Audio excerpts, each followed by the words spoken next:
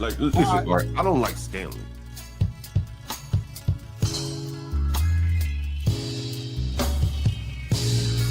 I think the only person I have been was Stanley.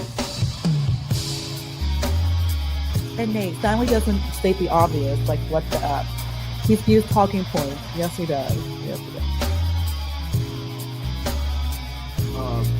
The nature of American culture, it's a white people problem. Okay. I literally said they need to understand. You really gotta let these people bother you like that. If they want to beef with you, it's called Stanley versus the world.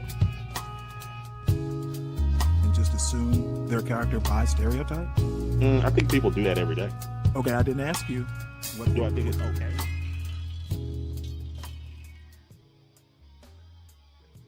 Guys, I've been poor, middle class, and I've had some wealth. And I can tell you right now, there's a difference between the mentality at each level in terms of how they look at money and how they look at things. See, poor people in America, oftentimes they want to look better than what their current financial status or situation is. And so oftentimes you'll see poor people in America make poor financial decisions in an effort to look better on the outside and feel better about their current financial situation. And middle class people in America, they want to feel good about their financial situation too. And they really want to feel like they're not struggling. They want to feel like they're not broke because they work so hard. And you oftentimes hear middle class people in America say things like, I want to enjoy my life too. I want to have work-life balance. And so what happens is they end up buying things and doing things where they accumulate status symbols with money to feel better about their financial situation, even though they're middle class and can pay all their bills. So their decisions are wrapped around looking better and feeling better on the outside.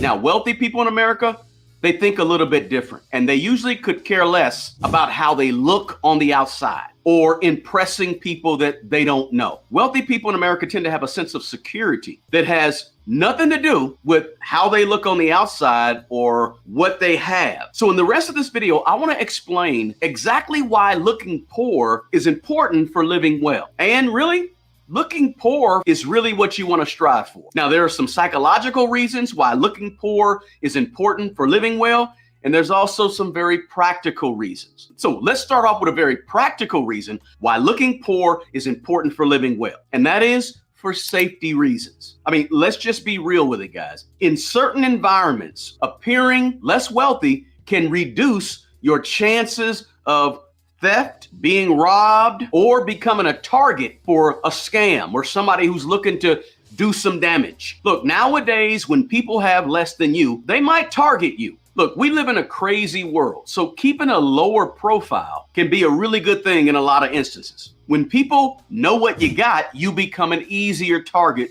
to people. So look, you don't have to have the newest this, the latest that, the fanciest car, the biggest car, or go on the fanciest vacations where you're snapping the photos and you're taking the selfies to post on IG. Look, none of that is really necessary, but when you do that, you set yourself up to be more of a target potentially, right? It can cause some unwanted attention and more drama than you really want, right? We have more and more people in this world today who have less than, and they feel bad about it. So just be careful. That's a real practical reason why looking poor is important for living well. Now, let me say this. This video is not to put anybody down who may have a different opinion than I have, or it's not meant to criticize anyone else in terms of how you think about money. It's just my perspective. Now, another thing is modesty and humility, guys, oftentimes can show some respect for communities of people that just don't have a lot, right? It ain't always super duper fun to be flashy in a world where, frankly, guys, there's a lot of people around you who are struggling and who are hurting and who are hungry or going without,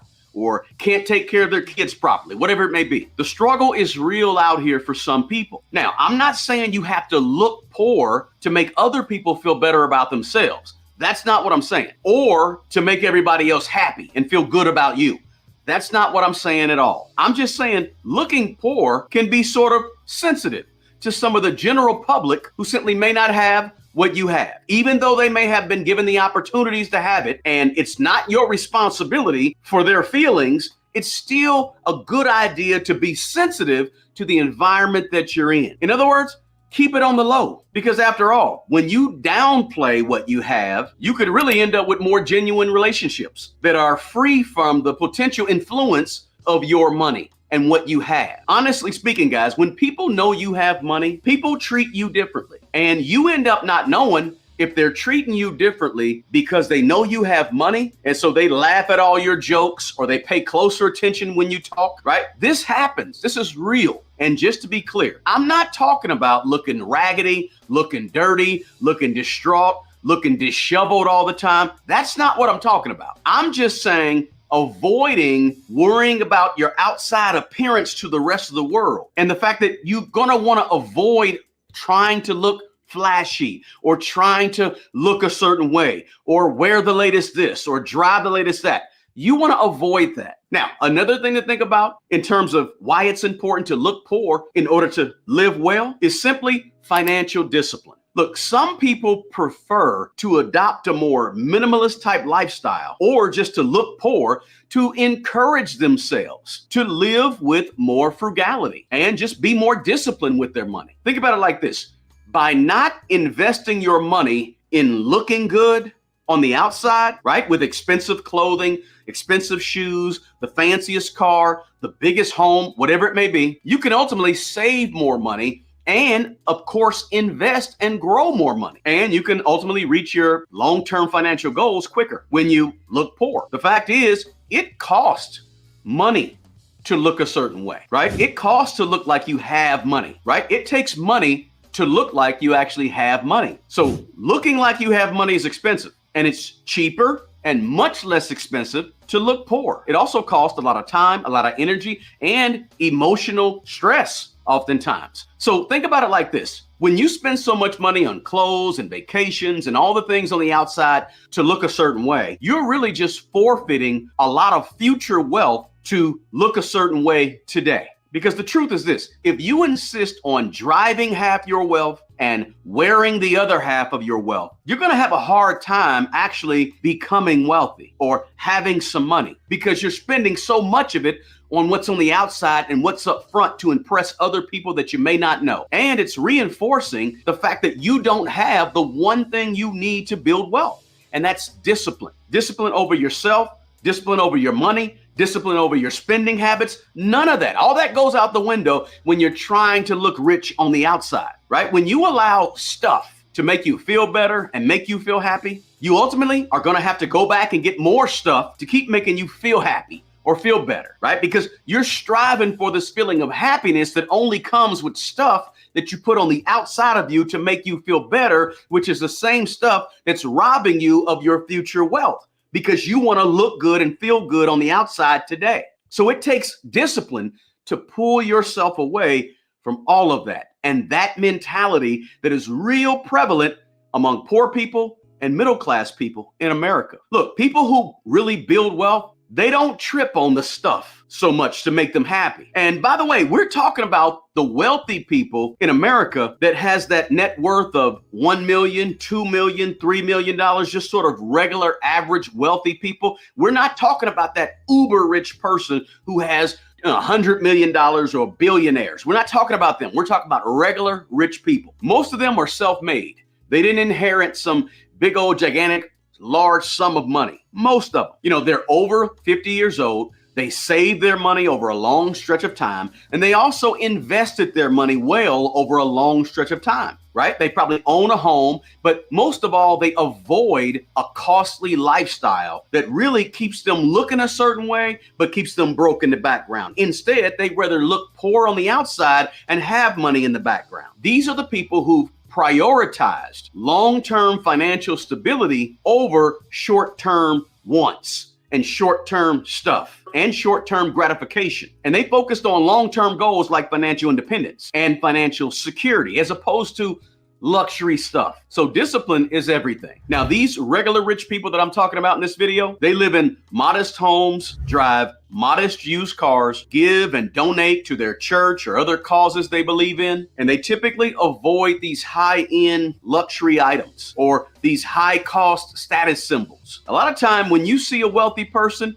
that's this type of wealthy person on the street, you can't tell that they're wealthy. Why? Because their wealth is not on the outside. Their wealth is in the background, making money and wrapped up into things that you can't see. Not cars, not clothes, not shoes, not purses or jewelry. Their wealth is in the equity in their home or their brokerage account at Vanguard or Fidelity, where their money is in the stock market or ETFs and index funds. They keep their wealth hidden while it's steady growing and steady going up in value. And I want to reiterate, guys, I'm not talking about the super duper uber rich people, the billionaires, because when it comes to money, those people are in a whole different category. This video is all about that regular millionaire, million, 2 million, 3 million in net worth, the regular sort of millionaire next door type. The other thing to keep in mind in terms of why looking poor is important for living well is we have to make sure that we separate what we see on social media or on TV, right? Because what we see on social media and TV about wealth and who wealthy people are is usually false. What happens to a lot of people in the poor and middle class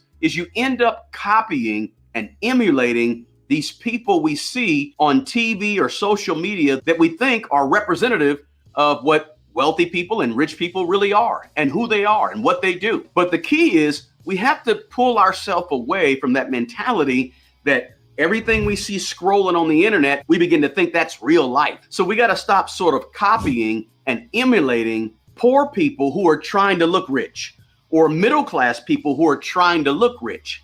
Because if we're not careful, that seeps into our own psyche and we sort of forget the fact that, most millionaires aren't living like this, what we see on the internet or what we see on TV. Most millionaires just really don't live like that here in America. So instead of copying those people, copy the understated millionaire. Copy the millionaire next door, the regular rich person who you can't even tell is rich. Copy that person. I know it's not glamorous. It's not sexy. It's not fun. It doesn't get you hyped up and get you emotionally charged up to copy the regular rich person. But if you really want to be wealthy, you want to copy regular wealthy people. Copy the average millionaire, as opposed to the glamorized version of the millionaire. So in other words, do the understated little things out front. And in the back is where you have your money going to work and working really hard for you, where everybody can't see it and everybody doesn't need to see it. Keep it simple. Do your budget every month, written down, right? Do a net worth statement a couple of times a year. Make sure you have emergency money put to the side, plenty of emergency money in case something goes wrong, because it will go wrong. And pay off your debts on anything that's going down in value. Vow to not take on any new bad debt on anything going down in value. Make it a purpose, make it a part of your life to increase your assets and lower your liabilities over the next 10, 15 years. Focus on the basics when it comes to money, when it comes to investing, when it comes to trying to build wealth. Don't be the person who wants to look good out front, but in the background, it's looking horrible. It's looking bad. Real wealth, guys, it takes time. And you as a person, as you change and evolve over time, your level of wants and things that make you feel good are going to change also. Because as you go along, guys, life goes from stuff to make you feel good to people and relationships and the network of people around you to make you feel good. The key is to be wealthy and don't worry about looking wealthy. And that's going to allow you to focus more on your personal growth and less on that fleeting material stuff that a lot of people that are in that poor and middle class tend to think about so heavily. Again, looking poor doesn't mean looking neglected and dirty and not taking good care of yourself, right? It means understanding that your appearance, it's not the most important thing. Matter of fact, it'll keep you behind if you're not careful. Why? Because it's really unnecessary to look a certain way or to try to show off what you have, despite what many of us were taught when we were little, where we were taught that you got to look a certain way. You got to wear certain clothes. You have to present yourself a certain way in terms of your physical outside being, which really, guys, it's not as important as we thought. But hey, when you look poor, you force people to get to know you for you, not get to know you for your money or for what you have. Again, in the meantime, you want your money to be working hard for you in the background. Don't wear your wealth. Don't drive your wealth, but put your wealth to work. Money should be making more money. It should be helping people along the way, right? Giving to causes you agree with and you like and you understand and you want to see furthered in this world. But it's also about making more money in the background and providing for your future. So there you have it, guys. That's why, in my opinion, looking poor is important for living well. Please do me a favor, share this video with somebody who you know. Smash that like button below and drop me a comment. Let me know, hey, do you know somebody who has money but doesn't look like they have money? Or do you know somebody who has no money but they look like they have a lot of money? Let me know in the comments below. Hey, the best person who's going to take care of the old you is the young you. Guys, take good care of yourself and take care of other people. Until the next video, peace.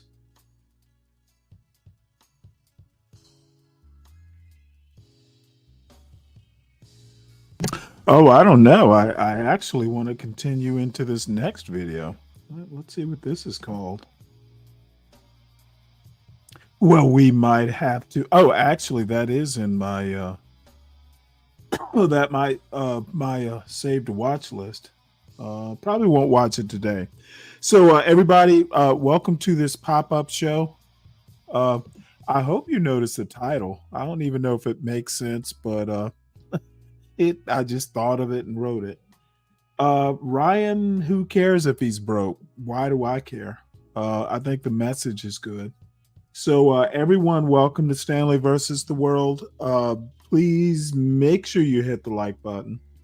And if you are new, check out the channel. See if you like it. May be for you, may not be for you. One never knows. So at the behest of the venerable Slick Rick, he brought it to my attention that Mella was Mella last night on Bob's show. And apparently Solid Snake comes in there about an hour or so from where this is kind of paused. So we'll watch it for a little while. I don't necessarily have an agenda. And if I do, it's a loose agenda. And it's a little bit about ancestry. Everybody seems to be into where Black people came from and, you know, apparently denying that, you know, legacy Black Americans were slaves or, you know, it's to me, you know, someone who kind of, you know, has a thing for history. It's kind of sad seeing young people just fucking deny 2 points, in my opinion, that actually, you know, if America is exceptional, it's exceptional because we're not in the same state we were when the country was founded. You know, we've gone from, you know, Black codes to a point where, you know, Black Americans can do well and in a lot of cases excel. I don't know why that's something to be ashamed of or something to be hidden. In my opinion, this Black indigenous stuff is as bad as patriotic education.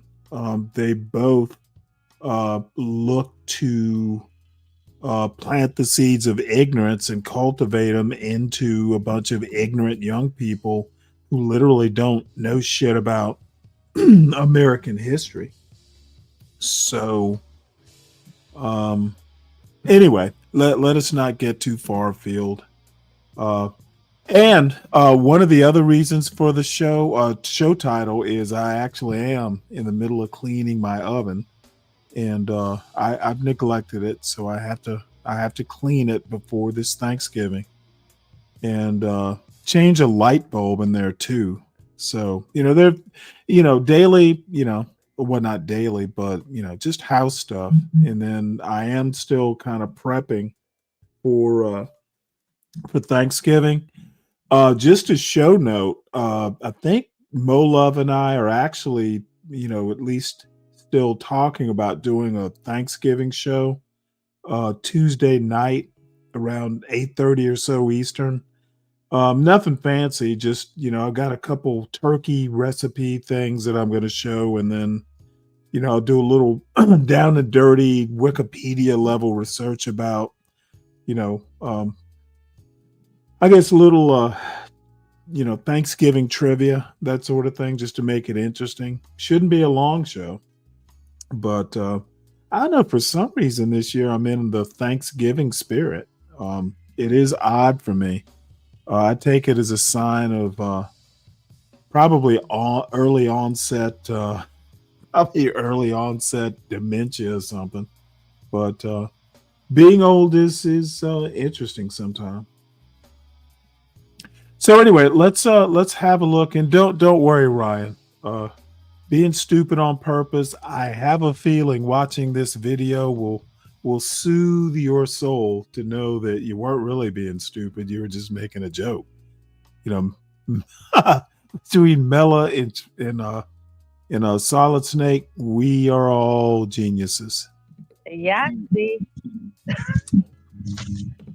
All right, don't worry about it. I'll take care of that. You keep talking. Man, come on, man. Don't do me like this. I know I'm light skinned, dark skinned at the same time. Damn, no one's bringing up your skin color. What's the skin color? You're mentally ill, Earth. It's an after midnight thing, not a skin color thing. It's the joke. It's the joke I want to run with, Bob. I'm on my CT shit. I'm on my CT shit. Dude, you sound like a fucking moron in that nose stud. By the way, I was actually I dipped in quickly into their chat. I don't know. I don't usually even watch Bob's show, but I saw the Shadur Sanders watch party thing, so I'm curious. Very interesting. How do you do a watch party on YouTube? Because the NFL is kind of strict about that. You do not show their videos without punishment. So anyway, I popped over there for maybe 5 minutes or so and said hello to the chat. And of course, Art, being the little Art gets triggered real easily. So he saw me in the chat and, he just automatically welcomes me and then calls me gay. Like, I haven't been in that fucking chat in a month or more. So that's the first thing. So, of course I had to return fire. It's like, dude, you call me gay and you got a motherfucking nose stud. And even he had to say, well, you got me. Yeah. Motherfucker, I'm good at this. I'm good at returning fire. Don't fire the first shot because I'm gonna come back at you. So anyway, Art has problems is my assessment, and they're fixable problems. But damn, dude, don't pick a fight you're not gonna win. That's not a good thing. FBA, light skin, dark skin. Since it's after midnight, do we have any astronomers on the panel? No, but we got a picture of she is cute. Yeah, is that my son's? Oh, joining really? The Army That's interesting. celebrations when I was just. Look just like it's funny. Ryan, are you from the South? I can't remember. Yeah, that kind of reminds me of Thanksgiving when I was a kid. I was talking the other day about all the men folk would go out to the farm, and all the women folk would be doing the Thanksgiving preparing. And we never really went hunting, but we would take the shooting irons and set up some targets. And all the boys, like me and my cousins, and we're talking fucking, let's see, I'm 60, we're talking 50 years ago by this point. But yeah, we used to take BB guns, me and my cousins, out there. But then when we got older, we do a little, just sitting around, I guess the point was to get the boys acclimated to, things like shotguns that have a kick, that sort of thing. Actually, not too many pistols. It was usually long guns, or shotguns. Something like a 410, or just something with a kick, just to get the boys acclimated to it. Yeah, Texas. I consider East Texas at least the South.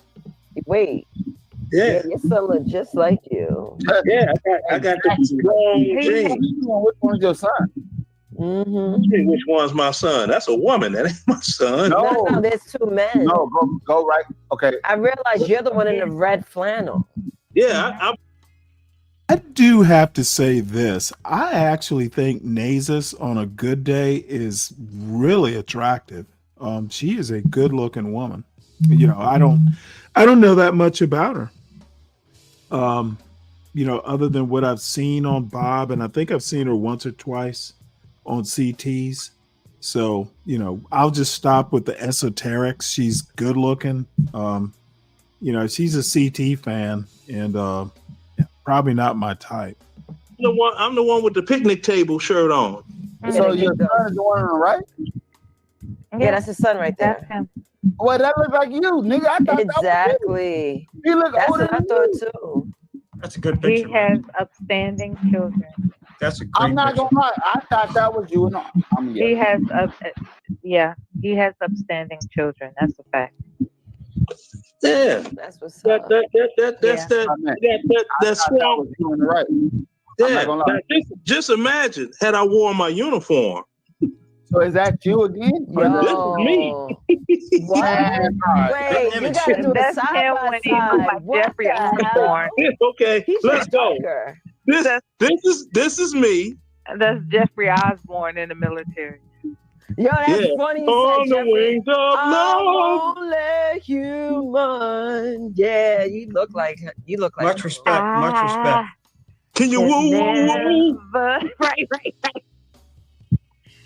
Right. And that's Junior. What we have is much more Very than similar. they can Oh, he see. is. Oh, Jeffrey that's Osborne. wow. Good looking ass Yeah. nigga. That's Junior. That's Senior. Much respect. Wow. That's Junior. You did well. That's Senior. You did well. That's Yo, a stellar accomplishment. That's right. That's a See? stellar accomplishment. Yes, it is. Yeah. So I like to do what I could do when I could do it. Yeah. My question Yeah, is, you why can see like the act women. a Now the fool women in on my camera? family, all Hold the on. Why women do look you- like my mom. Why do you all of like them to look act just the like fool on her. That's your panels? mom? Like Rosie It's my mom. Perez. Why? Why do you like to act the fool on panels when you have raised stellar children? Like you're apparently a very exceptional guider. Right. Okay, why do you choose to influence us with your, buffoonery? Why do you do that? Why can't Because you I'm a dirty old man and I keep condoms very nearby. It's like you wouldn't do that to your children. He wouldn't do that to his children. Why does he do that to us? So he's taking out all the. He's everything that he didn't get to perform for his children. He's performing for YouTube. Okay, maybe that's it. Yeah, I'm dead. Yeah. It's residual frustration. That's what it Pulled is. out a box of truth. Hey, look, you know what? You know, and I'm gonna tell you all the truth. And people have seen it when some stuff. Hey, Pop, what's going on? Right with him, he tell you. my mom don't even come around no more because Dad be like, I know you stressed out. You got the wrinkles up here. You know where the bedroom is. Go on there and drop them things. So I can knock that on off. You'll sleep good tonight. Then you can be mad at me all over again in the morning. Trauma dumping. I can't stand you. I'm like, who the hell be mad at somebody? Look. Hold on. Hold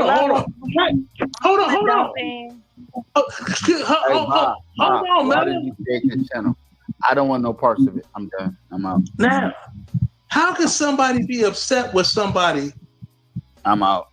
32 years after divorce? Are we gonna be able to carry the interest without him I or don't with know. him? I don't know. 32 Like, years can later. we afford to let him go or not? I don't Let know. who go? You. What are you talking about? I'm a fun You. guy. I'm a You're- fun guy. You're And one trauma time- dumping on us. I'm not trauma dumping. Leonard. Yes. No one wants to hear about an old guy fucking. I'm sorry. Yeah, I know that. Well, Bob, you ain't too far from me. I'm not old enough to be your dad. I fully understand that, but it gets a little cringy after a while, man. Okay. Okay. Yeah. It's a little cringy. I'm trying to help you. Ryan, I have no idea when Dave shows up. Rick talked about Mela and Solid Snake showing up, which is about an hour from now in this video. I don't really give a shit about Dave. Hopefully it's between now and when when Solid Snake shows up. If it's not, then you know where to find the replay. And was it? Oh, okay. Well, then it fits in with the timeline. Yeah, we'll get to it then. One other thing I do want to say, I'm showing this, Slick says it's worth watching. I don't usually even bother watching. Because, if I'm listening to the banter right now, and I don't know, it's just not my cup of tea. I don't find anything they're saying particularly, enriching or even interesting. So, it is what it is, though. I mean, different strokes for different folks. Hey, what's up, Stan? How you doing?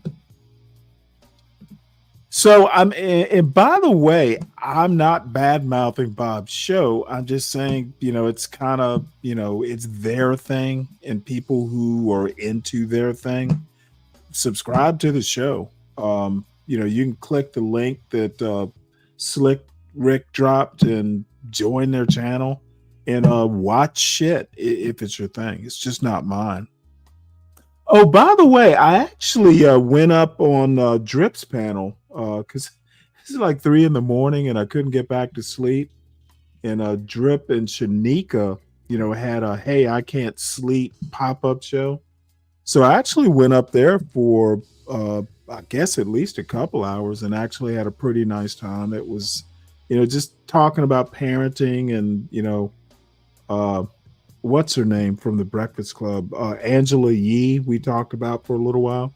So it was actually, check it out if you get a chance. It's pretty enjoyable. It's chilled out.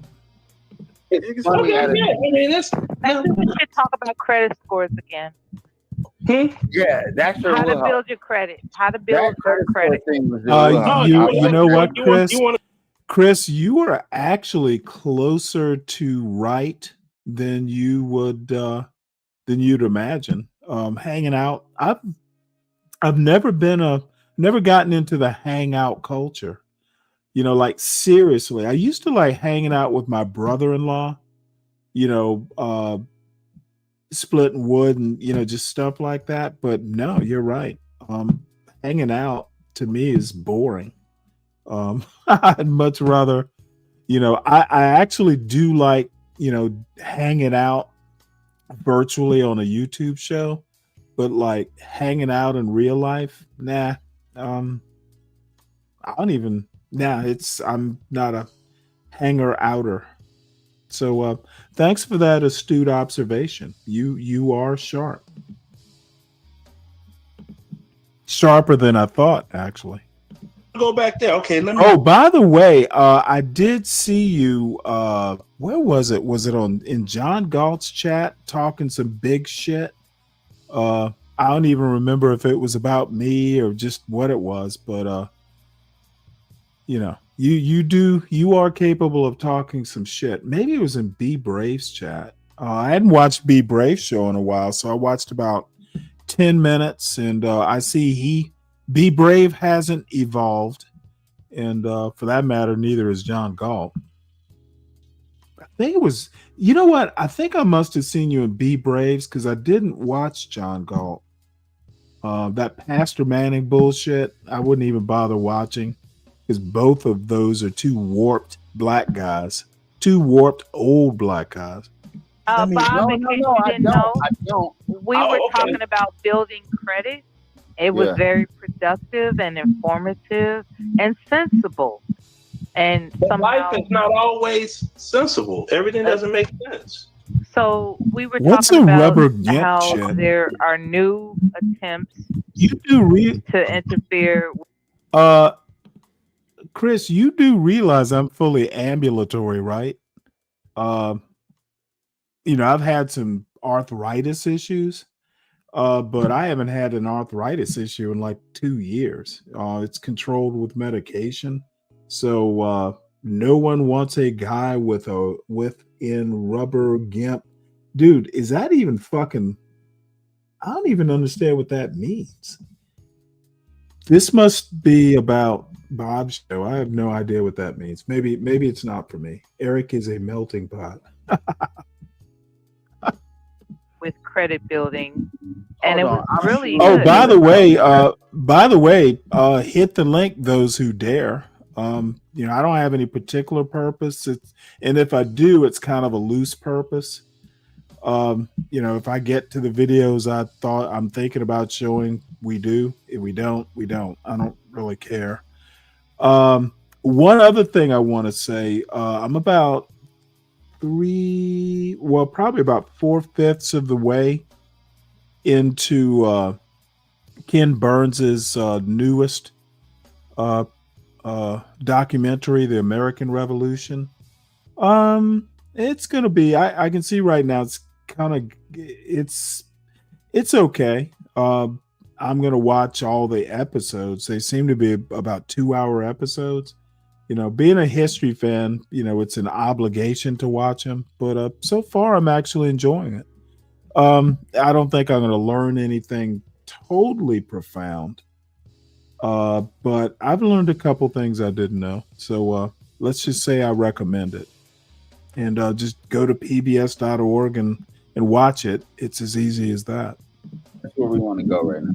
Right. Now, Art. Where's RLM? Where's Dave? Where's Eric? Yeah, where are they at? Well, Dave was in earlier. No, Bob. Dave, Bob, Dave smoked some super duper.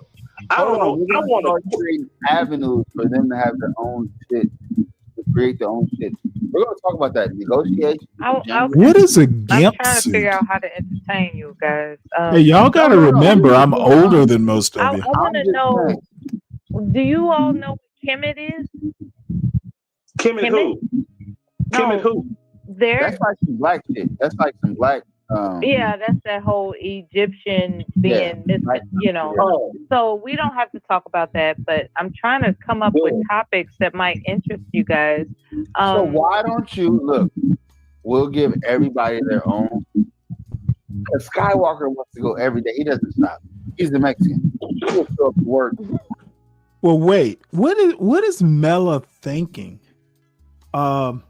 Something that's even remotely positive about black people, whether you're into Kemet, it seems like black people have just gone into this weird mode where, they're all they're like several different, like either conspiracy theories or just odd notions about history. Kemet, indigenous, a lot of things that are floating around that are just ahistorical. But my point is that, anything that isn't shitting on black people in the hood, these motherfuckers don't want to fucking participate in positive stuff. Brain slit smoke.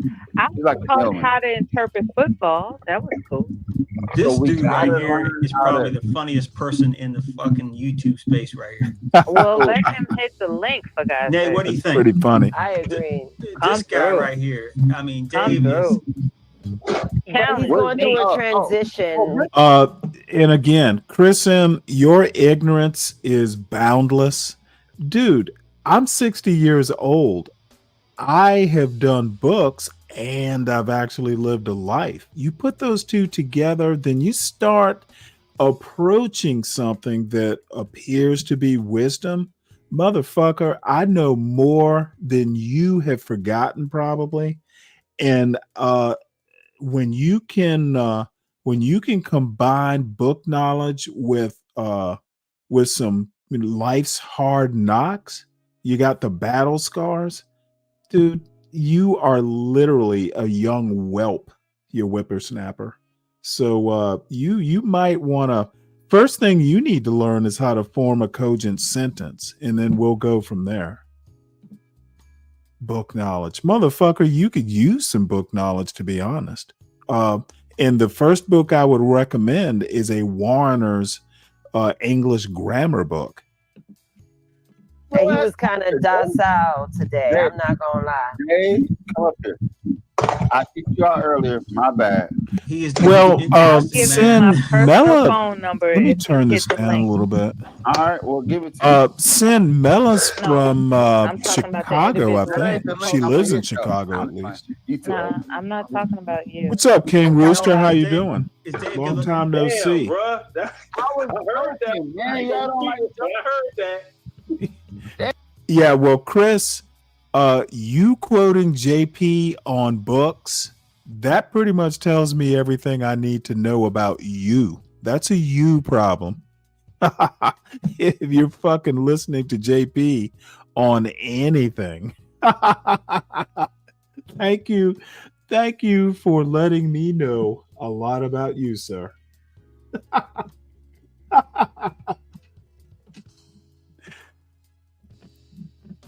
Yeah, you're absolutely right. Even if I never read books, dude, you make it to 60, you know a couple things. You've been around the block at least once. And 60 isn't particularly old. I wouldn't put my experience up against an 80-year-old, like my father, but goddamn, dude.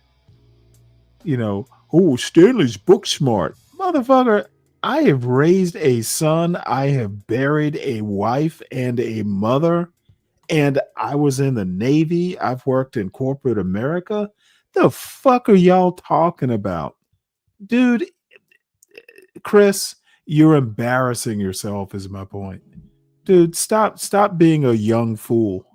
Damn, I'm gonna hit another. Never mind. Don't you want a personal conversation with me? Hit the link. Hey. I was like Richard Pryor, which way is up? I heard that, what you said. That's a fucking joke, man. I can't joke with Yeah, I know. Now, I It was funny, also too. do have to All right. say, just listening to what Leonard just said, there is something to the point that there is no fool like an old fool. So Leonard fits into that category, though I still think he has some wisdom to impart. He's just an old fool. Did it land? Miller. Hey, Dave, are you laying on your stomach? That's the Damn. like a man. And hit the link, nigga. That's pretty I funny, don't Sam. think I don't think Dave realizes how interesting he is. I really don't think he I don't either. He Dave. doesn't. he doesn't realize. I Come don't on, think you Dave. understand how interesting you are. You learning this from this channel. Come on, Dave. Hey, Dirty, what's up? What? What? Davism. I'm- Somebody's getting good with Oh, graphics. I need a challenge. Wow. Need it. Smooth as a. I need the challenge, Dave. Come Dave, through. you are the most interesting man. Just I've ever met ever. Top 5. I'll give you top 5. With a promotion like that, I wouldn't know how to cannot- describe him to somebody. Someone said, "Who's Dave?" I don't know how to describe him, man. He's. He was. I know what he's not, but I don't know what he is. I want to discover what the challenge is. Oh, Dave, get up here. Dave, Hey, Mella. You want to challenge Mella? And I'll report Mella. whether or not it's true. Someone tell me, I should probably speed this up Do I want what? Do you want Do I because want I what? am getting kind of sleepy challenge. I listening to it. said what I said. I asked you what I asked you. Dave. Oh, Dave Dave. is getting all this acclaim. But I'm asking you. I'm like, whoa, these are. All right, she want to overtalk me. She don't want to. Yeah, where's Dave? Last week, Dave came up and was very quiet, Art, and I need to go back to that show. But you were like, "Damn, Dave, why the hell are you quiet?" He was wearing that hoodie with the glasses, right? And I was thinking to myself, "Damn, it's weird with him being up here and he's not talking." That was day 2, no cigarette. I think that was day 2, no cigarette. Yeah, that's how Dave. Or day 1, no cigarette. Glasses, Dave is. Drink a cup of matcha and come up here, Dave. Yeah, it's at 1 1/4 right now. What's up, Brad? I didn't know. When's that announcement? He did it one day. He just smoking cold turkey. So he's quiet now? Have a cup of matcha. Yes, we will definitely blame it on Slick Rick. If you're bored or annoyed, it's Slick Rick's fault. You know what? After tonight, I might just take a hiatus. I'm gonna take a hiatus. No, you're not. From YouTube. Yeah. Hold on, Bob. See, I'm gonna watch, crocheting videos. I'm gonna take a hiatus. Here he goes. Here he is. Hey, Dave, you want to count down? I'll bring you up. Is he sideways? Yeah, that's it. What's up? What's up, Good, people? I'm house sitting this. I'm dog sitting, man. I got a little. Hey, Dave. A little white, fluffy, poodle, little guy, man. I'll be a poodle. How you doing? Uh-oh. Gotta run. Jesus Christ, what is wrong with that? You, like a lot of people are saying things that make me curious. Dave must be an attractive man. Because I'm not gonna lie, I'm not gay. I don't know if he is or not. But the women love Dave. Women love Dave, man. And I love Dave. I love him. This acclaim has me. Dave, you might be an attractive man. I can't judge that. But the Okay, women love you, Dave. give us a moment, please. Nigga just talking so fast. Hold on. Hey, let me get them a moment. Real quick. Mel, me and him talk plenty of times. What are we talking about? Many things. No, what stands out? I know you. Dave, don't screw this up. Don't screw this up. I know you a veteran of Purple Heart. I'm not a Purple Heart. I'm a Bronze Star. Right. You know what, Dave? But you got a big heart. You know what I'm saying? There you go. Nice cleanup. Nice cleanup. Good cleanup. Good. Okay. Despite the interruption, I'm going to ask you a direct question. What is it? Do you want to talk to me personally? Yes. This is a very upfront question. I haven't even seen you, Shawty. It's not. I didn't say see. I said talk. Oh yeah, we can talk. What would we talk about? Oh man, we can talk about everything. You got a WhatsApp? What would we talk about? What interests you? Float your boat. We don't want nothing too serious, but we don't want nothing that fun. You know. What interests you, so I can figure out what we have in common? Money. Everybody has money. Money. What Get specific. What else interests me? People who really got my best interest at heart. I really like that, like empathy. You know, since we ain't talking about, what we doing blind stuff, so we can't. Dave, it's just you and her, man. It's you and her. Dave, are you into sports? Let's start from there. Yeah, I'm a world class athlete, but I don't watch it no more. I used to be like Terry Rice, Nolan Ryan, Cal Ripken, all wrapped into one person. You know. Okay. And when you play baseball, I'll put it this way: when you play baseball, were you the catcher? King Rooster, that's a very interesting point. However, you know what? I would say it's somewhat better than a dating service because you actually get to hear a voice or something like that. So I'm not going to knock it, but Mela is well known in these YouTube streets. I didn't even realize how well known Mela actually is. Some of these old Manosphere types, like people like Mana Tomorrow, who've been around for quite some time. His response, I asked him, well, what? You know Mela? He's like, oh, yeah, I know Mela. I'm like, in a way, it kind of comes off as, being a lot lizard or a road whore or something like that. She is well known in these streets. in all due respect to Mela, nothing wrong with being famous, but I as famous as she is, I've never heard someone go, "Oh yeah, I know Mela. She's awesome." I've literally never heard anyone say that. So, some of the folks who were kind of old timers, I listen to what they say, but I also listen to the tone of the response and the nuance of the response. So, I'll just leave it at that. But there's nothing wrong with, doing some back chat or some, off air communication. Nah, what's the pictures, Cody? No You weren't the catcher. Hell no. You never played the position of a catcher. Huh? Have you ever played the position of a catcher? No. Like they see the baby shit. If people blink their eyes, I never could understand how catchers do that shit. Okay.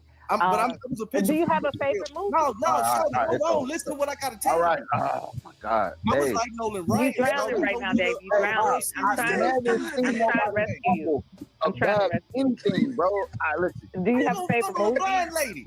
What the fuck? Keep missing layups. You layup to a lady that you can't see, nigga. Where's your cleverness, man? Where is You can't even see the goddamn lady. You talking about fumble? Shut the fuck up. And let me What's talk. your favorite movie, Dave? Everything Fumble that I fucking need, mystery, bro. Dave. Hey, this conversation would have been over. Fumble mystery girl. Everything I need to know about you rests on this question. What's your favorite movie? All you had to do was say, "Hey, yes, let's go to the backstage." He ain't got no game, but I'm gonna guide him. Put the It's gonna be number all on right. the It's gonna be all right. Hey, Dave, I'm gonna guide you. got her number. Talk to her backstage, or No. I need this question answered. What's your favorite movie? City of God.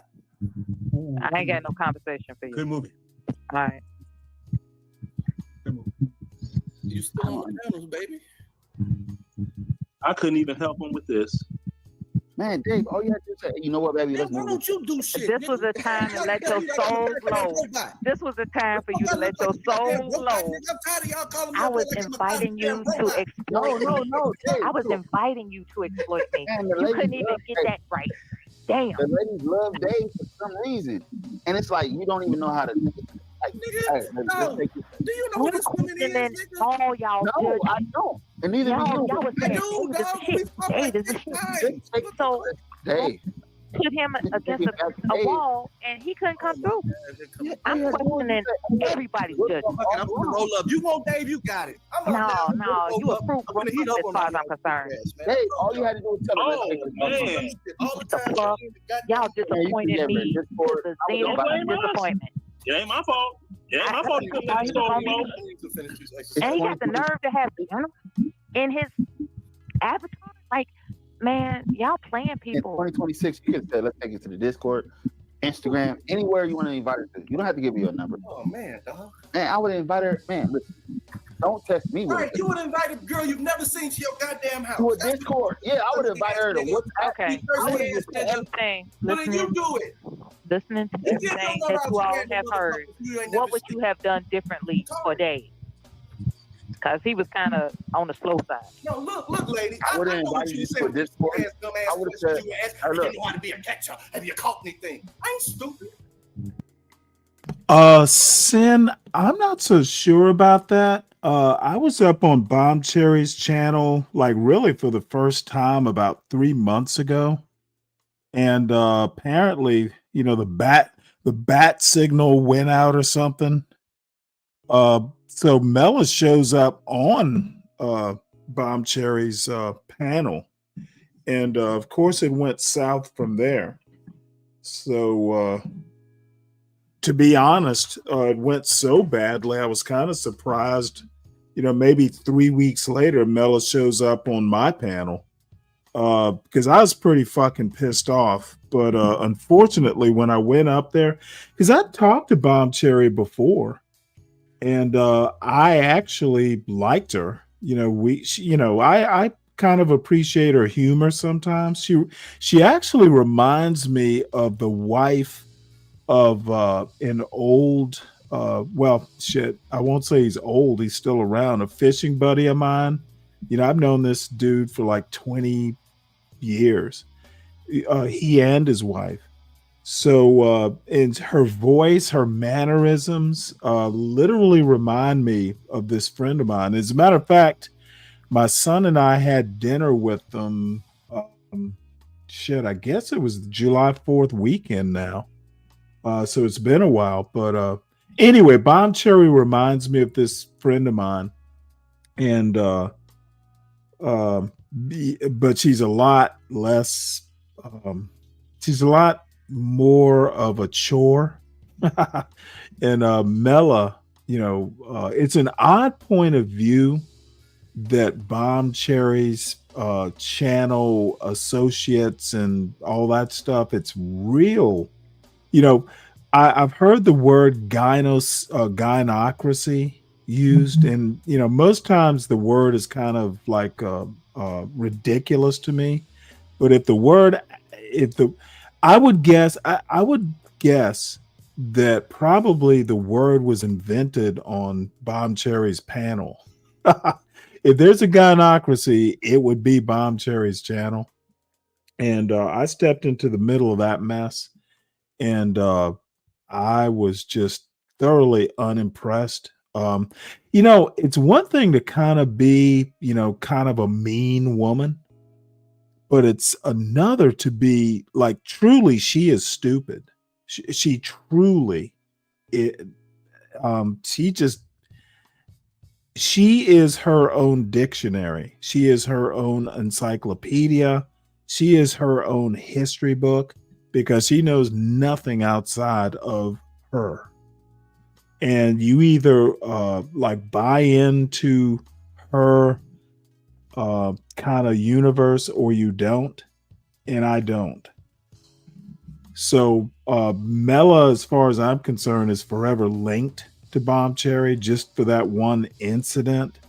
And I tend to hold Mela out at arm's length. I don't trust her with anything more than, oh, hey, you're a YouTube panelist, and every now and again we'll chat about something that's a common interest.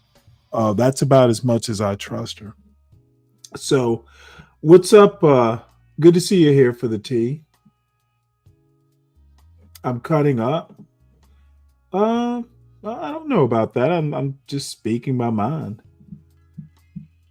I do have opinions on things. Mela made an Obama Christmas tree. I like Obama. I don't have a problem with Obama. I think it is a little weird to, idolize or do idolatry around Obama. That is a bit weird. This I guy would calls invite you around. to a Dirty my Discord. dude. What's up? $5. Bob. Salute. Oh, look, Nathan, Dirty salute, Dude. Salute. Leonard, salute. Mela, salute. Chat. What's up?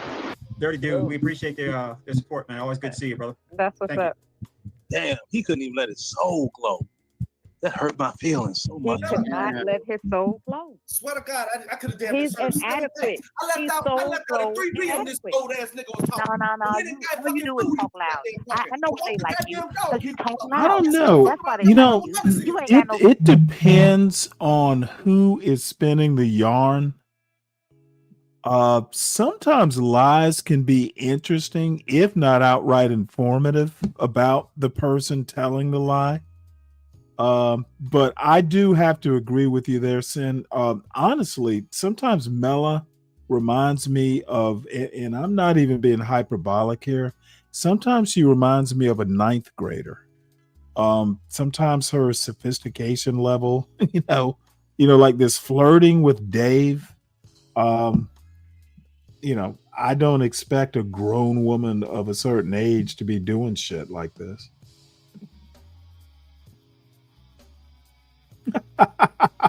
Yeah, you're right, King Rooster. And you know what? I don't dislike Mela. She's always welcome on my panel. But as my mother used to use this weird term. She would say, well, I have peeped Mela's whole card. And I don't know whether that was like from the old days, like back in the 60s, like a punch card. none of you are probably old enough to remember the old time punch clocks. Like when you went to work, you would take this card and stick it into an electromechanical time clock. That's what they were called. And it would punch a hole, or it would stamp the time that you came to work. So anyway, I peeped her whole card. It's a term my mother used to use, and I never actually asked her what it meant. Dirty, I don't think you're my age, are you? And 60 isn't that old, but you know, hanging out on YouTube with all these 30 and 40 year olds, and you know, sometimes like today, that terminology about a GIMP suit, I have no fucking idea what a GIMP suit is. So you know, it's usually terminology that calls attention to my age. So let me I keep stopping this, which is so annoying. You know, I'm gonna let this run a length before I stop it again. Ain't got no character. You ain't got no fucking personality, motherfucker. They like you because you know. That's why they like you. Damn. What up, drunk girl? What you want me to Yeah, fix that's you the with? one, King Rooster. What you want Yep. me to fix you this drink? Stupid ass questions, but I'm up now. What's good? You got a DUI? Hell no, I ain't driving. I don't have a DUI either. So fuck the drunk talk, okay? Let's get real. No, let's get real. I thought that was a beer. I think no, that's a book cover. That's a book cover. As a matter of fact, that is a psychologist that wrote about going through therapy. That's a book. Have you read a book lately? Do you know? Have you read a book lately? Have you read a book lately? What was the? How recently have you read a book? Damn. All you do is talk loud. That's why they like your dumb ass. That's they like your dumb ass. Yeah. Loud. You know, the title will be "What is a GIMP suit?" You're bombastic. You're stupid. You're impulsive, and that's why they like you. You have no substance. Okay, well, according to as a matter of fact, you're probably right, Ryan. It needs to be skipped ahead. At some point in time in here,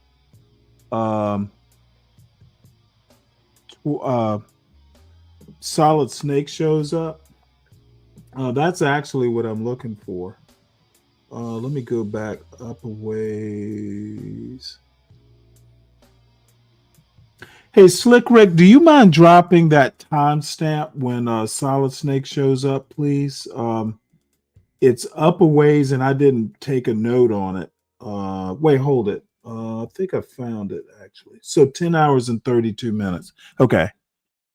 I'm going to skip ahead to 10:32.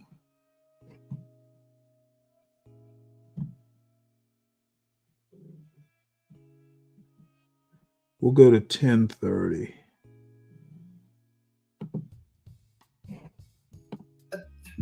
So his anxiety is up, and I feel it. Right. Yeah, you feel it. Women throw themselves at this man. Multiple. All beautiful women throw themselves at this man. Oh, no homo. I'm not. Hey, I was. I put my email in the chat, nigga. Well, damn. Like, all right. Oh, and by the way, while I'm saying, might as well do the commercial. Everyone, please make sure you hit the like button. And if you are new, please make sure you join this or subscribe to this channel and recommend it out if you like the channel. And let's see. Make sure, the Sovereign Beer Fund is open for donations. It's coming up on Thanksgiving. And by the way, I will be doing a kind of a late Tuesday Thanksgiving show. The time hasn't been set in stone, but tentatively it's going to be around 8:30 or 9 o'clock or so Tuesday night. You know, I've got, it'll be the standard stuff, a few turkey recipes. I'm going to do, just a kind of a brief, history of Thanksgiving and probably trivia or something like that. And then the rest of it will just kind of be open panel. So, I asked Mo Love if she wanted to do it, and she and I were talking about something, and I just, Thanksgiving. I'm actually looking forward to Thanksgiving. It tends to be my favorite holiday, and my father-in-law and son are going to be here Tuesday, and I'm actually, getting old. Apparently, I'm kind of looking forward to it. I haven't cooked a big meal, and it's been years since I've even cooked a Thanksgiving dinner.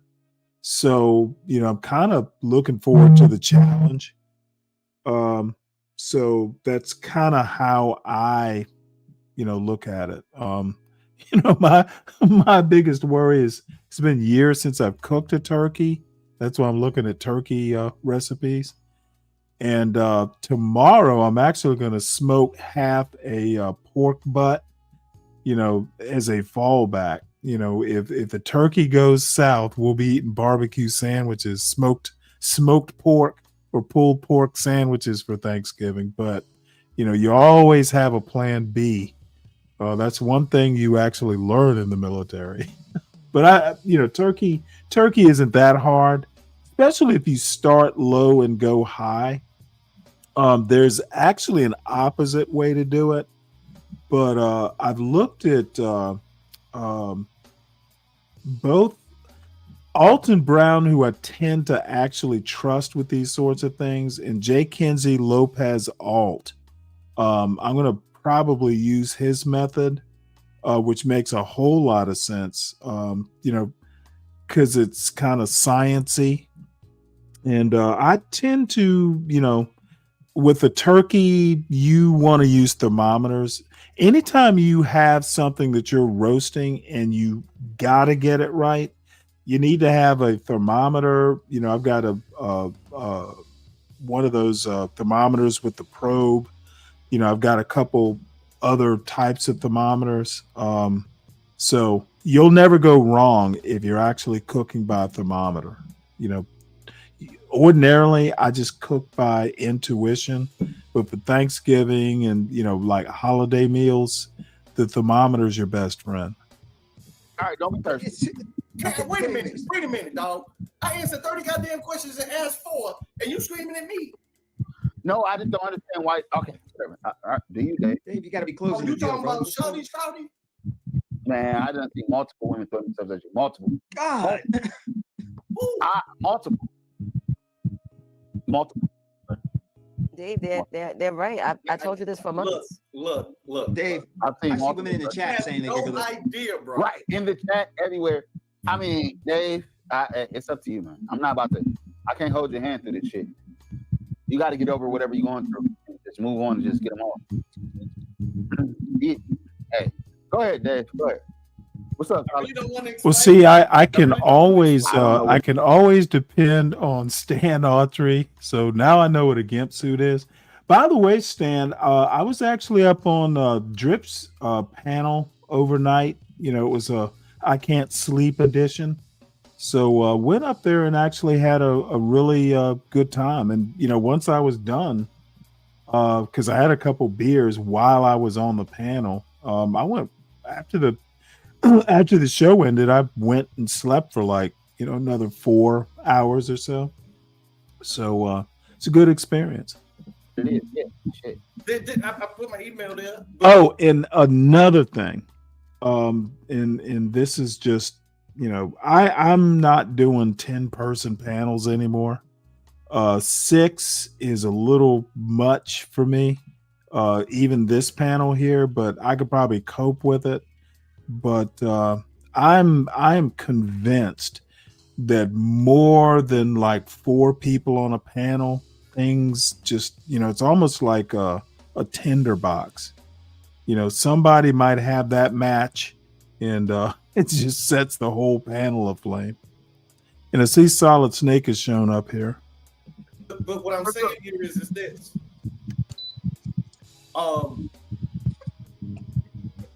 When she went to school, I lived there, bro.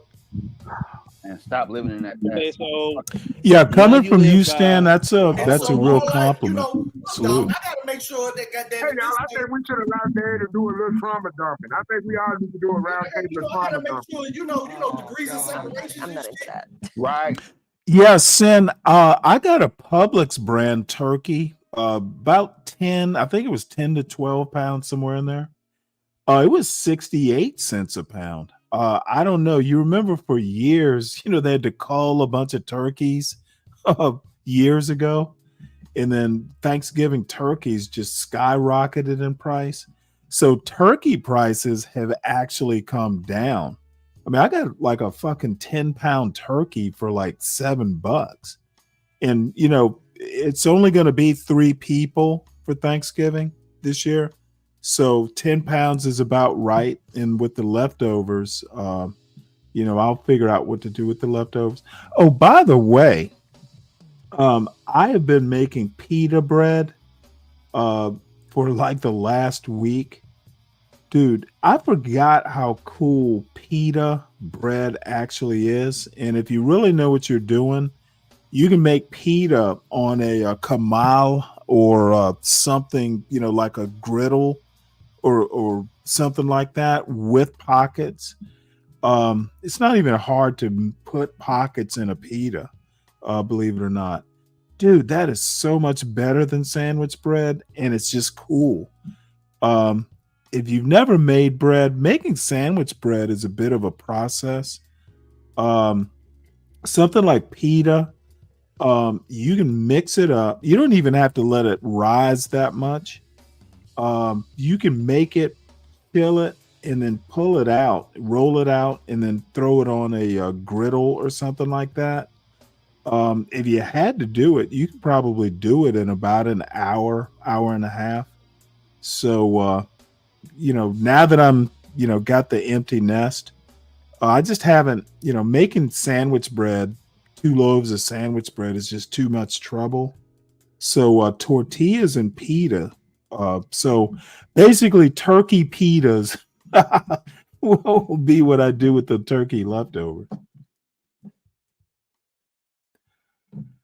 And as far as brining goes, a lot of these turkeys, when they freeze them, when they flash freeze them, they're in a brine already. So I'm not even sure I'm going to bother brining my turkey. I will see. By the way, Alton Brown, the dude who used to do Good Eats on the Food Network, he has a process for brining and thawing. Basically, it's like in an igloo cooler. I thought about doing something like that. So far, I've just taken the turkey out and put it in the refrigerator, which is the recommended thawing method. 2 to 3 days in the refrigerator is how they recommend thawing it. So, I took it out a bit early. I'll look at it on Tuesday afternoon or Tuesday evening and decide whether I'm going to brine it or not.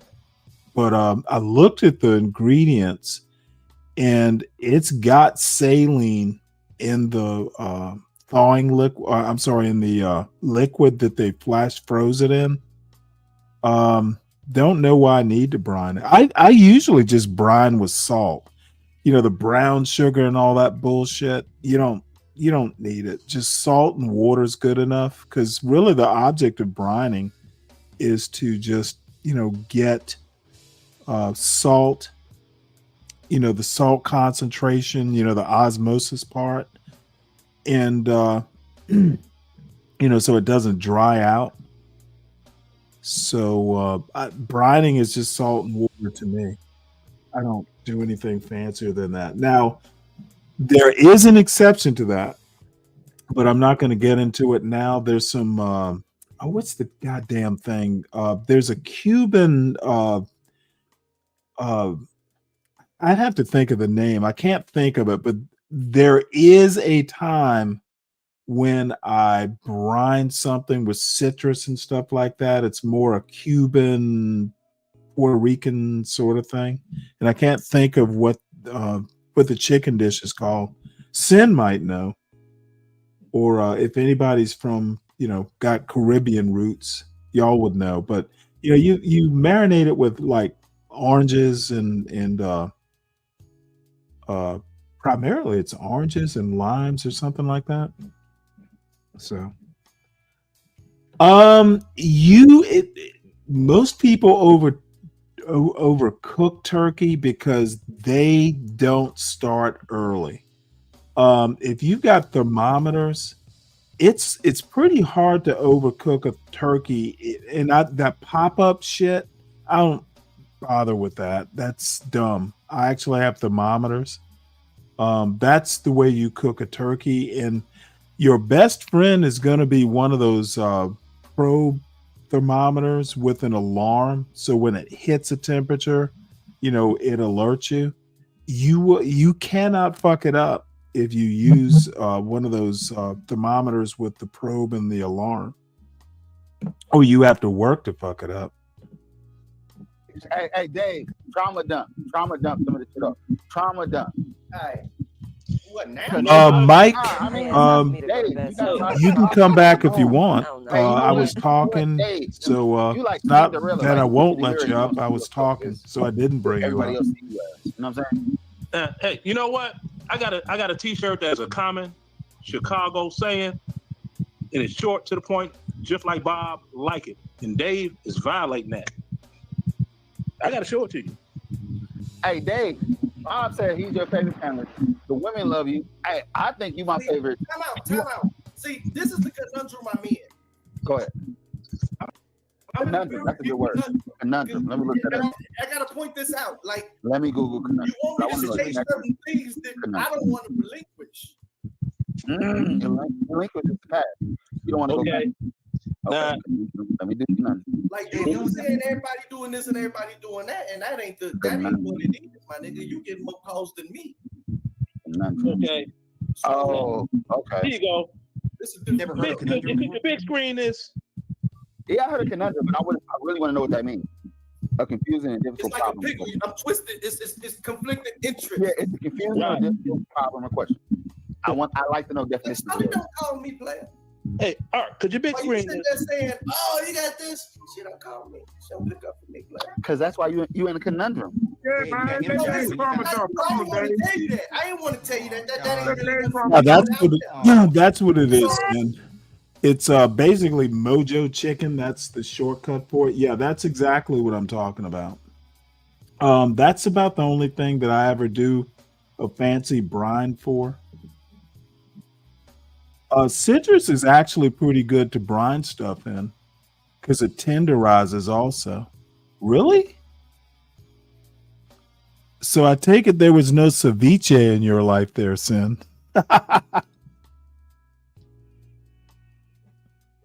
What's up, Mike? Hey, what's going on, Stanley? Oh, nothing much. Just waiting for Solid Snake to crash out, which is always worth waiting for. Oh, shit. Nah, that's my boy. Oh, no doubt he would be your boy. Hey, but at the end of the day, while y'all saying this, I gotta sit there and listen and be like, man, this is it's weird. Why does somebody say your profile pic always have your DL? I don't want to believe that. Hey, I'm a black. I ain't never seen that. Yeah. I guess. Hey, let's time him out. Waist down. I never seen that. He's All never right. been waist down. Oh, Hey, tomorrow, okay, I got tomorrow is football, right?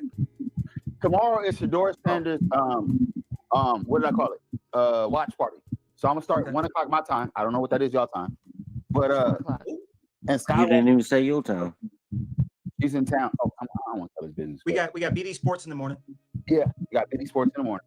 Yeah. But then I'm gonna start the show. I'm gonna rest, and then we're gonna do Shador Sanders watch party. So that's 1 o'clock my time, 4 o'clock your time. I'm probably gonna start about 12:30, 12 o'clock, an hour before. So the Shador Hey, Stanley, Sanders they is- actually won today, though. Who actually won?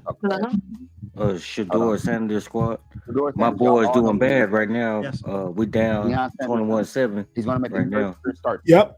against the Oakland Raiders. Well, congratulations to Shador. And he's on that. If you'll remember, What's his name? God damn it. What's his name? The dude. Damn, why can't I remember? Oh, his Stanley, name? real The dude- quick. Okay, Real quick. I don't need to be over talked. I'm not in that kind of I'm not mood. over talking. You pause for a Okay, second. dude, don't start. I'm not starting, Stanley, but what's his name from the New England Patriots? He was like from a small college and he was not drafted very high, and How he's long like ago? the greatest quarterback of all time. So, How you know, long ago? quarterback generally, probably the only quarterback, and I know I'm wrong about this, but I stopped following football fucking like 10 years ago, practically. Joe Montana is the only like highly drafted quarterback that I can think of that actually panned out. Most of these number one draft picks really don't amount to much.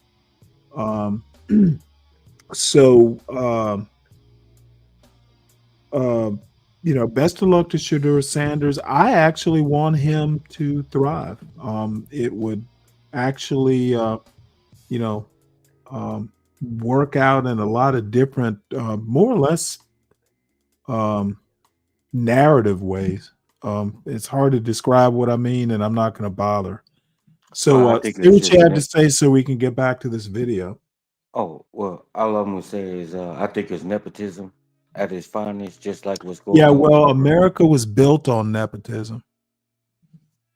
Well, Stanley, what I have a couple of minutes to say. I closed on my second house, Stanley. Good for you. Me and the wife, we closed on that Friday. That's why I really haven't been on any panels, like that. But over the weekend, Well, we have missed you. yeah, man. Hey, well, Stanley, don't I got 10 minutes on the books? On what? Don't I got 10 minutes on the books? You wanna reserve it? Not now. But yeah, you do have 10 minutes on the books. I will Since reserve it. Kevin, you know what? I actually have green beans, like the raw green beans, but I don't dislike excuse me, I don't dislike green bean casserole. As a matter of fact, I love green beans. Stanley, have you ever had a Dorito casserole? Yeah, I no, never have, and it's not Hey, you something might I want would to try ever it. It's serve. very Dorito casserole. Having junk food for Thanksgiving, just it's not No, my I'm not talking about Thanksgiving. Yeah, it's coming up, but I'm just asking in general. Have you ever had that? unless you mean no, unless you're not talking like what do they serve at the restaurants? Like tortilla chips, not Oh no, not it's like Doritos, not nacho tortillas. salad or something like that. No, it's the Doritos, but it's kind of like the green bean casserole you just mentioned, but it's with Doritos and the ground beef and the cheese, whatever If Right. you want to put a little pickle on the You know top, what? Every now and you put again, it in the maybe oven. every now and again, I'll do something like get a bag of Doritos. You I may would like it. never think of like serving people Doritos in a green bean casserole. I That would said it's get sort of like the green. Not you don't put it in the green beans. You put you get your one of them cooking pans, whatever you want to choose. You put the Doritos in there, then you put the ground beef on the top. You put the cheese on there, set it in the oven, and let it all. Hey, you'll love it, Stanley. Yeah, I've seen things like that were like party dips. Like there's a It's Fiesta not a dip. dip. Right, but I've seen things like that, like the Rotel thing where you use Velveeta, Rotel, Yeah, I really don't ground do that. beef, and they use it as a tortilla type dip. I'm not a big cheese To be guy. honest, I don't I don't really like even cheese. I don't even like things like Doritos anymore. Your taste kind of change the older you get.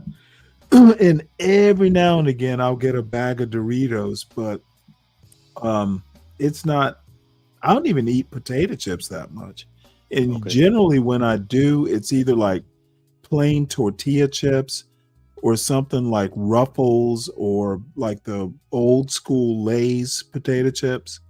Oh, you talking about the I classic rarely yellow bag? do, kind of like the exotic flavors. And I literally think something like even vinegar in what is it, vinegar and pepper or whatever. Salt and vinegar.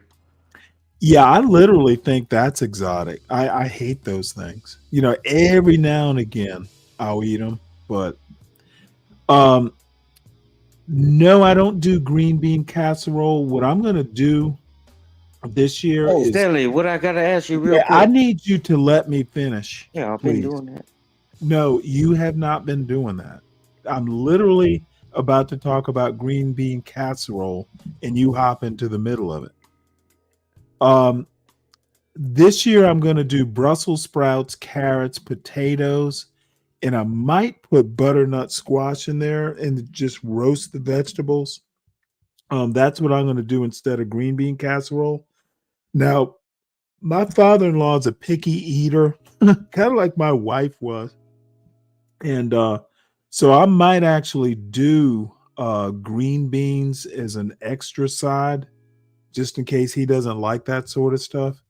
And I meant to call and ask him if he likes Brussels sprouts. My guess is he won't. So, I'll just, snap the beans and all that stuff and have it as a side dish. I'll do it Southern style where you kill it in the boil and put some bacon in there, which I actually do like. But that's what I'm doing instead of green bean casserole. Hey, Stanley, you ever put the bacon in the cabbage? You let me finish. Damn, I thought you were done. My bad. Sin, as far as the white thing, I would actually say I'm from the deep South. I would actually say it's kind of a white thing. I don't ever remember having it like at Thanksgiving at either of my grandparents' houses. It would usually be something like collard greens instead of green beans. I don't ever remember having, but my family's not the end all and be all. So Sin says she would try your Doritos casserole. Yeah, hey Stanley, I'll be at the so me, the wife and the 2 kids will be heading out tomorrow to Salt Lake City. Oh, really? Yeah, for the my side of the family, at least on my mom's side, we'll be headed out there. We leave back 12:15 tomorrow. I hope everything runs smooth down here at DFW. Do what? For Thanksgiving. You know what? I'm sorry. Yeah, okay, well, that's cool. Yeah, man. I told you, my mom's side of the family is Salt Lake City. Right. You know what? For some reason or another, I didn't connect you going to Salt Lake City with Thanksgiving. I stayed there for multiple years. Well, hopefully it's up in the mountains. Yeah, it's close to, if you know anything about Provo. Yeah, I know. Yeah, it's close there. I mean, I'm not an expert, but I've been to Salt Lake City a couple times. Okay.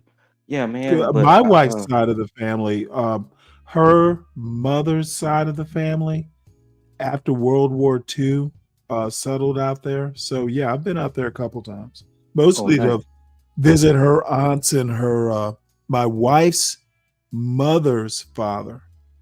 Hey, man, Stanley, talking about Salt Lake City, when we stayed there, the Mormon church. You know anything about the Mormon church? I do know that there are Mormons in my wife's side of the family. Like I've actually I don't know about the religion so much. I know a little bit about it because back in high school, we did we had religion class every year. And my junior year, we did a survey of, different religions. But no, I don't know. I don't have any deep knowledge. Okay. I do know. No. Let me give a compliment. I do know that the Mormons that I've met are some of the kindest people. And this was out in Utah. Some of the kindest people I've ever met. Yeah, they are. But what I was going to say is I went to the church for a couple of years, but because I was mixed, they looked down upon you. That's one thing I didn't like. And then they do this thing at them temples.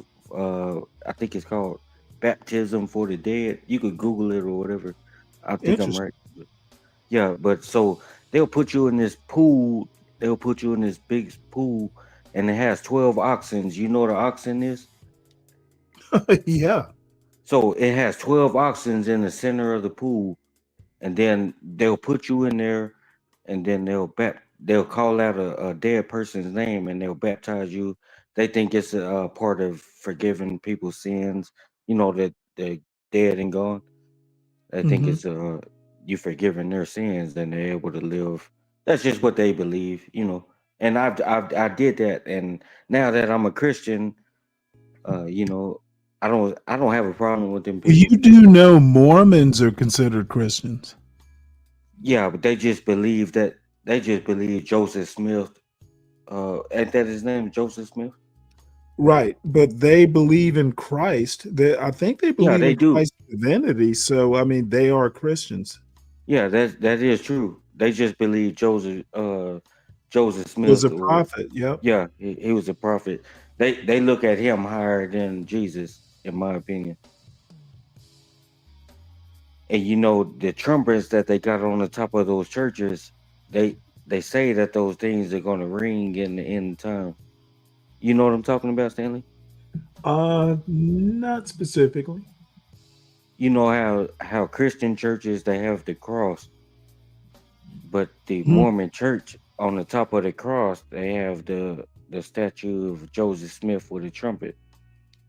Oh, okay. Yep. You know what I mean? Mm-hmm. So they believe that it's gonna ring when the end of times is coming. Because I serve sacrament, that's why a church, to Mike 123, church to me it's all a money grab. You got to live how you want to, believe in who you are. Well, let me put it to you this way, because I want to get back to the video.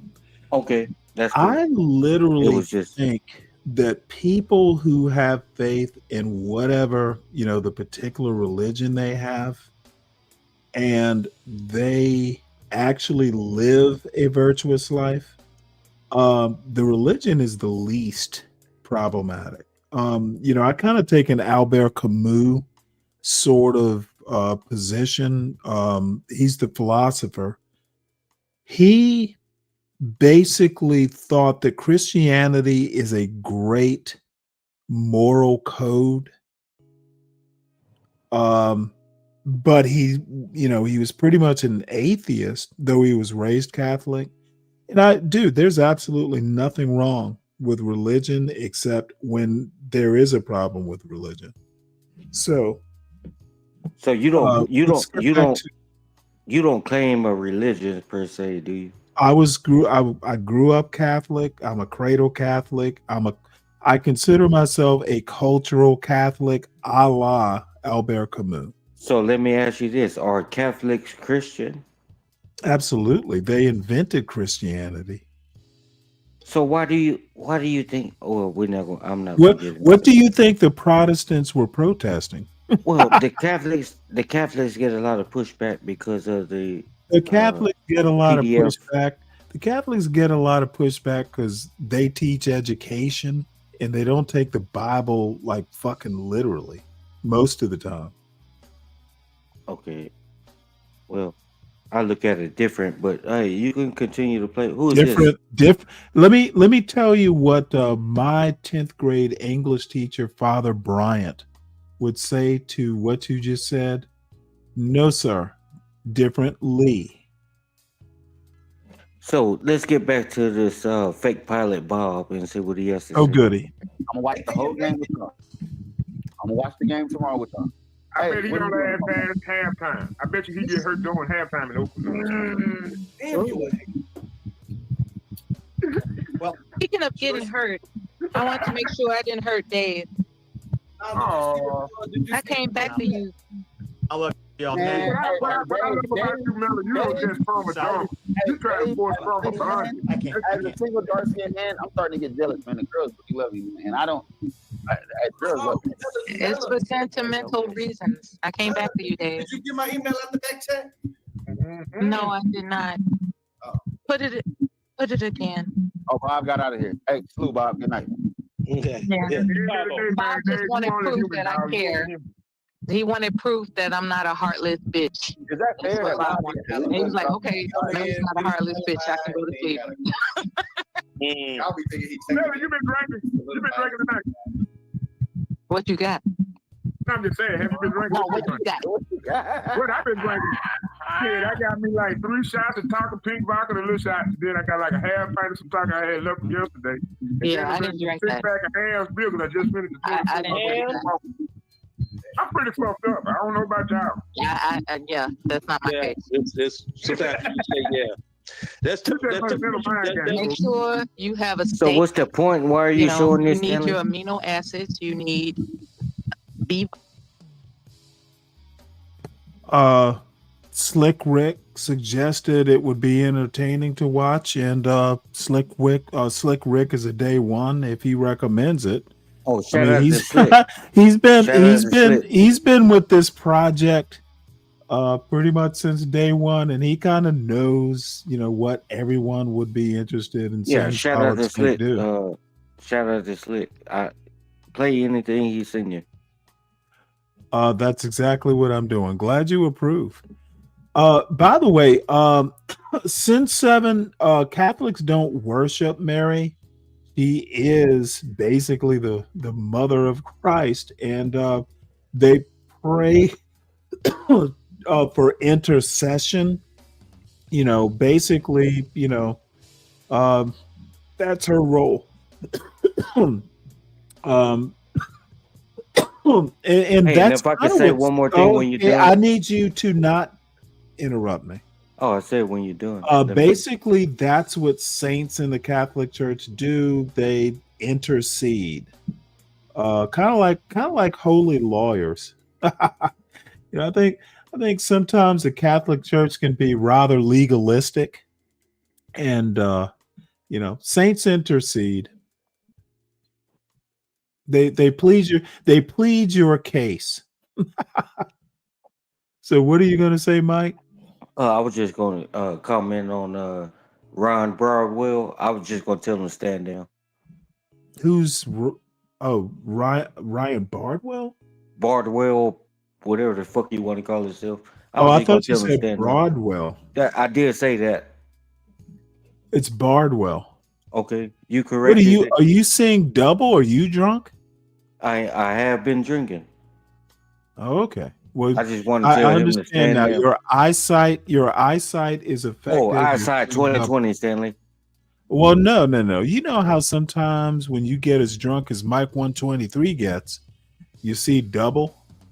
How drunk does Mike 123 get, Stanley? In your opinion? So Bardwell becomes Broadwell if you see Yeah, the two. but and you're you got trying the to point. focus You got them the back point. focus them back into a non-blurry. So let me ask you this, non-blurry. Stanley. For Thanksgiving, Oh, my I Lord. heard you say you was gonna. For Thanksgiving, I heard you say you're only gonna have about 3 to 4 people there. 3. Damn.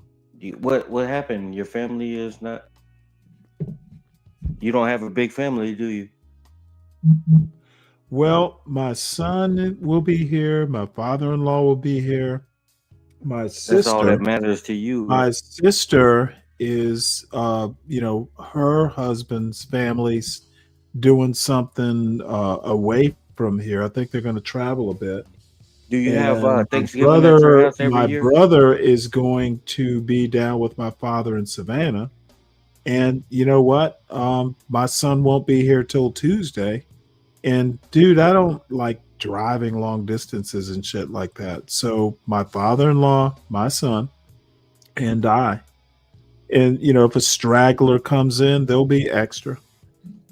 Okay, so what I was asking, do you have Thanksgiving at your house typically, or you go travel every I year? typically do not. Okay. Usually we go typically down. travel. Usually we go down to Savannah. And what's so special about Savannah, Stanley? So I was maybe I want to literally go there one day. I was literally born and raised there. No, I'm asking. Maybe I I want was to go there one day. literally born and raised there. Is that I'm not special enough? Well, yeah, in your opinion. But I was asking in case I Okay, Mike motherfucker, 123. my opinion, dude. You asked what makes it special. I assume. Yeah, in you case mean- Mike 123 Okay, wants to dude, visit. I do not like being interrupted. If you We having a ask conversation que- here. If you ask, no, we're not having your type of conversation. If you ask me a question, stop and let me answer. How do I know when you're done with your Okay, answer? motherfucker, give it a couple seconds. And I do that, and you still want to ramble on. Okay, I don't really care if you like my conversational style. Finish with your answer, please. Let me give you a bit of advice, son. When you ask a question, and I think it was actually Nightish, salute Nightish. If you ask a question and you keep on talking, it's not a question anymore. Okay. So what is It that? literally puts a speed bump in the middle of the fast lane when you ask a question and don't allow someone to answer by just rambling on after you ask the question. So you It don't is think you annoying. engage in that? Dude. You literally do it constantly, and it literally bothers me constantly. Because when I hear it's just when Stop it is my recommendation.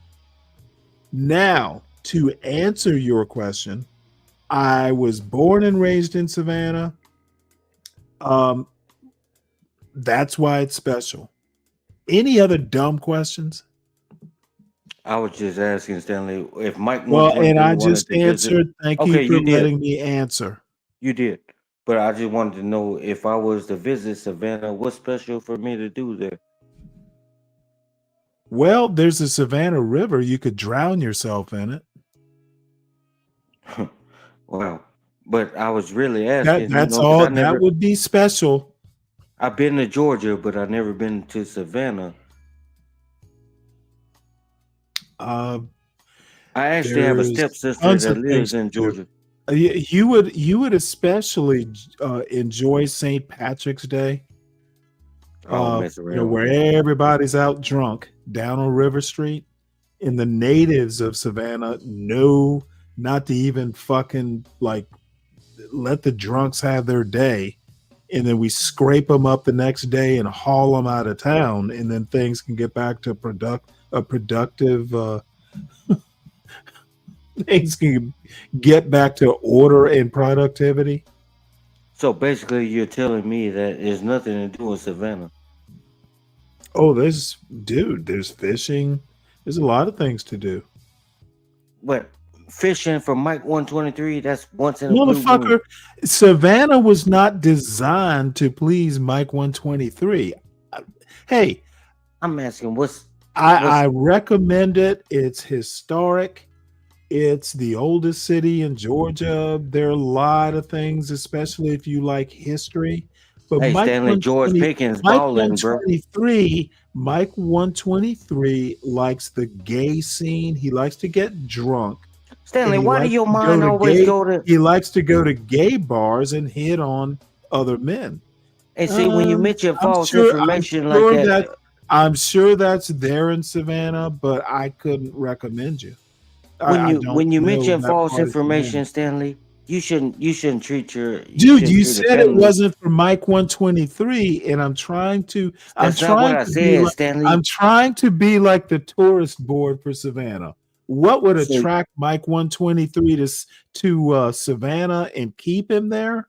Well, So I think you it would be recommending all gay the places bar- that you've I been. think it would be the gay bar scene, which I So don't you know a lot recommending the about, places but that it you've is been a to. decent sized town, and there is a river street. Wow. Let me know when I can finish, Stanley. Hey, you said it wouldn't attract you. Savannah wouldn't attract But you. you recommend it. That I'm must just mean trying that to must mean be- you I'm frequent these trying to be places. the chamber of commerce for Savannah. My job is to attract Mike 123 to Savannah. So you and I was frequent these just giving places you, is why I was you just know about giving it. you the highlights. You frequent these places is why you trying to recommend Dude, it. But, I don't live in Savannah, haven't for 30 years. Mike 123, we don't get down like that, and I'm gonna let you know, Stanley. Don't come You at know me what? like that I again. think you do. Well, you got me fucked up, Stanley. I don't think there's Enough a of the gay shit. sanitarium that I'm Let's aware move of. on to some You real might topics. be- Why you is they might- fucking government shut down? Sin, Or you just might reopen? be thinking of Milledgeville. Milledgeville is nowhere near Savannah. It's like 3 hours away. That's the only sanitarium. There is Georgia Regional, but that's like a satellite. I think the main campus of Georgia Regional is up in Milledgeville. But again, it's been years since I've lived there. Maybe something. Stanley, you ever been to Cali? No. I stayed in San Jose for like 3 years. San Jose, California. I stayed there for like about 3.5 years almost. It was nice. Good. It was So nice. let's get back to this video. But it's not Rick- speaking of what's with going on in the Slick world Rick today. himself. Slick Rick himself recommended, and Slick I kind Rick, of want to that's see. my boy. Play his video. Vitamins to I recuperate had from that shit. Okay. You need to coach it. I hope you coach it. Chicago. Not to me. Hey, look, y'all, I use the carry fries. I get the curly No, carry these fries. drunk motherfuckers need to understand that you gotta prepare your stomach before you get drunk. But that's like the shirt. What's You understood got to needs prepare not your to be stomach before you explained. get drunk. You can't just be fucking drinking all Hey, willy watch nilly. that box. You gotta prepare your stomach for that shit. Grease your gut, nigga. Yeah, what's Already pretty understood. Man, I'm so needs- sick of this simulator pilot, man. You know, one of the most unattractive things, in my opinion, and sometimes it's cute. If it happens, every blue moon. But a woman, and I think it's probably a product of having been in the military. So I'm not gonna get wrapped around the axle, but one of the most unattractive things that a woman can do, in my opinion, is try and be one of the boys. Stanley. Okay, motherfucker, let me. You took a finish. pause. I thought you were done. Dude, this dude is disturbed. One of the most unattractive things a woman can do, especially since she was up there, I guess she was drunk flirting with Dave. Dude, be a woman. Don't try and be one of the boys. And, I think women are great. I think they're, capable and all that stuff. But I don't want a man trying to hang out with the girls. Hanging out with the girls is cool, but we're not going to talk fucking nail polish colors. And Mela, sometimes she tries too hard. Grease your gut. I got a problem with the simulator pilot. What did you eat before you started drinking? What did you eat? A hamburger and some fries. Some fries, some canola oil fried fries. All right. You know what I use the air fryer. I use my air fryer. That's pretty funny, Sam. You use the air fryer. I like to take Well, you get points air for it. fryer. Then I put a little At bit of least- oil on at the bottom of it. You gotta grease your gut before you start drinking. Period. No, I don't believe in all that oil. I don't use too much oil. No, got that's a slang. That's an old school term. So she What I'm knows saying she is knows that all the this just sounds honestly, when I think of this kind of talk, I think Bowery. It's like, funny enough, and this is gonna seem so weird and so random. There's an author whose name is William Kennedy, and he was famous mostly probably when I was in high school, maybe mid 80s. He wrote a book called Ironweed, which was turned into a movie, and it was a hit movie. And I read like several of his novels because it was kind of a cycle of novels. But when I hear people, a lot of Ironweed was about bums, like, the kind of bums and indigents that are like hopping trains to go from one place to another. It's the kind of bums that have the stick with the handkerchief with all their belongings hanging from it over their shoulder. And when I hear talk like this, you got to prepare your stomach for a good, for a drunk, good long drunk. You need to prepare your stomach, like scientific drinking is what we used to call it in college. Yeah, hobos. That's a better word for it, Brian. What's up, Brian, by the way? Yeah. I don't know what it is. I just Mela has more to offer, I should hope. She's a dumb host. Trying to get along with the boys in this way, it detracts. And again, men and women are equal, but they're different. And she just detracts from her femininity when she does stuff like this. You have to prepare your stomach lining to receive the poison of alcohol. She's on here searching for a man. Like, I'm not trying to clown on anybody that likes to drink. Dude, if she was searching for a man, apparently she's a legend on YouTube. She's been doing it for a while. If she was searching for a man, she would have done it a while ago. Well, she hasn't found one because look how stupid she is. How long have you even known of Mela? I've known of her for at least a good year or so. Okay. Well, she's been around longer, like way longer, several times longer than a year. She's what I call the internet bopper. What you know of Mela is like a year's worth. There's some people who have several years worth. And but from she's what Mike 123 calls the internet what bopper. I hear, motherfucker, nobody gives a fuck about what Mike 123 thinks. Stop that. Well, continue on, nigger. Yeah, well, you know what? You and JB have some problems and you're done for the night. By the way, if you use the hard ER with malice or vitriol, that's the difference between, just using it. Because I don't like the word used. I don't like the variants used.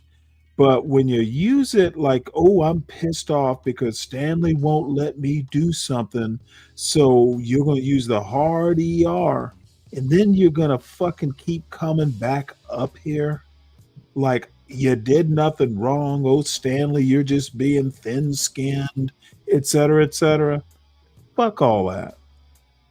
Don't use the N-word on my panel. And there are some people that I just kind of do carte blanche with. But none of them, even the ones that I just kind of look the other way, dude, none of them fucking like use it with malice and vitriol. Dude, Mike, go to Utah and you need to walk to that Mormon temple and pray for forgiveness, dude. You're a fucking racist. And you're not coming back up to the panel. Don't bother sending money. Your money's no good here for tonight. And yeah, your $10 is banked, but motherfucker, you're not coming back up here tonight using that kind of fucking racist. Dude, put on a hood. And get inebriated. I'm not trying to clown on it. I'm an Air Force veteran. I know what it's like to drink. What I'm saying is there's a process, a pattern, an order of operations for your digestive system to receive the poison of alcohol. And if you're not doing it, you're going to get fucking crazy. You're going to die. Period. And I would encourage you, if you want to continue to be this slothy ass, drunken bastard, just prepare your stomach. Hey, is that what they call the hoods now? Oh, if you ain't from Inglewood, a white hoodie. If you ain't from Inglewood. No, it's like people. I've been drinking and smoking for 3 years. And they don't know how to prepare for it. Wait, hold it. Let me take a poll here. Now, in the back chat, Mike says he meant it in no foul way. Well, I'm sorry, sir. That's how I heard that hard ER. It was something that I said that you didn't like. So you use the word in the hard ER, and you actually think that when you say you meant it in no foul way, I'm supposed to just fucking, dude, motherfucker, I'm a 60-year-old black man who grew up, with a father who's still around and parents who literally, deep South Georgia, grew up during the Jim Crow era. Motherfucker, I'm not letting a half-white racist fucking pretend that he didn't have vitriol in his voice when he used the hard ER. Dude, you and motherfucking JB need to hold hands when you hop the train to Utah, drink you some moonshine, and have a Sunday come to Jesus meeting. You're both about to get banned from this channel for this kind of racist bullshit that you want to be forgiven for. I took it out of context, dude. You know what? This kind of disrespect for my intelligence deserves a good ban. Motherfucker, don't come back. And tell your boyfriend JB the same thing. You'll be banned for about a month. Don't come back, Mike. I'll see you in a month if I see you. Do not come back. Amino acids necessary and herbal constituents. The word itself is not denied. Do you realize that people are dying from drinking excessively? Too. Yeah, that's good. That's good. That's good, Mello. It's good that people die. Don't you get it? That's why you blind now with your eyeglasses. That's why. You know what? I don't wear eyeglasses. You know why? Because I am knowledgeable. Okay, I have studied to be approved for longevity. You, sir, are ignorant as fuck. What does that mean? That means that I know more than you. That's what that means. Okay, well, people bodies adjust to what they do. That's why you skinny. That's why you skinny. No, I'm skinny because you don't know how to. Excuse me, Miss West Side, going to school on the South Side. Like I actually bought that bull. Beep. Anyway, like we supposed to buy the tools. I showed Whitney Young High School ID. You know what? I'm gonna put my earphones in. Didn't I show Whitney Young High School ID? Didn't I? Talk to me quick. Like you think. You know what? I got you. I know you got me because I went to Bowen High School. I went to Calumet. I went to Rochester. I moved around. You dig? I'm gonna tell you what it is and how it goes. I moved around.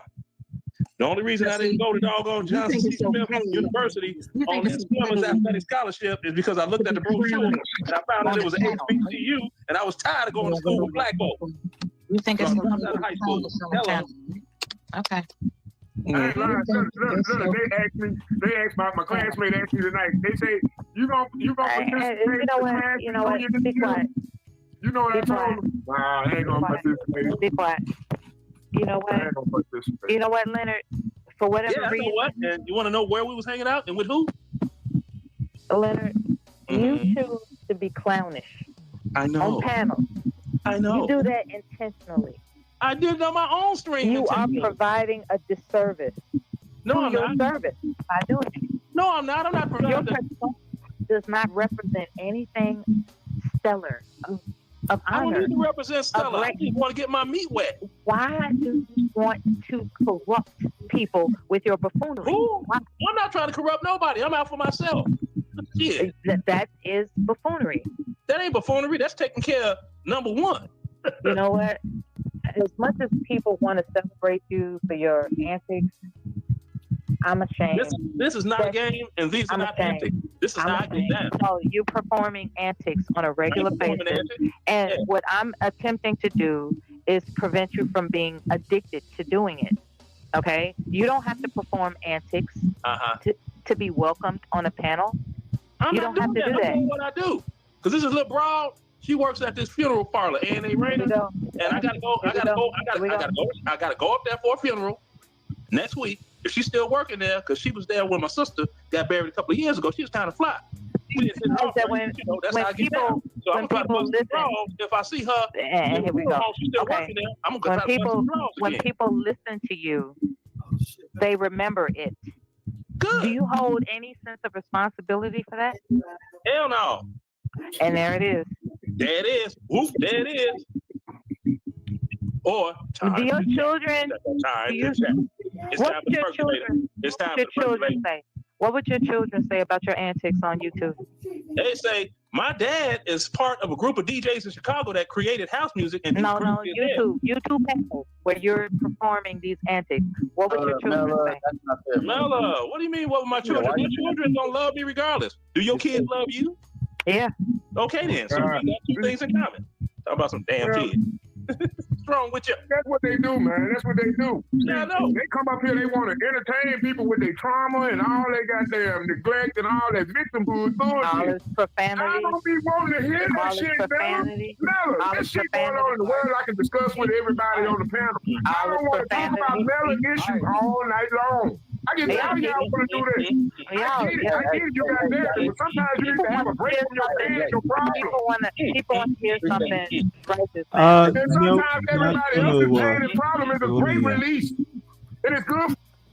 No, I'm not going to review that kind of footage. Not particularly interested, to be honest.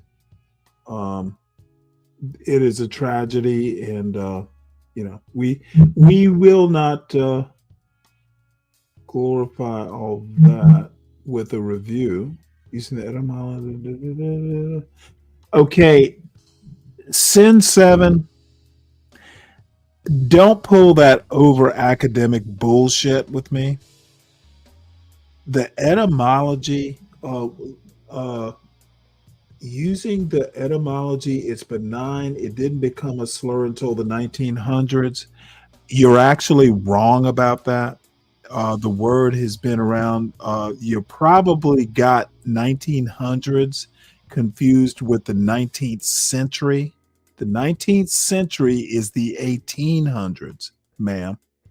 And to be honest, you can find the word used in the 18th century. So until the 19th century, that's just racist bullshit, to be blunt about it. We know what the word means in 2025. It's not to be used. In justifying it, even if you want to try and put an academic, ahistorical spin on it, doesn't work.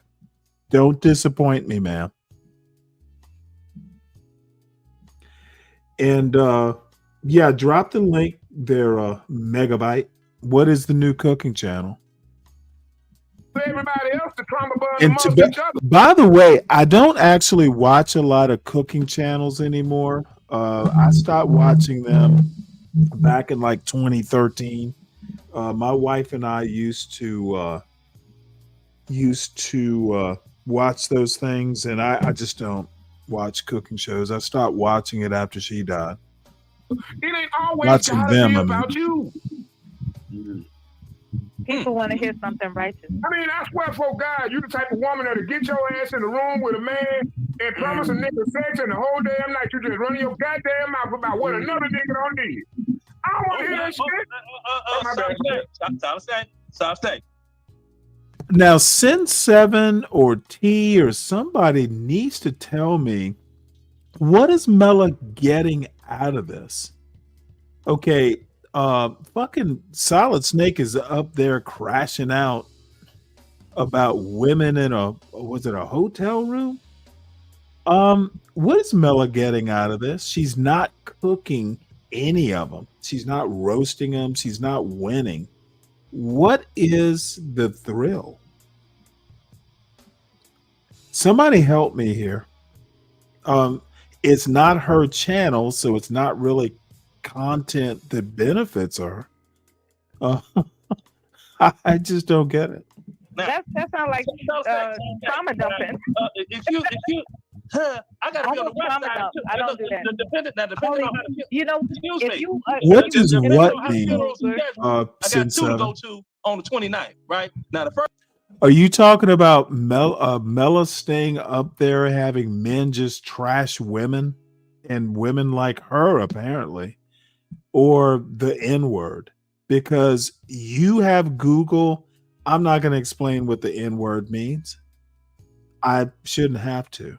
This is the United States, and the N word is readily available if you want to get its deep roots.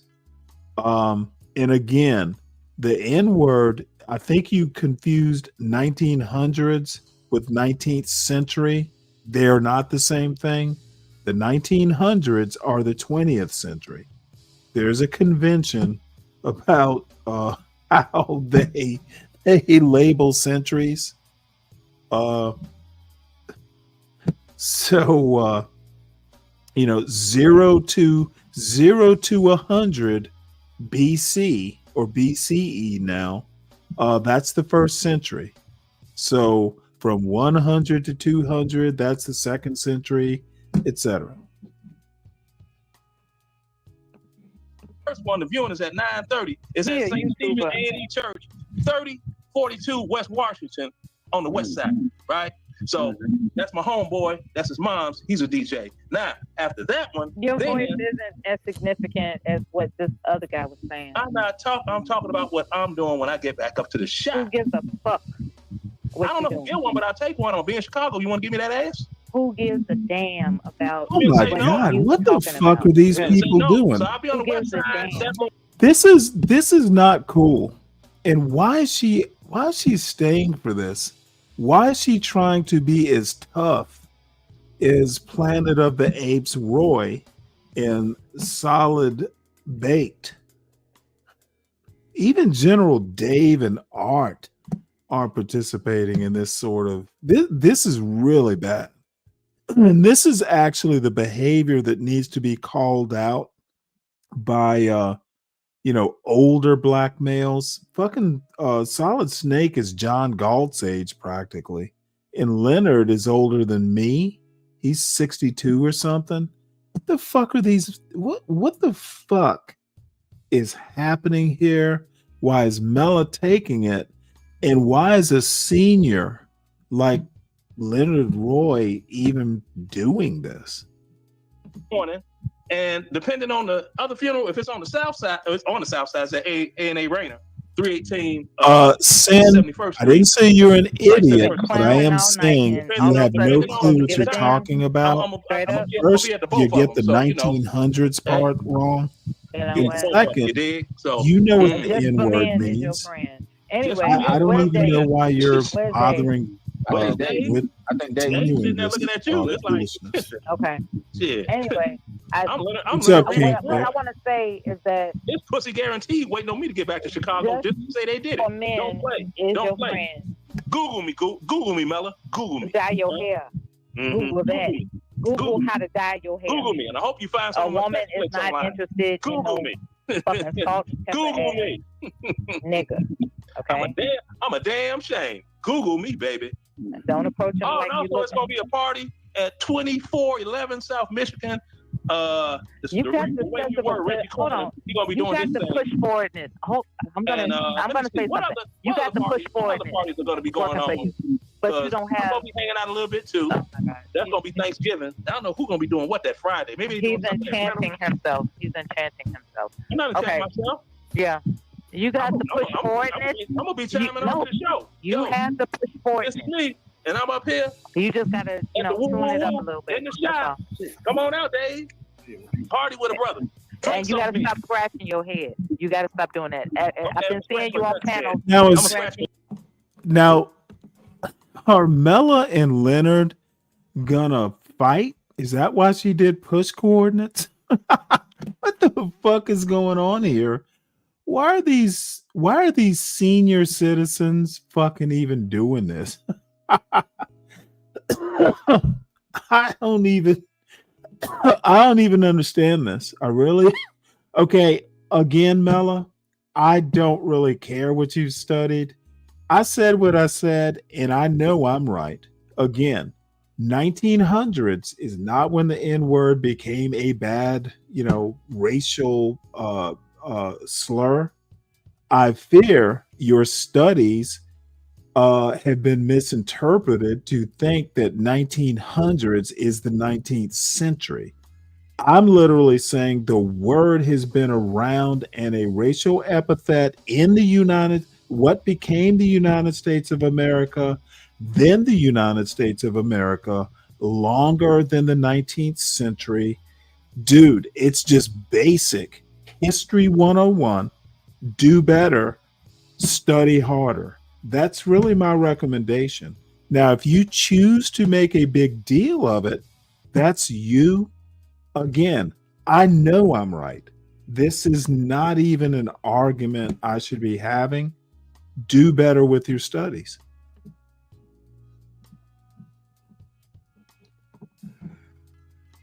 Leonard may be old, but his soul is young. You know what, King Pix? I don't even know where to go with that statement.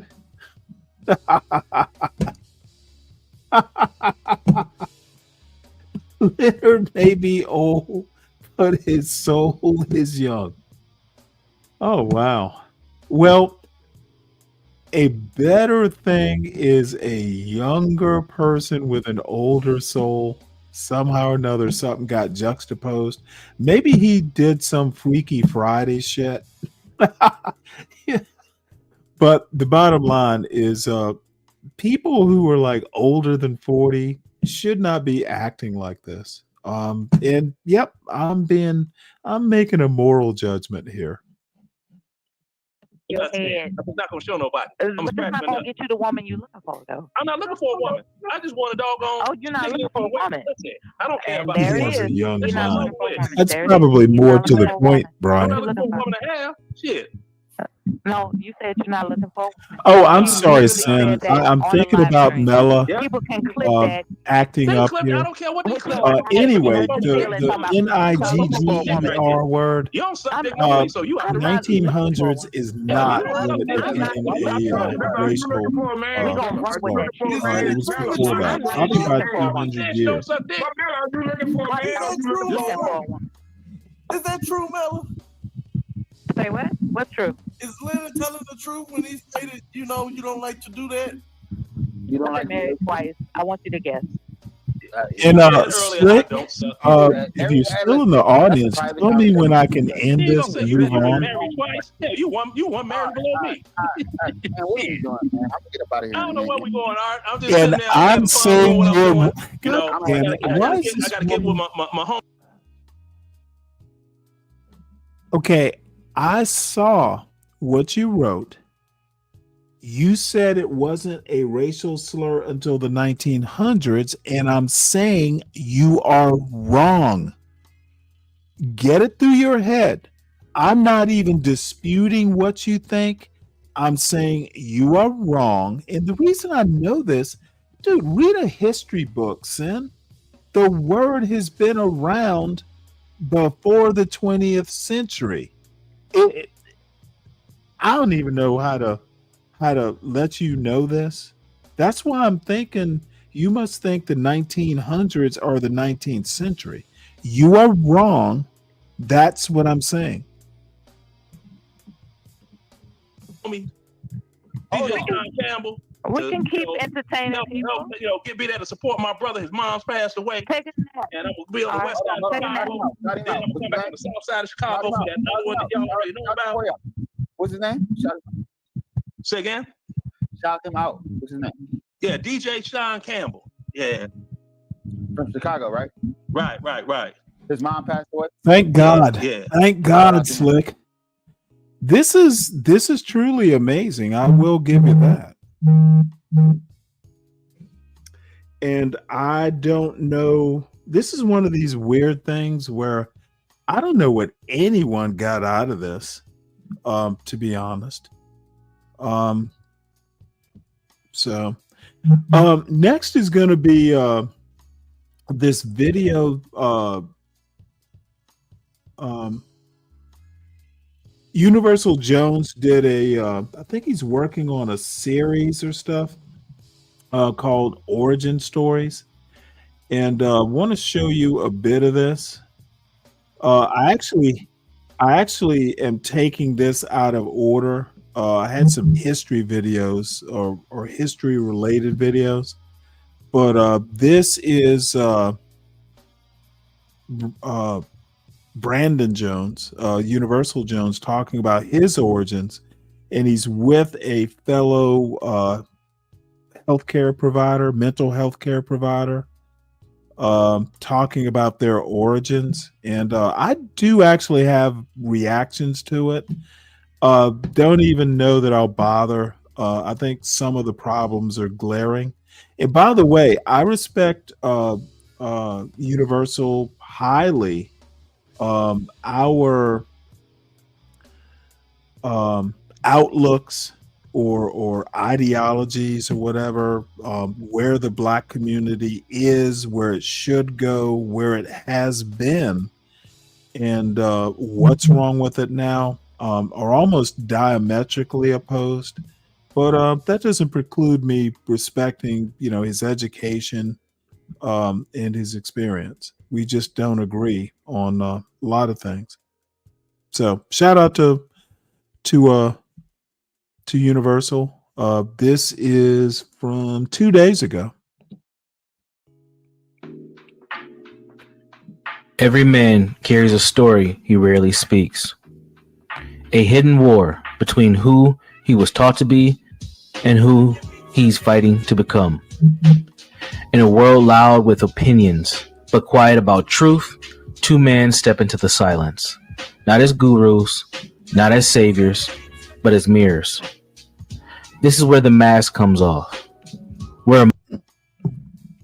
Oh, by the way, Sin, I found another Melungeon video. We may do that next. I haven't heard back from the Eons guy. I may just show it anyway, but I found one that I'm pretty sure won't be any sort of copyright thing. So because the Melungeon stuff of the history, I kind of knew about it, but it is kind of fascinating. Emotional armor gets heavy, where childhood wounds, relationships, failures, and victories get stripped down to their framework.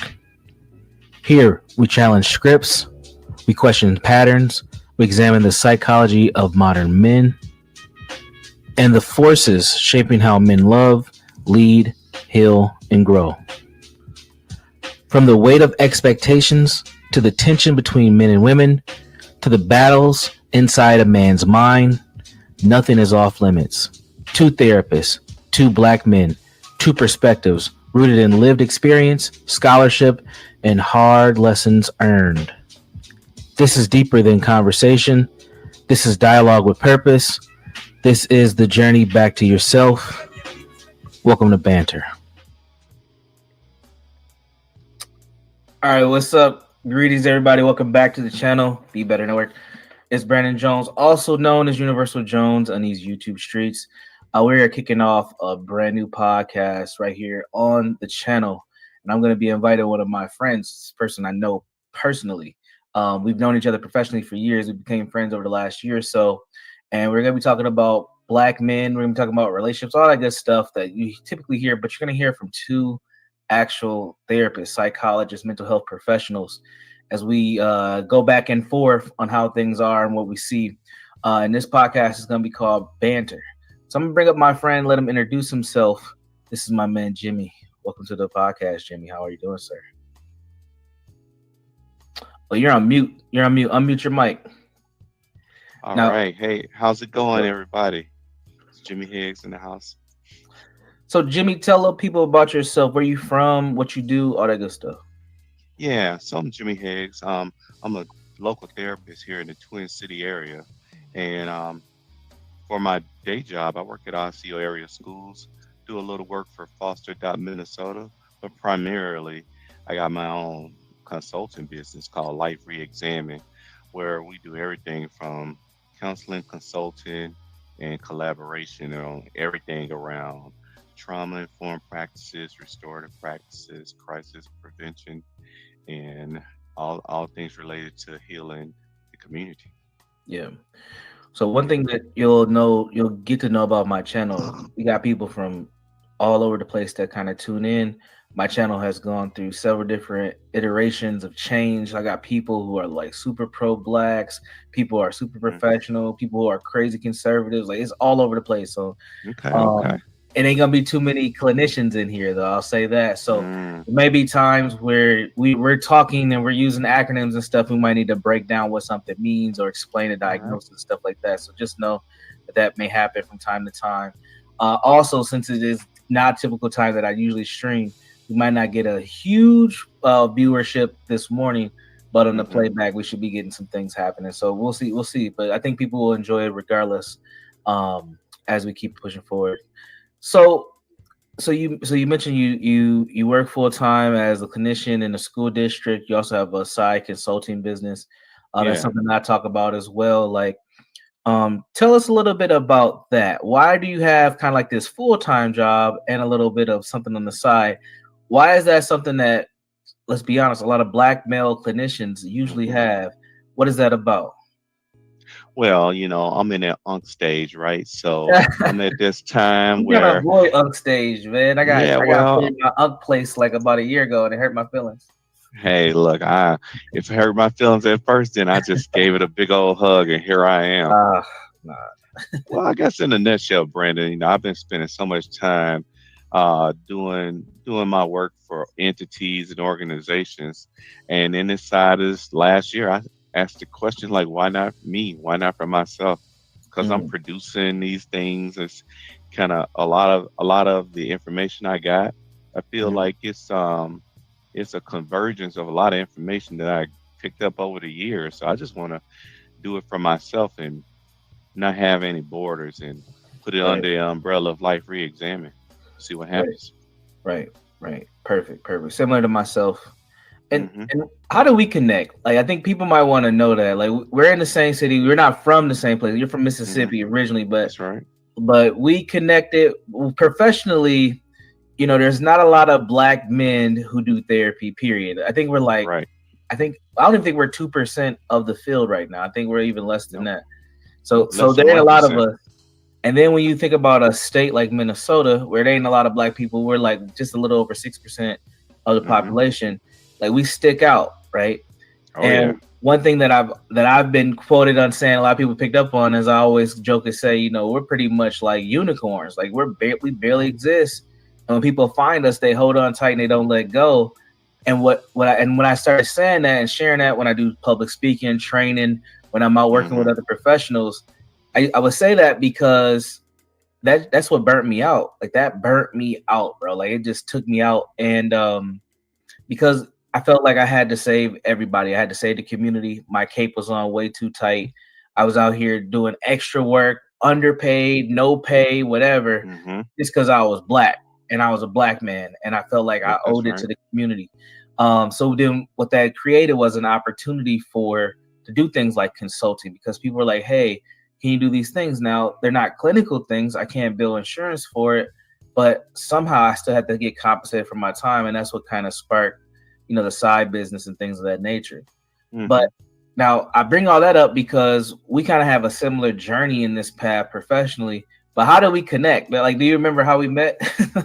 Or how did you hear about me? Because usually that's what happens, is people are like, yo, you're that dude. Like, you're that. and YouTube don't believe like I got the clout that I have. So go ahead and boost me up. They don't think that I'm really him. So yeah. Well, to be honest with you, when you out here starting consulting, your names start to come up in a handful of names. Sometimes you're in the list with Resma, Sam Simmons, Larry Tucker, because these are some Black male therapists doing their work out here. So I start to see your name pop up, and you went to Adler Graduate School. We both went there. And so that makes the community real small. Yeah. And so when people ask me if you don't have any openings, who do you know? and I keep seeing this name, Brandon Jones, and then I think I think I met you through Sam Simmons doing a collaboration. Yes, So I sir. was like, yeah, somebody I got to get to know because we do the exact same thing. Yep, absolutely, absolutely, man. And I think when you came on board for myself, man, it was like I think it was when Canopy first. Oh, I had seen you before, but I didn't know who you were. And typically, this is what happens: like you'll see another black male therapist, their name might pop up. You might be on a panel with them or something.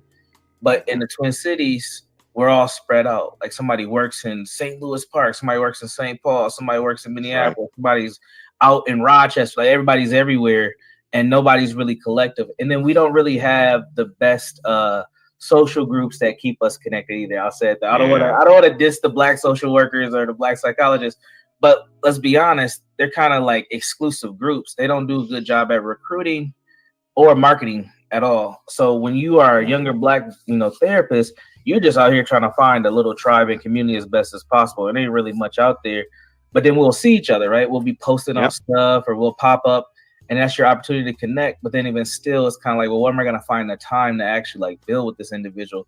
Because we're so busy doing so many different things. So it is an interesting dynamic as well. But I remember seeing you like on flyers. I'm like, okay, this Jimmy dude. And then I think I might have connected with you on LinkedIn just to make sure I had a connection point.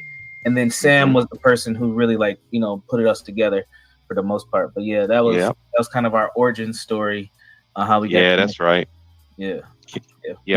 My job at Canopy when I was, I'm one of the founders of Canopy Mental Health and Consulting, is to really lean into marketing and advertisement and public facing information so we can do some recruiting and retention of therapists of color.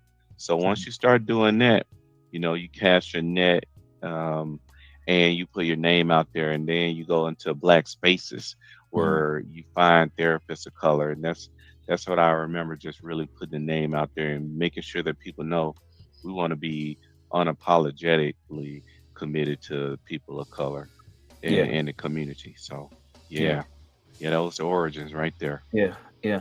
What got you into therapy? Why did you choose this career path? It sounds cliche. This career path chose me. I probably had a resume for counseling before I was in double digits of age, for sure. People calling me, asking me, a variety of questions. I was that one guy who's making sure people cool, calm, and collected, coming up with a different idea on how to handle a problem, being a good listener, a good reflector. I mean, I remember countless of times with friends and families hearing them out and being able to give a different perspective and kind of playing around with it. So I've been doing this since I was a kid. And so you put the cherry on top when you get the student loans and the licenses. But therapy, that word, it's something that's probably a part of my DNA. This is how I'm wired. Yeah, looking out for the community, doing something better, helping people to talk through something, problem solving, and elevating us past animals and really leaning in. This is an odd question. And I guess Devin Demise. I'm not familiar with that name. Let's see here. I guess my response is obviously these two are not going to fix the black community any more than white therapists have fixed the white community. Therapy isn't there to fix a quote people. Maybe it's a decent one-line joke, but it's mediocre at best, now that I think about it. So the answer is no.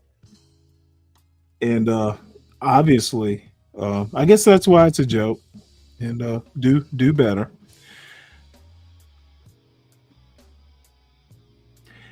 And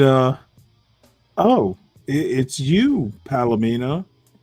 I've always wondered Is changing your your account name, does that ever fix you? I would guess the answer would be no. To our unique ability to think about what we think. Yeah. Love When that. you, did you go straight to undergrad thinking you were going to become a therapist, or did you have a different kind of trajectory early on in your educational career? That's a good question. I really went into graduate school. My first license is in school counseling, All and right. so I really thought to myself, "Oh, I want the summers off." And what better to have the summers off than to work at a school? And I knew that I can do some light touches with the community. Over the time, I realized quickly that the community need somebody who's more specifically trained and a little bit more deeper. And so, as I was finishing up my journey to be a licensed school counselor, I knew that there wasn't a lot more classes I needed to take to be a clinical counselor, so I can just have a deeper reach. And black men, we like to hustle, so I can have a license to let me do my thing on the side Yeah, too. yeah, that's funny. I had a similar A license experience. to Like, hustle. no, I originally went to school to be a dentist. I don't know if I ever told you that, but yeah, No. yeah, yeah, man, yeah. I didn't know what the hell I was doing, man. Actually, I'm gonna tell you the story because I don't think I've ever said this online. So, when I got into the University of Minnesota, I got into the General College. It doesn't even exist anymore. And really, General College was like almost like a community college style thing. It was like to help students bridge into the university. So your first semester, you didn't like commit to a major yet. It was just like get your generals done, get all the general classes you get done that you can. But second semester, you need to make a decision like what path you're gonna take because they transition you out of general college into your actual college, right? So this is at the University of Minnesota. And I had a couple ideas of what to do. Therapy was never one of them. It was like, all right, I knew I wanted to be a dentist, and this is how it came about. Like before, like probably about a month before I actually started freshman year of college, everybody's excited. Brandon made it. He's going to school. He's going to the U, right? I'm not going to just the U. college. I'm going to the U. So That's for a right. lot of black folks, going to the U is like this nigga's rich. Like that's what they think.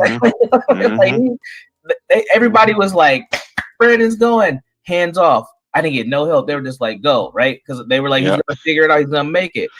And I'm like, man, I don't know what the hell I'm doing. I'm a first generation college student. The only other person in my family that I knew of at the time that went to school and actually completed was my cousin Monica, who she played for the Gophers women's basketball team. But that was like 12 years before me. So it was so much removed. I didn't know what I was doing. So I was going to get my hair cut, and my barber at the time, she was like, what are you going to school for? And I'm like, I have no idea. And she was like, what do you mean you don't know? You're going to college, you don't know what you're about to do? Because everybody's just been like, go to college. They ain't tell me you need to figure out something. And she said, you know what? You should be a dentist. You got nice teeth. You should be a dentist. And dentists make a lot of money. That's all I need to hear. Dentists make a lot of money. And that's why I was like, all right, I'm going to be a dentist. That's what, and I literally was on a. Okay, let me make a point here, and at some point, I'll actually talk to Universal about this. This is exactly what I fear about these people talking about STEM and the only reason to go to college is to get a job to make money. In my opinion, that's how people wind up going to colleges that they can't get through, or starting out in majors that they're not, designed to or have the talent to finish. Okay, it started with nice teeth and you should be a dentist, and it just spiraled out of control there. This is why when black people, the anti-black blacks in particular, start talking about STEM and you should basically only go to college if you can major in something that's going to get you a job. Motherfucker, majoring in something because it can make you a lot of money is literally the road to hell is paved with good intentions. And why that isn't the next topic of discussion is beyond me. Just because something has a lot of money, or just because a particular career field makes a lot of money, doesn't mean that you're destined to be a dentist or a doctor or anything like that. This is what they need to be talking about. The miseducation of the Negro. Or the third or fourth or fifth edition of the miseducation of the Negro. That's absolutely fucking, I don't even know other than what I said how to address it. Don't major in something because you can make a lot of money doing it. Pre-dentistry, pre-med is essentially either a chemistry degree or a biology degree. And chemistry takes a lot of math.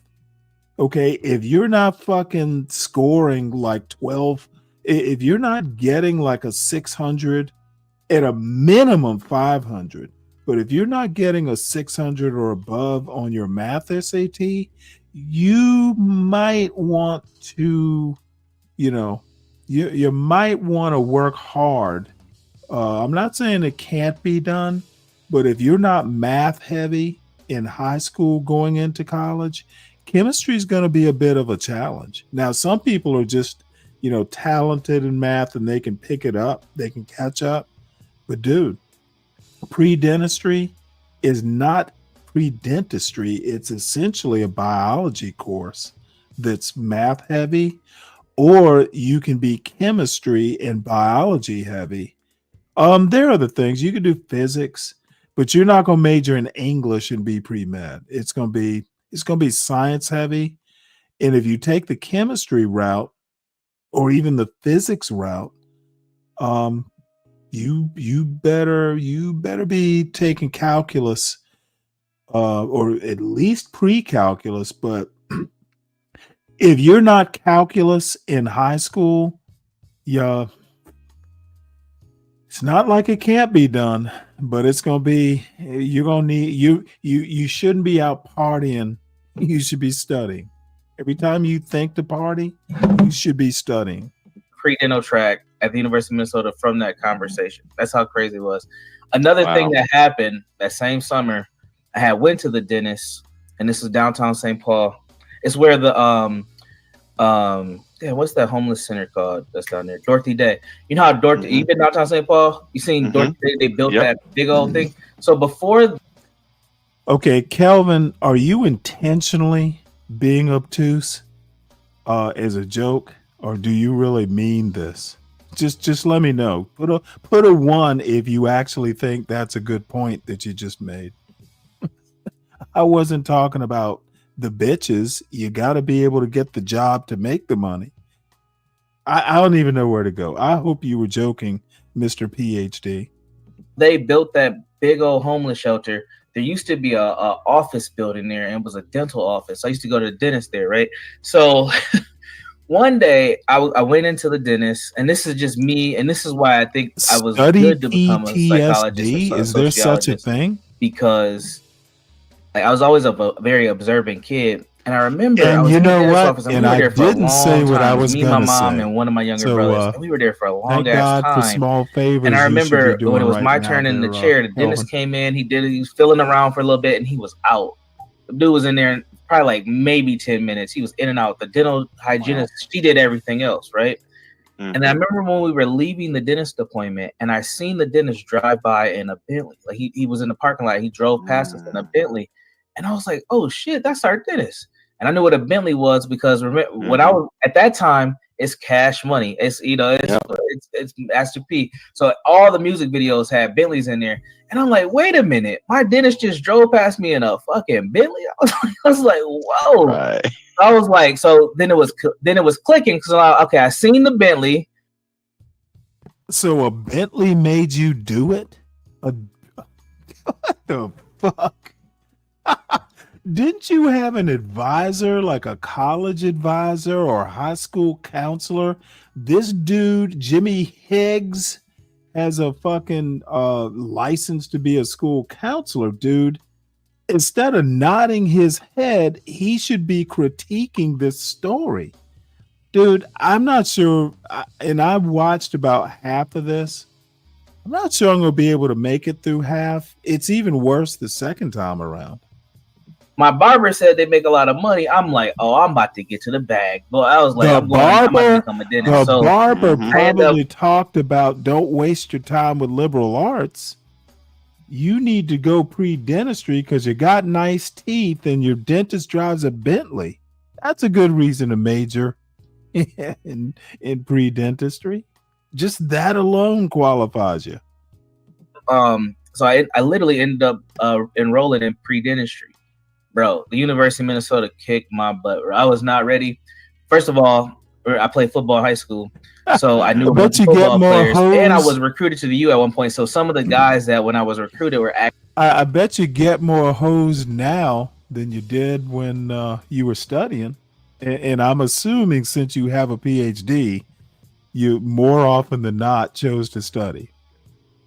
Dark days. Motherfucker, you young whippersnappers, you if you're 22, there's no such thing as a dark day. I mean, I guess there could be. That's a little too far, but dude, you have all the time in the world to party now, Calvin. actually there. So I had friends already on campus. So I got to the U. I'm lying to people, telling people I'm on a football team. You get access to girls, and I got to go to school like about 2.5 weeks early before all the other students came in because I was in a scholarship program. So like I started off bad. I was partying from like Wednesday to Sunday. I was smart enough in St. Paul public schools to get through. I didn't really need to study, so I'm just kicking it, bro. I'm like, okay, college is easy. I don't even have class on Wednesdays. Like I'm just balling. I'm just living my best life. I'm on a scholarship. I got a job. I got a car on campus. I'm living. I'm like, that's real. I got freedom. I was balling, man. I got about around this time, right before Thanksgiving, when those second try grades came out, I was in academic probation, bro. I was like, right away. I was like, I ain't never had bad grades in my life. And then since I was on a scholarship program, it was called MK, was the people who kind of overseen it. I had a counselor who was like, yo, you got to come see me. Your grades are so bad. You need to come talk to me. And I'll never forget, her name's Crystal Ballard. Salute to Crystal. And her son actually plays college. He's a big time college basketball player right now. And so she brings me in and she's like, sit down, black woman. She's like, sit down. Black women tell you sit down, you in trouble. She's like, close the door, sit down. And I ain't never had a professional talk to me the way that this woman talked to me. And it was just like level setting. She was like, look, I'm just going to be honest with you. It was hard as hell getting you in this school. It's going to be hard as hell to keep you in here. She was like, I went to Central. She was like, of the black males that came from Central, you are one of 5. She said, statistically, 3 of you are going to not make it to graduation. And of the 2 of you who do, 1 of you will not make it on time. You better be the one that makes it on time. She said, now get your grades fixed and go. I ain't even say, I was just like, yes, ma'am. When I walked out of there, my mindset was just completely shifted because it was like she pretty much validated my existence. Like, you're supposed to be here, but you're fucking around. Like, you need to get your shit together. Like, so that's pretty much what happened. Yeah. And from there, I just hit the book. Like, that's all I needed to know. I just needed somebody to just tell me, like, dude, stop effing up, get it together. And what that ended up doing was ultimately I ended up switching my major from pre-dentistry because I was like, I'm not gonna be able to make it with this, to sociology. And the reason why I picked sociology, and that's a bad switch. I would never recommend that to anybody, but it worked for me because what you just said, I was a hustler at the end because that's where I came from. And my family's just a bunch of hustlers, legal and illegal. So I knew like, okay, if I can finesse this, I can figure out how to get to a bag. Like, it's not going to be a problem for me, but pre-dentistry was not going to be it because it was just like foreign. Like that math and science that even at the pre-level was so much different than what I did in high school. And I had AP and IB classes at high school, but the learning was different. That public school education versus the University of Minnesota, which is typically top 25 in most majors, that was just different, bro. So when I got into sociology, it just was clicking. I understood human behaviors, race, class, gender was one of those things that I had to kind of work through due to our own kind of, our own kind of community view on LGBT. Okay, and once again, this tells me that he actually doesn't even today understand. Okay, there is no such thing as a public school education not being good enough. My son graduated from a public school, and he's, at one of the better engineering schools in the world. Dude, what it was is, it is kind of an act of God. But dude, all it is study habits. If you go to a poor public school, but you have good study habits, what he's describing is he didn't know how to study. He didn't have the self-discipline. And again, if no one's there to teach it to you in K through 12, you are going to wind up in a situation where you're over your head if you pick the wrong major. And I would almost be willing to bet, you got to know how to study before you go to college. It really doesn't even matter what college you go to, that you have to pick sociology because you understand people. There are sociologists who actually, Harvard teaches sociology. The only thing I'm going to say about this is the high school wasn't the problem. It was not knowing how to study in high school. The high school didn't teach you how to study. And quite frankly, high school, you need parents teach a kid how to study. The school is just there to kind of shovel the knowledge into you. So, it sounds like Universal, somewhere along the way, there was some, some missing pieces there. Again, not his fault.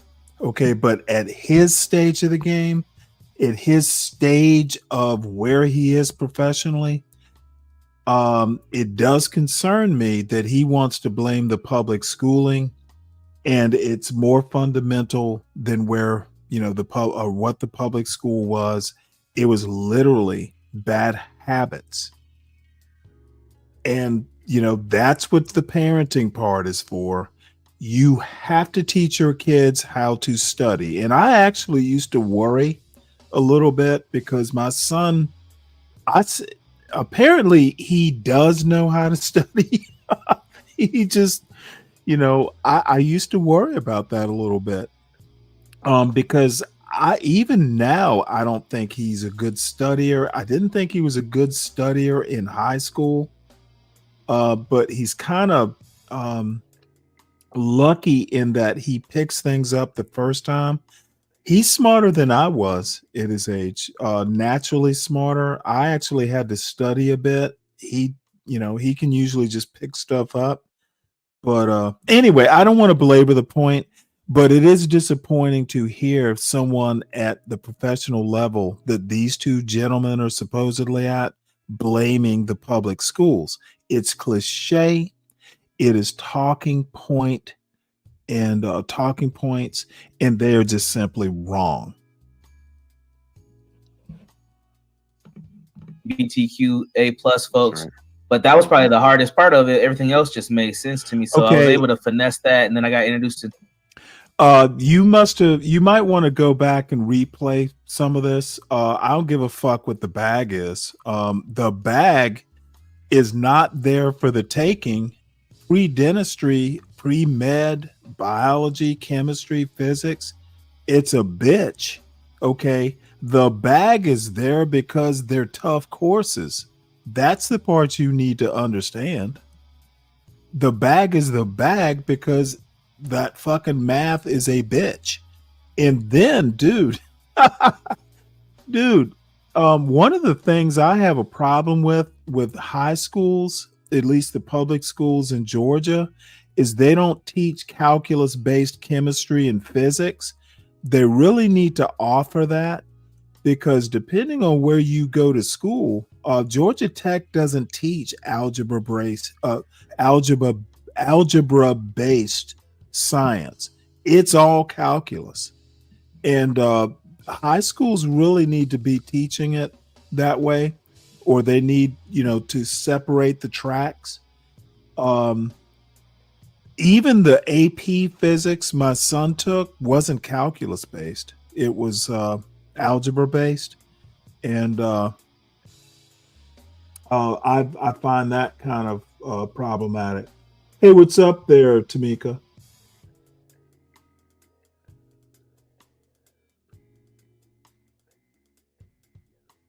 Oh, okay. Well, all right. Well, you did hear that part then, CK. My bad.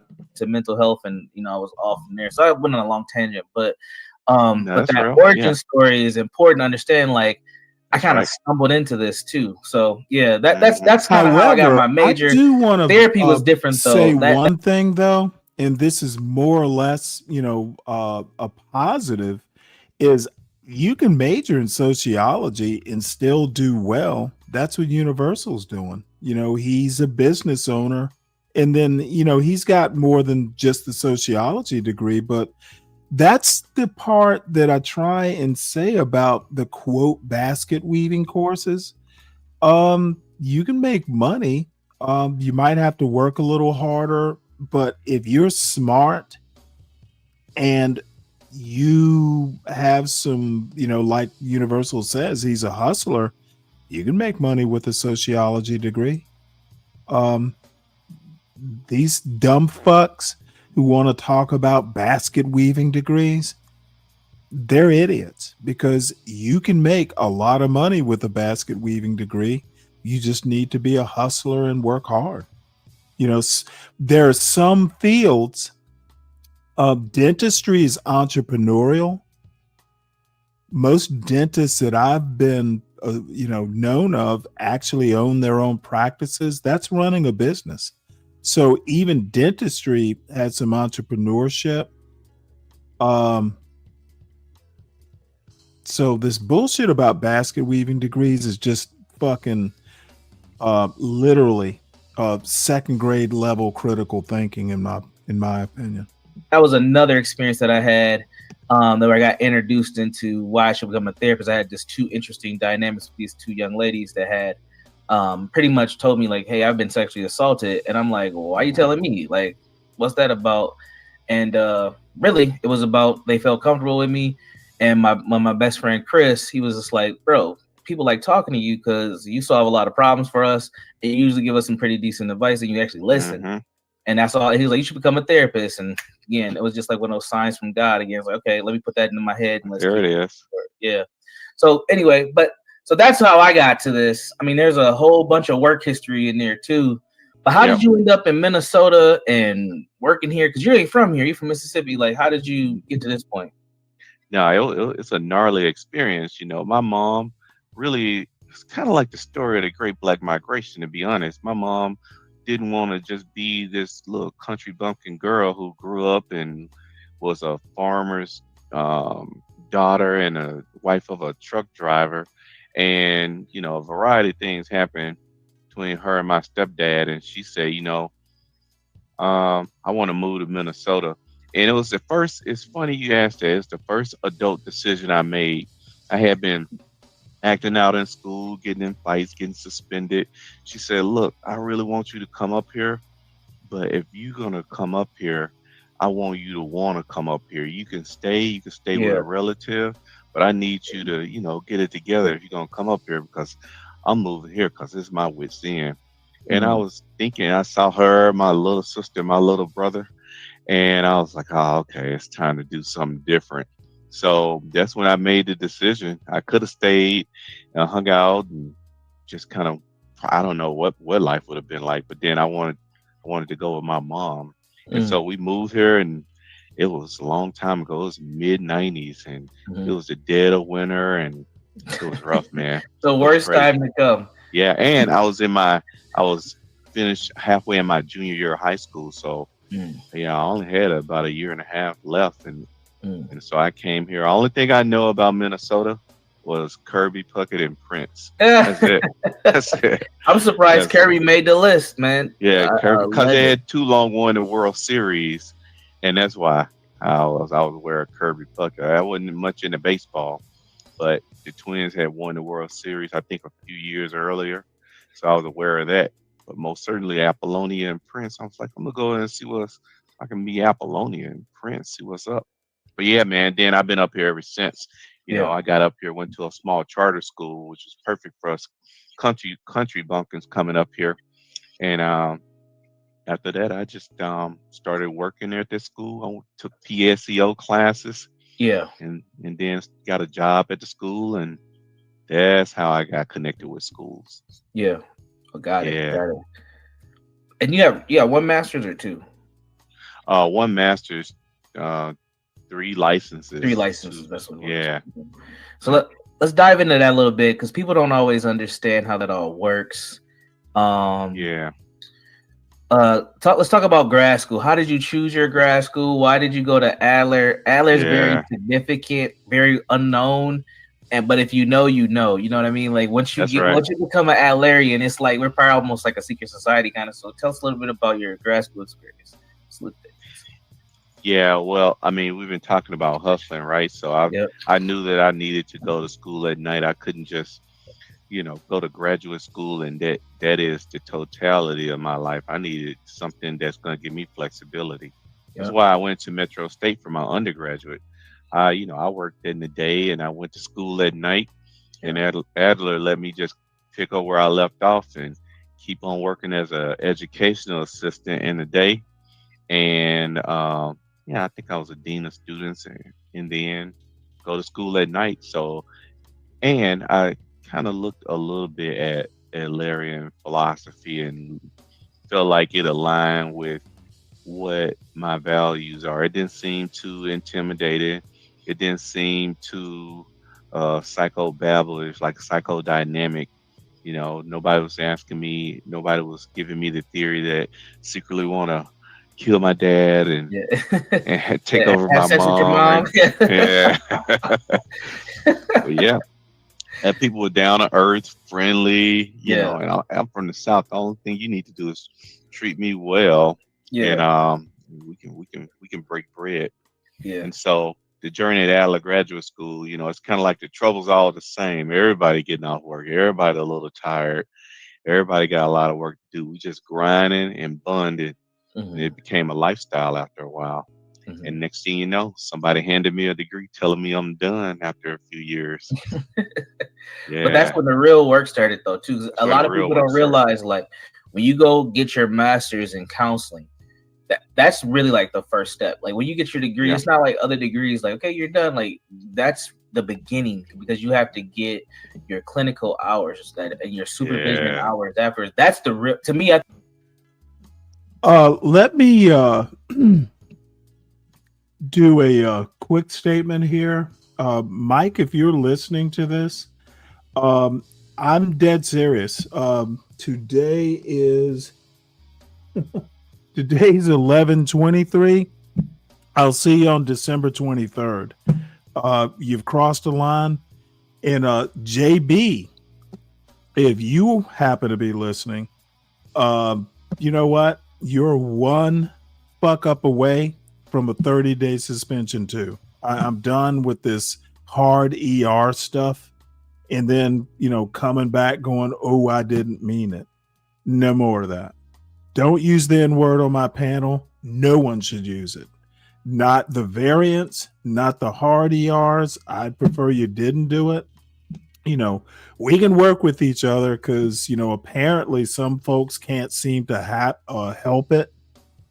But, if I piss you off and all of a sudden, it's you hard ER, no, those days are over. And Mike, you've got a alternate account. If you want to refund on this money you keep sending me, let me know. I'm not putting up with the bullshit anymore. Enough's enough. I think that, and I always tell my students, that's the real work. Like, you're about to get this degree, you think you're done, but you're really getting started right now. You thought your practicum was hard, bruh. Try to get these relational hours. Good luck. Like, it's not what you think out here. And a lot of people end up getting master's degrees in counseling, all the different, variations of counseling, and they end up going to work for like Target or Best Buy or something because they're like, this shit's too hard. I need to make more money. I got a family to take care of, and it's a grind afterwards. Like, how was your grind to get to that 2,000 hours to that licensure? And you got to take a test too. Don't forget about the test. So. Yeah. I mean, I feel like I lucked up. I had some real supporters. I worked at a school that serves students with special needs. And when you work at a school that serves students with special needs, their mental health diagnosis is also their special education diagnosis. So I got a chance to be with a LICSW, a licensed independent clinical social worker who worked at a school. And we did relational hours because we collaborated with parents. We did groups because we collaborated on skill building. We did individual. So we really forged and got creative in acquiring most of the hours from the school job that was paid, which is unheard of in terms of trying to get those hours. And I hadn't thought about this for years. I did some of my work at this place called Bar None. This is residential treatment place out in, I think, Ramsey, Minnesota, or something out there. I've heard of Bar None. Yeah, and then I ran a group out there with some kids who had a variety of deep challenges, and between those two, that's how I got my hours. But most of them came from having a clinical supervisor who was good at and cool with being creative and didn't do every single thing by the book, and was chill.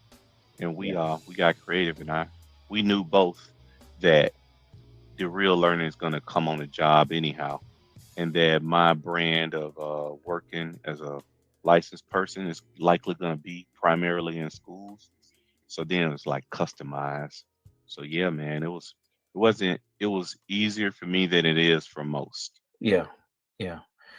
You're lucky, man. That grind is crazy, bro. I had to work for me, and so my counseling master's was my second one. My first one was in community psychology. But it's funny because we went to like a lot of same schools. So my first master's from Metro State, and about halfway through that program, this is just me being a self-starter and not having a lot of mentorship around education.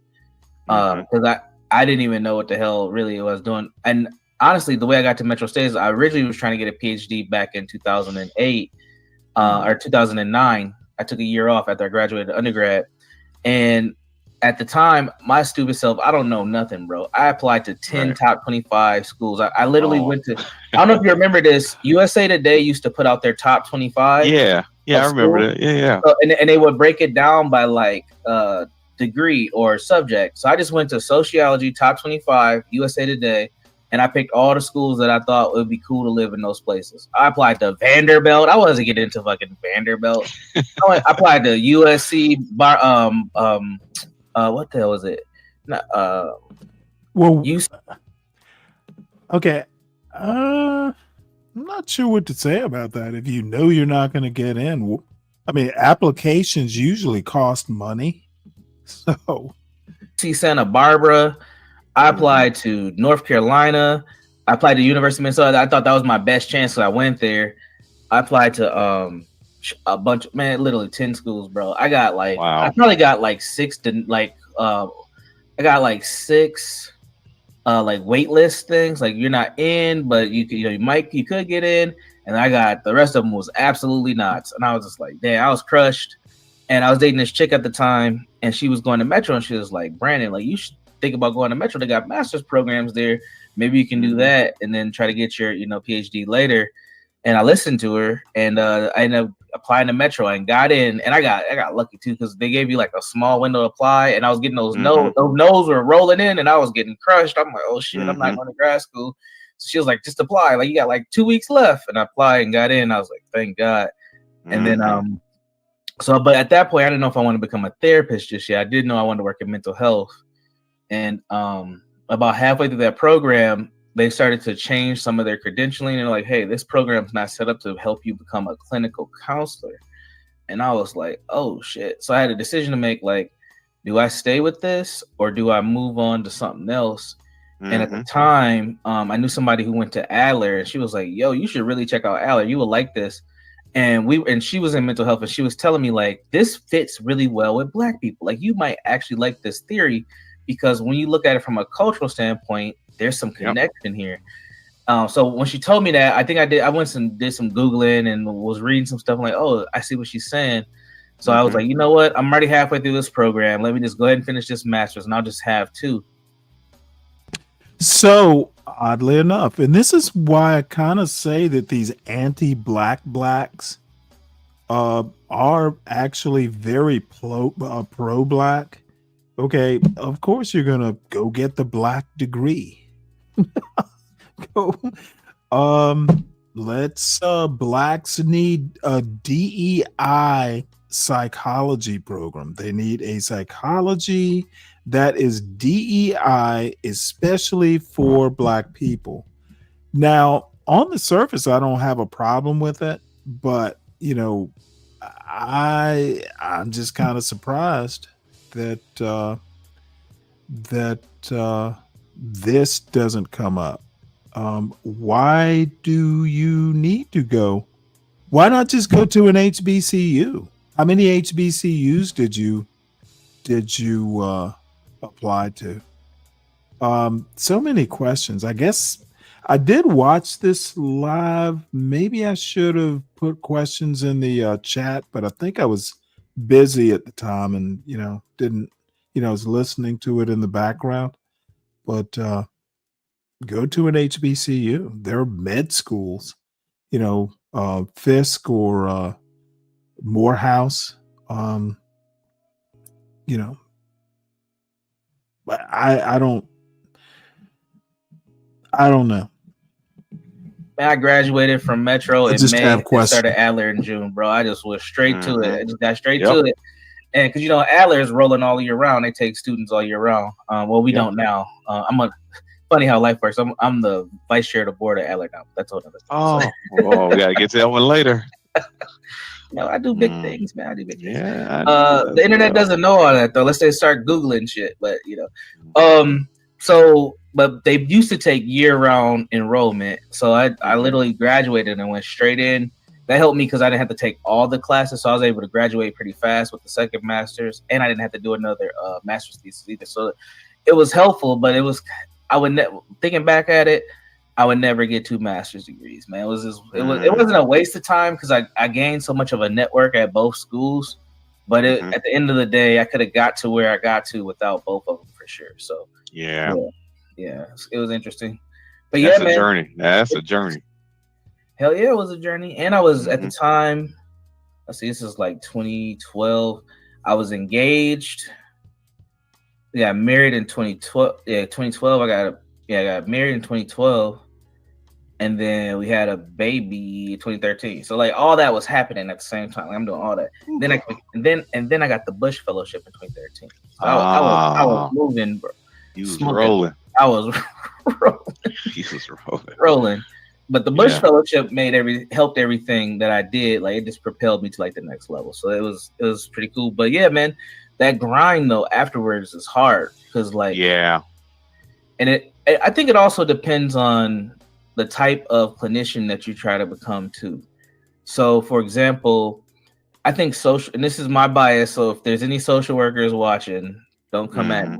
But I think social workers have a lot easier path to licensure than any other discipline. And they probably should because they have a lot more variety that they can use your degrees for. But I think that their thing is way easier than everybody else's. I don't know. What do you think about that? When you look at like LPCs, LPCCs, LMFTs, social workers, like what are from what you do supervision, right? Yep. Yeah. So what are your thoughts on like how those different disciplines kind of get to their level of licensure from what you've seen? Yeah.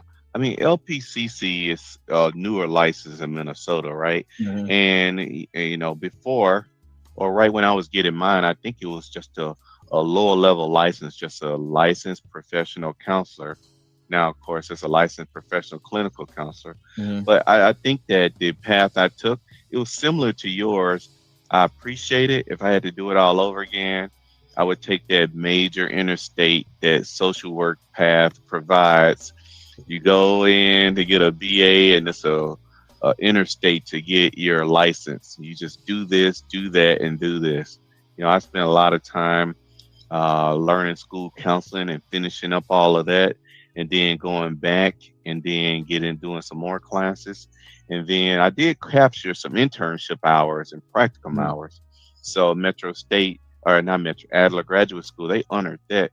Yeah. But I really appreciated everything I got, and what's paying off these days as I, you know, hone my career, life re-examine, is having an educational license Mhm. and a mental health license. That's Yeah. starting to show its face, because now I can do things in different areas. In education, they don't necessarily talk to people in mental health and vice versa. They do Right. a lot of the same work, but Right.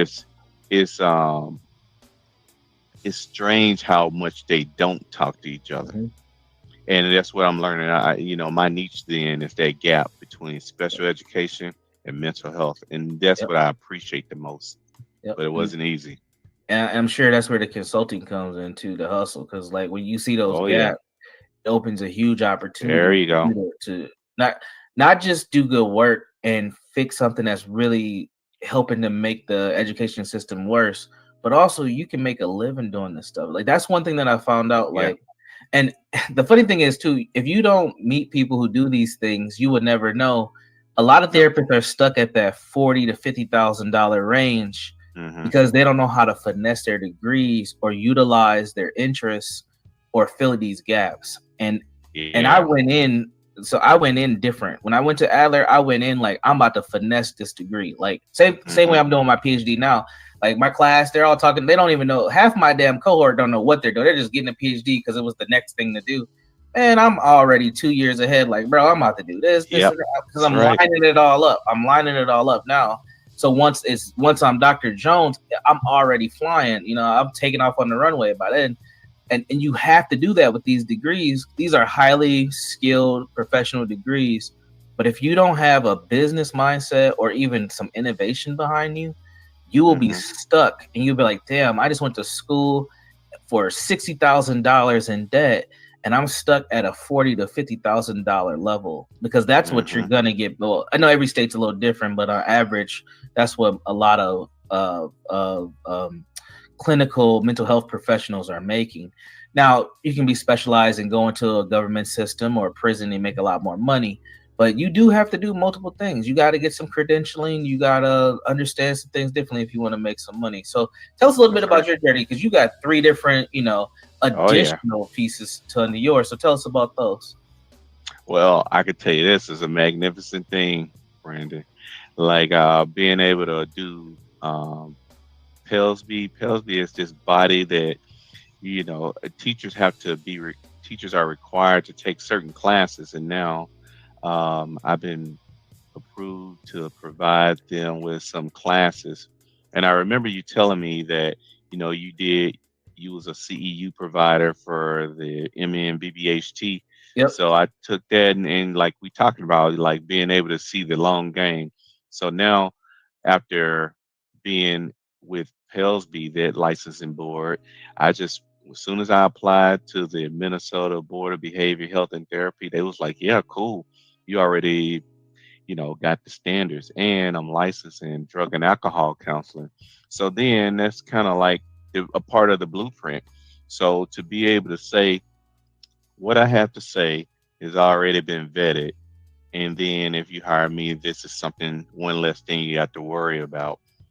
Those licenses in those 3 areas help me to start to hone in and be focused with precision on what I want the consulting business to be, life re-examine.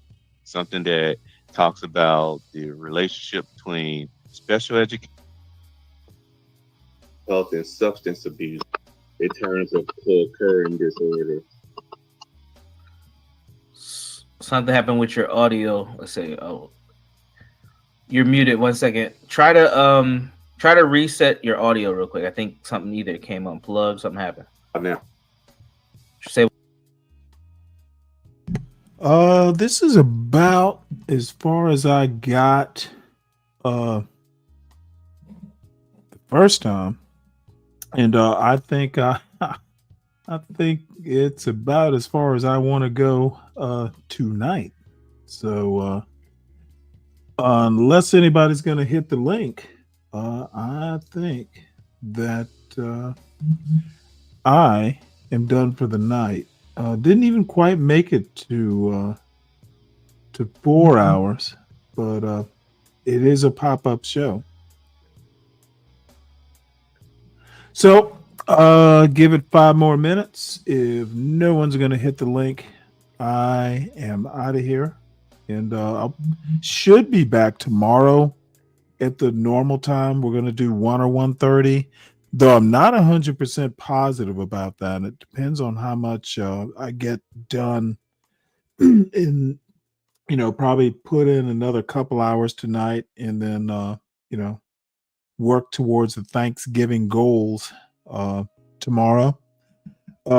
More than likely I'll be on, but I'll send out a post or something if I'm going to be delayed, or we put it off till Tuesday.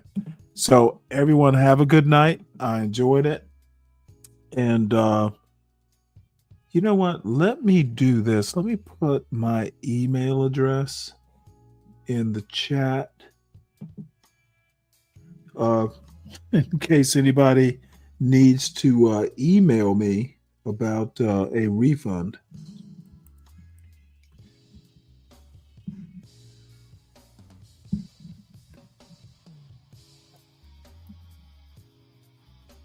Oops.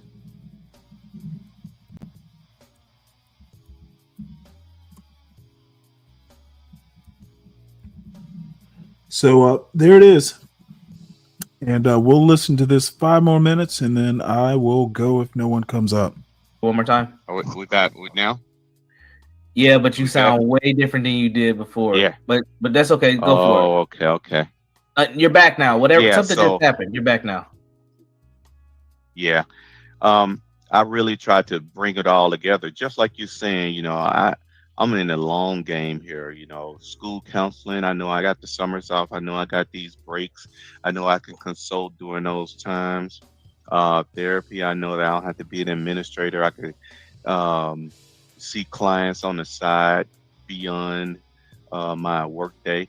The union protects me from overtime, so nobody's gonna say, "Oh, well, you got to work till the day's done." The union say, no, you're in a contract. So I can guarantee to see a client with the amount of time it takes for me to drive from work to get home.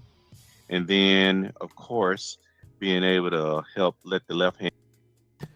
I don't know. I would actually have a question about this. It seems like mental health as a product, and I don't know whether that is ethically challenging, or whether I guarantee you it's probably industry standard, but it definitely just kind of makes the hair on the back of my neck stand on end. Almost sounds like commodifying mental health. Not sure I like that this spirit that and I'm sure it's unintentional, but the spirit of, hey, I can guarantee I'll be there. What are you, a plumber?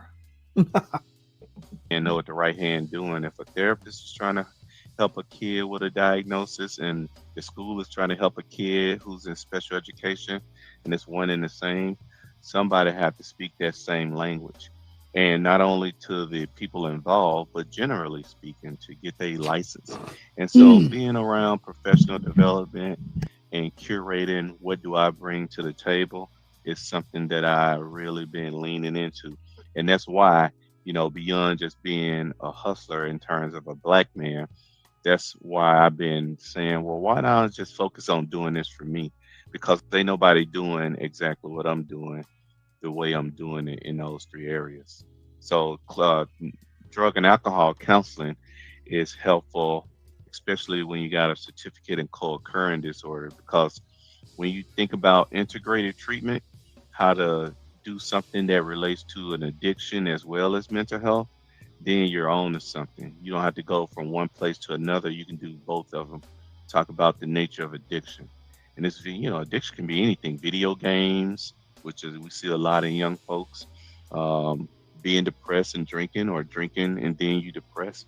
So being able to smoothly move from one thing to another has been helpful, and it's the information that people want to know, especially Black folks and people of color. They want to know and have it broke down in language beyond psychobabble and make it plain so they can feel more confident in getting help and being able to monitor. I'm not going to fuss at this point. It could just be me. I'm not gonna, it's a valid question and I don't have a rebuttal. They should make a couple bucks off of it. I don't know. I just think that, I'm getting a whiff of, commodifying mental health. But you also have to understand, King Pex, I tend to be a little persnickety sometimes. So, like I said, I'm not going to, I don't have a rebuttal to that, other than, yep, you're right. I can't say you're wrong.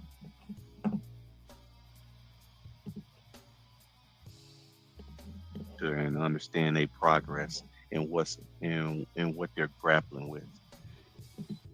Absolutely. Yeah. You said something that I've had conversations with early career clinicians of color, not just Black folks, but just other ethnicities. I've had a couple Hmong folks. I know I've talked to a few Somali folks about this too, where they're entering the field and they feel like their racial or ethnic background is going to be a barrier to them doing the work. And I'm like, man, you guys understand. You got to shift that. You got to flip that mentality. Like, it honestly gives you a little bit of an advantage because you have a unique perspective that's missing across the board. But if you go into it with a victim mentality, it will hinder you because you're going to be looking for shit that's going to stop you. But if you flip it, like, it may propel you into some spaces that you would think that you could do. And I've seen how that's worked for a few colleagues. Like, I don't call myself a mentor, but I do try to help people. When people reach out, I try to help as much as I can. And there's a lot of clinicians that they circle back like, dude, you were right. Like, you told me this like 5 years ago and it's working. And I'm like, I'm telling you, like, you can't come into this field thinking like, that it's gonna, like, you being a Black person or a brown person, whatever, is going to hurt you. Like this, there's an opportunity here because a lot of the need, and as quiet as it's kept, a lot of the programming is built off the dysfunction that a lot of people of color are dealing with. And so that's where we come in as fixers, helpers. All right. So just as an aside, I mentioned earlier that I had no idea I had a carcass and a couple like whole wings and some innards from a turkey I bought earlier this year. And usually I'll buy a turkey, besides Thanksgiving, I'll usually buy a turkey once a year because I don't like turkey that much, but just for a change. I'll buy a whole turkey and, break it down. So, in a way, it's fortuitous because that turkey carcass is gonna, I got, think probably 12 cups of turkey broth. I went ahead and put the bones in and, made turkey stock. So I've got, I think about 12 cups of turkey broth, which will help with the with making turkey gravy, and I should have plenty to spare if I actually decide to make like a bread-based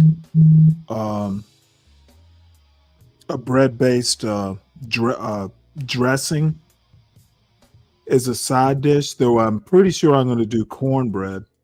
So that's why I'm talking about turkey pitas. I have to take those bones and strip the meat off the bones. I don't want that meat to go to waste that I, use to make stock with. You can season that up and put some onion and stuff in it, and make pita bread. I'm going to make pita bread. I'm going to take that scrap meat, season it up, maybe even a turkey salad. It'll be more like maybe a turkey salad. Do I have to? I have mayonnaise, but it's been in that refrigerator for a while. I make homemade mayonnaise, and I'm not even sure that I trust it. I guess I'll look at it, but homemade mayonnaise could be tricky. There's a way to preserve it, but it's been in there probably 3 months. So probably time to throw it away and make some fresh mayonnaise. So anyway, I enjoyed it, folks. I wish there was a way to make this more exciting so I get hundreds of people in the chat, but it is not to be, at least tonight. So everyone, please, recommend out the show. It tends to be calm around here, except for the occasional fuckery. I tend to want to do more serious bullshit. Relationships are interesting, and some of the normal topics are kind of interesting, but I want them to be more tangent to the actual stuff that I consider important. Actually, this Brandon Jones, Jimmy Heggs conversation here, way more important than, are black men worse than black women and vice versa. This particular conversation, and I kind of look forward to this banter series. Universal Jones, shout out to Universal Jones. What he's doing, this particular video, is it's important. It is serious, it is sober, and it is insightful, and people need to take notice of what Universal's doing with this particular series. And I'll catch base. I'm actually on his Discord, so I'll make sure and congratulate him. Now I have a critique, of course.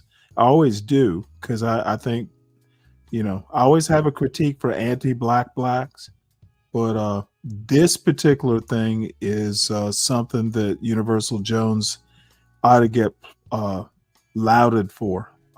This is important work, folks. So with that, yeah, me too. I'm excited. I want to see where he takes it. It's an excellent idea. And, I look forward to some great things happening with this particular tack that Universal is taking here. I am impressed, quite frankly. And I still have critiques, but, you can hold two thoughts in your head at the same time. Overall, this is impressive work. So salute to Brandon Jones and Jimmy Heggs. And I will see everyone tomorrow.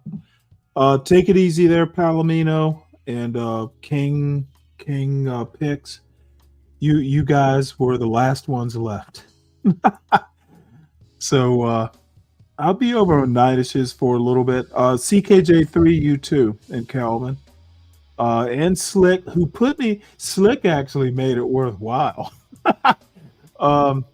Just to see the Mela Solid Snake. What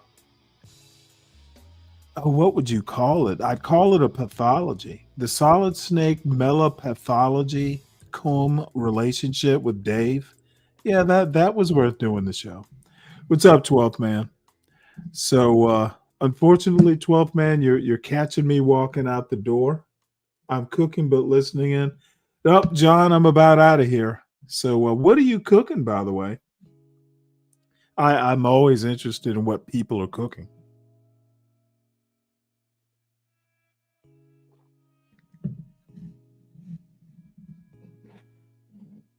And let's see, any other points of business?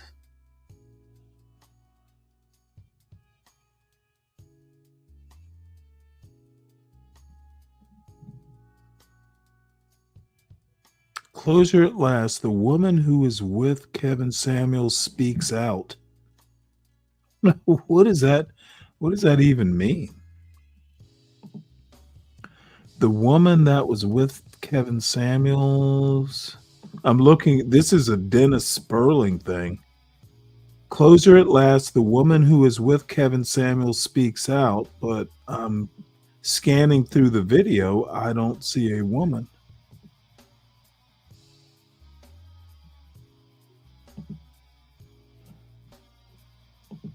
I was hoping to see the woman, but apparently she doesn't make an appearance on the Sperling thing.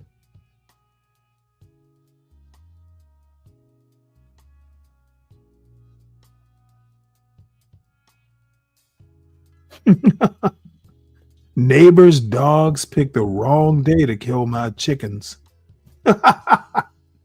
Wow.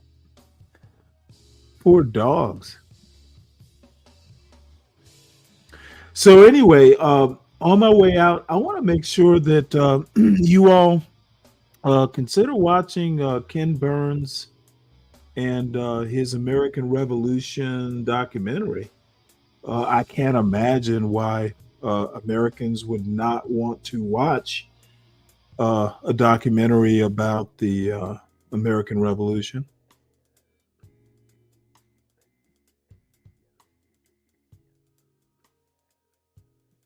Deep South Bama with Mr. Tom. Oh, we got to watch this. Hello there, Fluffy Muffin. How you doing today? Boy, it's lovely out here, isn't it? I think I actually 77 subscribed to degrees, this channel. And finally, the rain went away. Yep, you got plenty of food. Boy, ever since those cold temperatures, you know, that last Arctic blast, the leaves have been falling like rain. Yeah, they're everywhere. I just This is the best of the South here, and I kid you not. How you doing? This is quintessential some of your South. treats. This is That your why viewers the and South fans is the sent best you. place Yeah. to live. You We are talk looking to our gorgeous. pets. You're such a big boy. Yeah, Papa loves you too. Where's the rest of the crew? You're not going to say? You're just happy to be with your Papa today? Well, yeah. What's friends up, and 12 family, man? Today, What's up, Stanley? Mr. Tom's neighborhood. Nothing much. The skies have finally cleared up. You know, when I took you out the other day, it was cloudy and highly overcast. And it's been that way the last few days. Holy shit. And if you look, the ground's still moist from the rains last night. Oh my lord. His house burnt down. What in the fuck? That sucks. Yo, sucks. That's catastrophic. Yeah. I'm gonna have to catch up with him. Damn. You know, I saw his I subscribed to his channel. I saw the pop up. You know, and it said something about Phoenix, as in the bird. I had no clue that he was literal about it. And you know what? No, it doesn't sound like JB, Deacon Dave. Sounds oh, these dudes live within eyeshot of a cemetery. That must be interesting. Wonder what it's like to grow up there.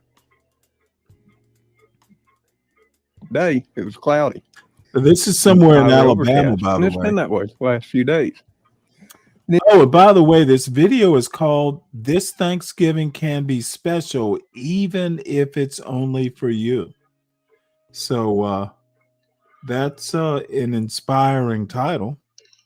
If you look, the ground's still moist from the rains last night, as are the highways.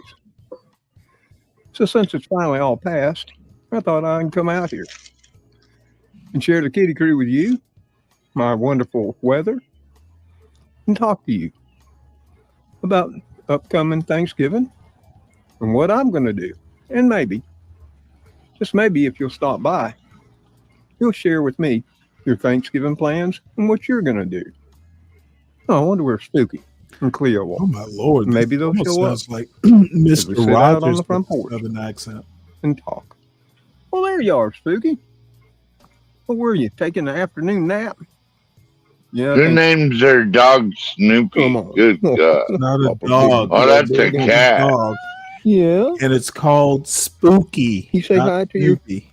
friends and family?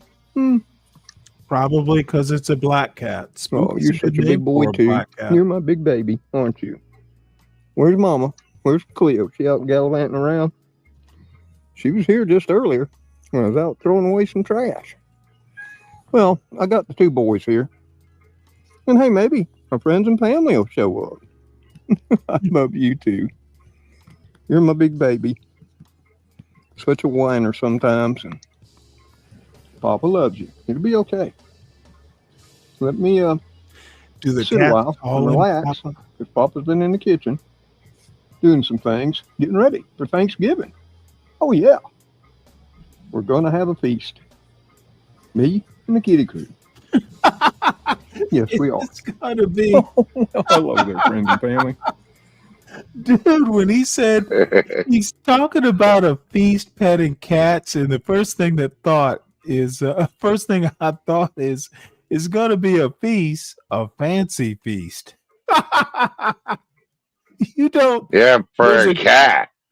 Yeah, there's a cat food called Fancy Feast. And that's the first thing that pops into my. Oh, he and his two cats are gonna have Fancy Feast for Thanksgiving.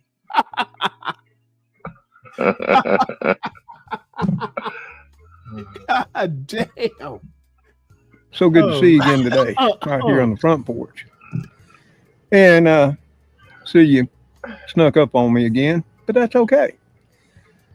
So, as you may have already heard, Where's the shine? I was out here sitting with the Kitty Crew. Shine, We were Spooky? discussing Did you bring the our moon? Thanksgiving plans, because it ain't going to be long. I mean, today's Saturday, and we only got for this coming Thursday to get everything rounded up, get in our mind what we're going to do and what we're going to prepare, and who we'll be sharing it with. And I thought, hey, if you wanted to and you got the time, pull up a chair, grab a cold drink and a snack. Now I'll tell you about what I'm going to do, and maybe you'll share what you're going to do too this Thanksgiving season. Okay? So, yeah, as you can see, we're out here with the two boys. And as always, Gracie's asleep in the house. She sleeps a lot.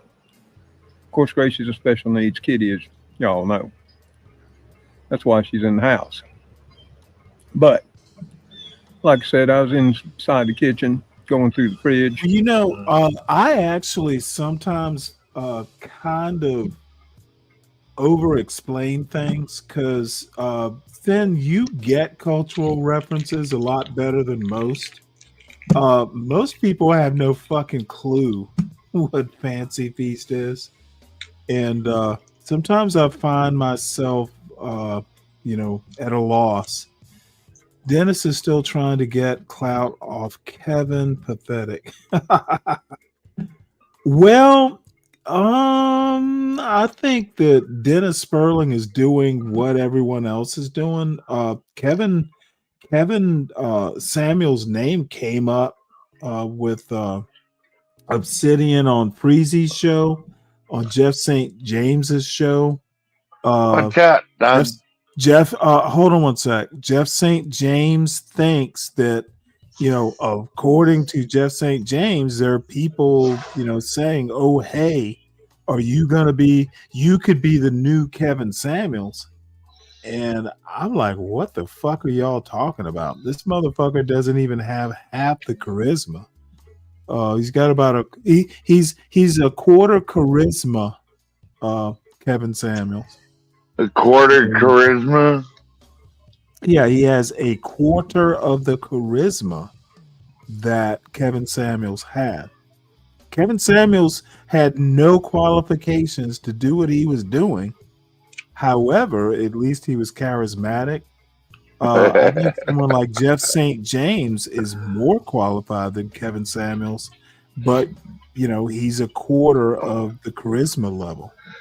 So no, he won't be. He will not be the next Kevin Samuels, and neither will Obsidian.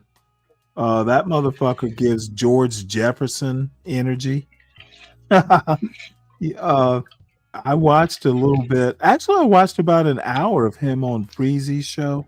Dude, I'd swear it was George Jefferson. The herky jerky, just for some reason his mannerisms reminded me of the Jeffersons. And hey, Stanley, the Jeffersons might not be that far off with the way they're building robots and shit. You'll have Rosie cooking that's like, I have no clue why robots are entering into this conversation.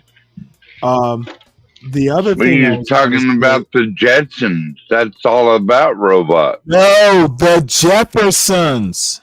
Did I say? Oh, the Jetsons. I'm sorry, I meant the Jeffersons. If I said Jetsons, you know what? I might have said that. Anyway. Jeffersons, Obsidian gives Jeffersons. I love the Jefferson. George Jefferson vibes, that herky jerky, energy. And I was also gonna say, Sin, I don't know if you probably did because you're everywhere. Sharon talked about did a whole a show on his interaction with Obsidian. Was it last night or the night before? I can't even remember now. But let me make a quick point. And I did not watch Sharon's show because I wasn't particularly interested. I actually saw some of Sharon's interaction with Obsidian. And doing a whole show about that interaction, I wouldn't have done it. We know what Obsidian is. Why is Sharon getting up there trying to, do the bully pulpit like he's gonna change people's minds? I sometimes I understand, it's a grift. There's money to be made. I just kind of wonder if I ever get monetized, if I'll change like that. I worry about my soul. And I wish I could play a Tracy Chapman song right now. All that you have is your soul. I know I've mentioned it before. These motherfuckers, dude, how do they sleep at night? I just like, what the fuck are they doing? Tracy Chapman, that sounds enlightening. Is that a racist name for a black cat? Well, is a cat a race? Is a black cat, is that like a cat subject to race now? You'll have to let me know where you're. You should ask my. Okay, god damn it, dude. Let me finish what I'm saying, please. You'll have to kind of expand this thought. Cats don't have races, and spooky. I didn't even think race. That's the name of a black cat. Stanley, ask my dog if cat is a race or not. Never mind. Help me out. I'll just sign off since I can't talk. Okay, motherfucker. You know what? Yes. See you tomorrow. I don't know that cats have race. And god damn it, why is this fucking panel a fucking carte blanche to just come up here and talk about random shit? Where does it say in the title that this is an open panel? How about when you come up to the panel, let's talk about what I'm talking about, not the goddamn other way around. I never do open panels or rarely do them. Why does everybody fucking think they can come up here and just talk about random shit and change the topic? The fuck? Dude. Somebody tell me what vibe I am giving that I'm the fucking plastic man. You come up here and you can just fucking talk about the Jetsons. Dude, I promise you folks, when the panel is open, I will literally include open panel in the topic.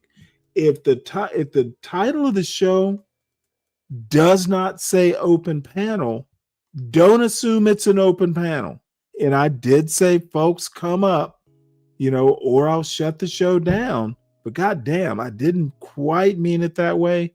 Somebody, John, next time you come up, we're gonna have to put some rules together that I can post when people come into this chat.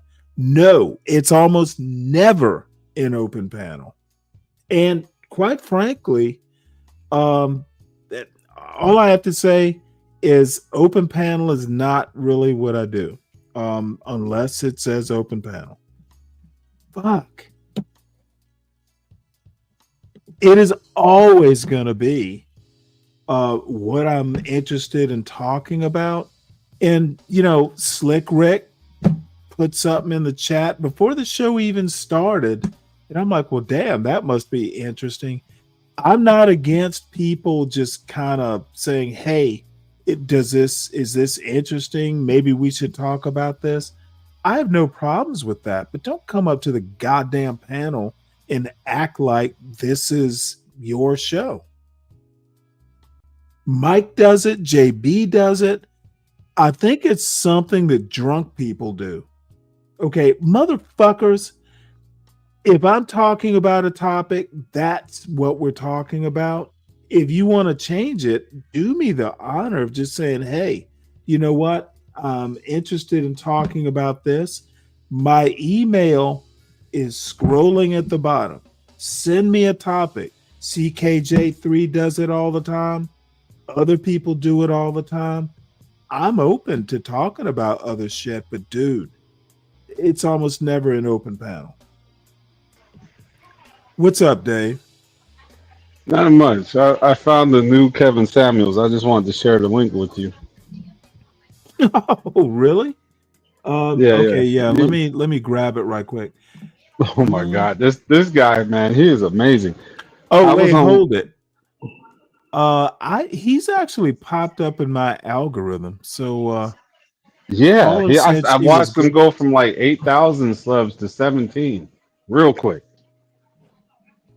Well, let me put it to you this way. 907 Eats went from, something to a lot of subs too, and she does food. So well, yeah. But this is like the dating and mating sector, I guess. He's rising to the top in that sector like Kevin did.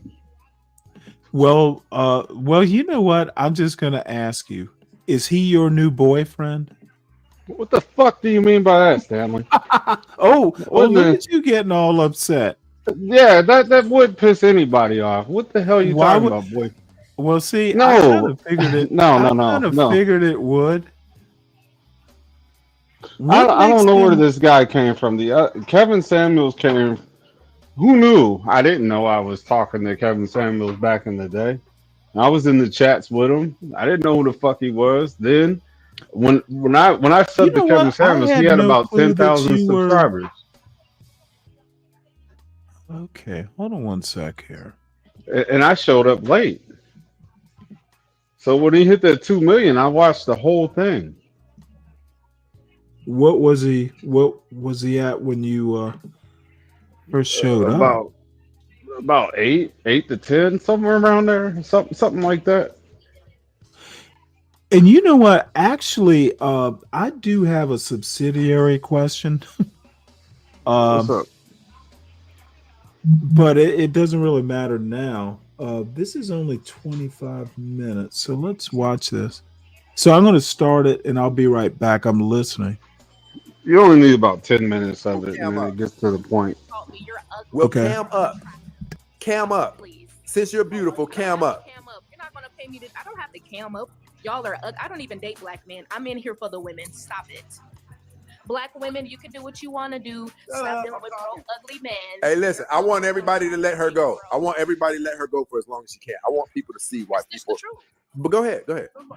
Somebody Listen, women. Listen, women can do whatever they want, and y'all are mad because you can't control women. That's it. You cannot control black women, and guess what? Black women influence other women from other races. This is why they come from all over the world. So why are those other races of women married at higher rates than black women? Because black women don't want to be married. Oh, so why are they all over social media talking about where are the good men? They're going to get married to non-black men. They can't. Non-black men don't want them. Non-black men are marrying women, black women. Sorry. What rate?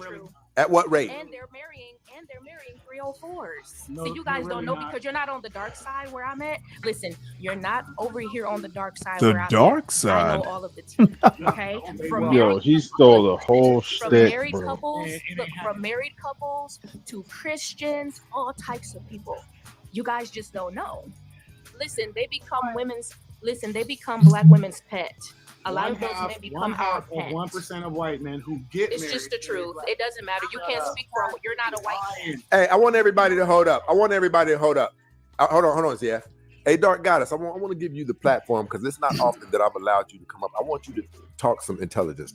Give us some information that might help our lives. Give you some information. I can talk to the women and say that the women. Well, no, hold on. But men want help too. Men want help too. You don't have any children. Listen, Goddess, give us some life-changing advice. We want to be better. Tell us what we can do to be better. I think men should do whatever women say. Well, go into detail though. Give us some type of education behind it. But listen, I'm saying, can you give us any, from an intelligence perspective, tell us something that really can benefit us from an intellectual standpoint? Well, firstly, you have to be emotionally intelligent. Okay. You have to be able to go make money. Okay. How do we go about? Hold on, us brokies. How do we go from being broke to going to making money? Tell us. From other men. You should be influenced by other men who are powerful. So how do we get next to those powerful men? Because we brokies right now. Well, I know a lot of black men who like to deal with white women to get next to white men. That's a way. So you can go date a white woman to go get next to a white man, and then hopefully that if he's cheerful, he'll probably give you a little bit of, I don't know, some detail on getting some money, but he probably won't. Well, we don't need him, Goddess. We want your information. But you do, though. I believe you can help us because you're a very intelligent woman. So I'm asking you to give us the steps. Listen, you was calling me all types of names. I was thought it wrong. So funny. I was and wrong. Hilarious. I've never called you a name. Listen. I've never called you a name. Hey, Sam, his sexuality But is as you funny. can see, I'm very. There's nothing funny about Sharon Bracey. That dude's, he's like a like Hood Conservative says, he's a non-practicing homosexual. And you can see it from Okay, miles away. well, and let me just say this. I don't think Hood Conservative is the right messenger for that message. I like Hood because Okay, no. It's got nothing to do with like. Hood Conservative is rather effeminate, and sometimes it's the pot calling the kettle black. When he calls me, what was it, Stan Leisha, or is that Blackbird? I can't remember now. Bottom line is this: I don't even think there's anything that wrong with being a little refined in your delivery, but something someone said on damn it, I can't remember exactly where I saw it, but people need to have enough self-awareness. Like, you rarely hear me calling other, content creators effeminate or, things like that. Because look, I'm 60, my voice isn't the deepest voice ever. I like books. Someone asked me on Nightish's panel, it was Savage, asked me, did I wear gold chains or some bullshit like that? And I think I caught him off guard when I said, fuck, I hate jewelry. I don't even wear a watch. Jewelry's just not my thing. Bottom line is, hood conservatives should never talk about another man's sexuality or effeminate behavior. Man, this is a very, very, because very the motherfucker has a lisp, and a very noticeable lisp, and he is just not God's gift to masculinity. There is a very distinct difference between hood And conservatives. you and I would disagree on that. I think hood Bro, conservatives. you couldn't even tell when there was a man woman on what show was we watching? You seem to want to pull me away from my critique of hood Yes, service. I'm clearly pulling you away from your critique because you couldn't notice the very visible line. Understand, Dave? I'm not talking about what hood conservative, him trying to figure out whether somebody's a man or a woman or trans. I'm talking about his critique. Okay, he should never critique another man's sexuality or masculinity. He is not. Dude, it's a big difference between Sharon Grayson and hood conservative. I don't understand what you don't why see. you feel the need. I don't understand what you're looking at. It's huge. Okay, a huge gap. Okay, again, I can't finish my point because you're getting all defensive about hood conservative. I'm not. I'm just saying that there's All a I'm very, saying very is big that difference hood between. conservative is not a paragon of masculinity, and he should not be critiquing Sharon for being effeminate. Because Is Sharon effeminate? Okay, again, I cannot complete a point, and I can't figure out why. No, when you said because, you're adding to the point you don't already know made. why I'm I talking about the cannot point you just complete made. My point. Why are you defending hood conservative? Just the same way I defended Pearl. Like, you guys are just objectively wrong. Okay, And you defending just Pearl you is a continue to talk totally and build different on a point that topic, is which objectively probably wrong. problematic. But what I'm trying to say is, a man with a lisp. See, I'm not used to Not panels, be- and this is Oh, that God damn it, continuous dude. railroad When am I bullshit going you to guys be able do. to complete a sentence? It's your show. Go ahead, Stan. I just made it to the fucking comma after lisp. A man with a lisp should not be commenting on another man's effeminate behavior. He's not the paragon of masculinity. That was a period. You're done, right? Yep. Okay. I don't think that you can tell the difference between Okay, feminine. we're not No, I'm not talking about done. I me. didn't give you a period, did I? No, let's be fair. Let's be fair. I'm going to finish my point. Dude, I know, but come on, the Stanley. You got to be fair to some of rules these do not conversations. apply You can't just say evenly. shit and then build a big ass straw man and cut me off to build a bigger straw I man. literally Because you know I'm said cutting straight to I'm the not point. the paragon of masculinity either. I Did think you there's not a clear hear me say difference that? between you and Sharon Bracey. There's a clear difference between Hood and Sharon Bracey. There's a clear difference between Well, no. RuPaul Sharon and has Sharon problems, Bracey. but his effeminate behaviors are not his biggest problem, in my opinion. Who, Sharon? Yeah, I don't care what he does with his hands. I don't think he's an intellectual heavyweight. Listen, I got more respect for RuPaul because he doesn't deny it. Sharon is in denial. And Hood Conservative doesn't ping anybody's gay radar. He might have a voice that gets a little high sometimes, but that's about it. Okay, Or I a didn't list. say he was pinging gaydar. I No, said Sharon pings the gaydar. There's a big difference. Some of Hood Conservatives' behaviors are effeminate. Behavior. Yes. How do you distinguish a behavior? Well, from let's start with the speech impediment. That is not a behavior. That's a Yes, it is, dude. He is a no. grown. That's not a man. behavior because You it's can- not something You that know, you turn there's on or such a off. thing. This thing called speech therapy. He's maybe a little tongue tied, but that's like a physical Tongue thing. tied. Maybe I don't know. It doesn't. Isn't that what causes the lisp? A tongue tie? And you know what? Sin brings up a good point here. If nothing else, Sharon is married, and you know, I've seen his wife. I think she's been on camera once or twice. You know, You think that's you've something seen her? You think? that's something. Well, let me put it to you this way: You know, that Sharon doesn't seems sound solid. okay. Sharon seems to be able to keep a woman and keep her happy. I can't say the same thing for Hood Conservative. All he does is complain about women. That's his beard.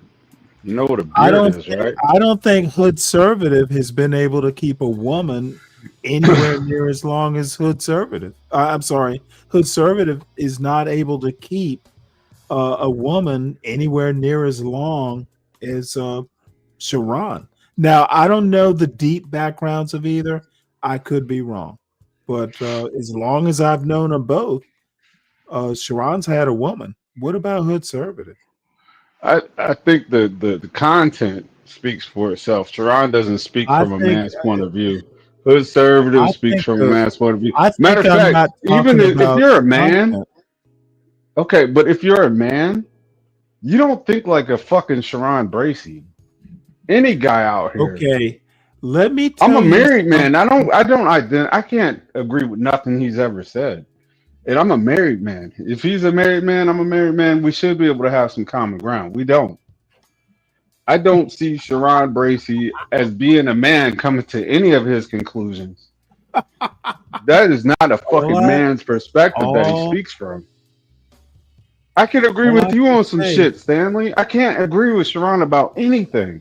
Okay, well that's fine. Dude, so I don't agree with. Look, Sharon on paper, Sharon and I should actually kind of be simpatico. Right, but are you? Because we're probably on the same side of the aisle, but we're not. I think that he is not that politically savvy. I don't think he's that. He doesn't know history. All he really talks about is relationships, and you know, maybe that's his bailiwick. But the Right. one thing I can say is that Hood Conservative should be the last person critiquing Sharon Bracey on any sort of scale of masculinity or spectrum of masculinity. Hood Conservative fails one particular thing that all men would be able to agree with if they're into this sort of critique. The man is married and seems to be able to keep a woman happy, not so for Hood Conservative. Period.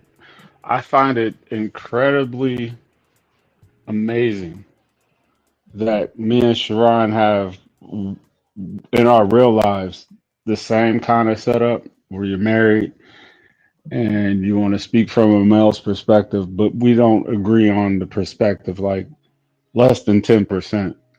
Does And if Sharon even speak from a male's perspective? no, he doesn't. That's my point. Okay, well then what are you talking about? You would think that there would be some common ground between all the live streams he's had, and even when I try to listen to him, he just doesn't speak like a man.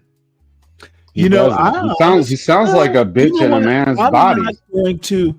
I'm not going to disagree with you.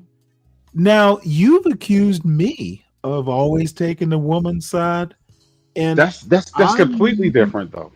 I'm not going to even dispute that so much, but I take a woman's side as a man. It's more like, woman, step behind me, let me defend you. And I can understand that. I can actually understand where you come from. But Sharon sounds like he's worn panties before. And he sounds because he's like most men this, most men that. And it's like, hold on, are you saying like us as guys? Or are you saying like guys you've dated? And that's what I see. It sounds more like guys he's dated more than something that I could actually identify with. I can't. And I'm being dead serious, and I'm not. Oh no, I'm not trying. Do you hear me cutting you off? Well, I just want to let it be known, like there's nothing as a man that I could identify with what he's saying. He literally critiques men from a perspective of a female, and that is troubling to me because the issue that they have with download dudes and all this other shit, that's what it sounds like to me. I have no experience in that lifestyle, but this is peculiar. Well, all I have to say is, I kind of, if I had my life to do over again, I would actually do, a more intellectual pursuit. I think the Navy was actually pretty cool.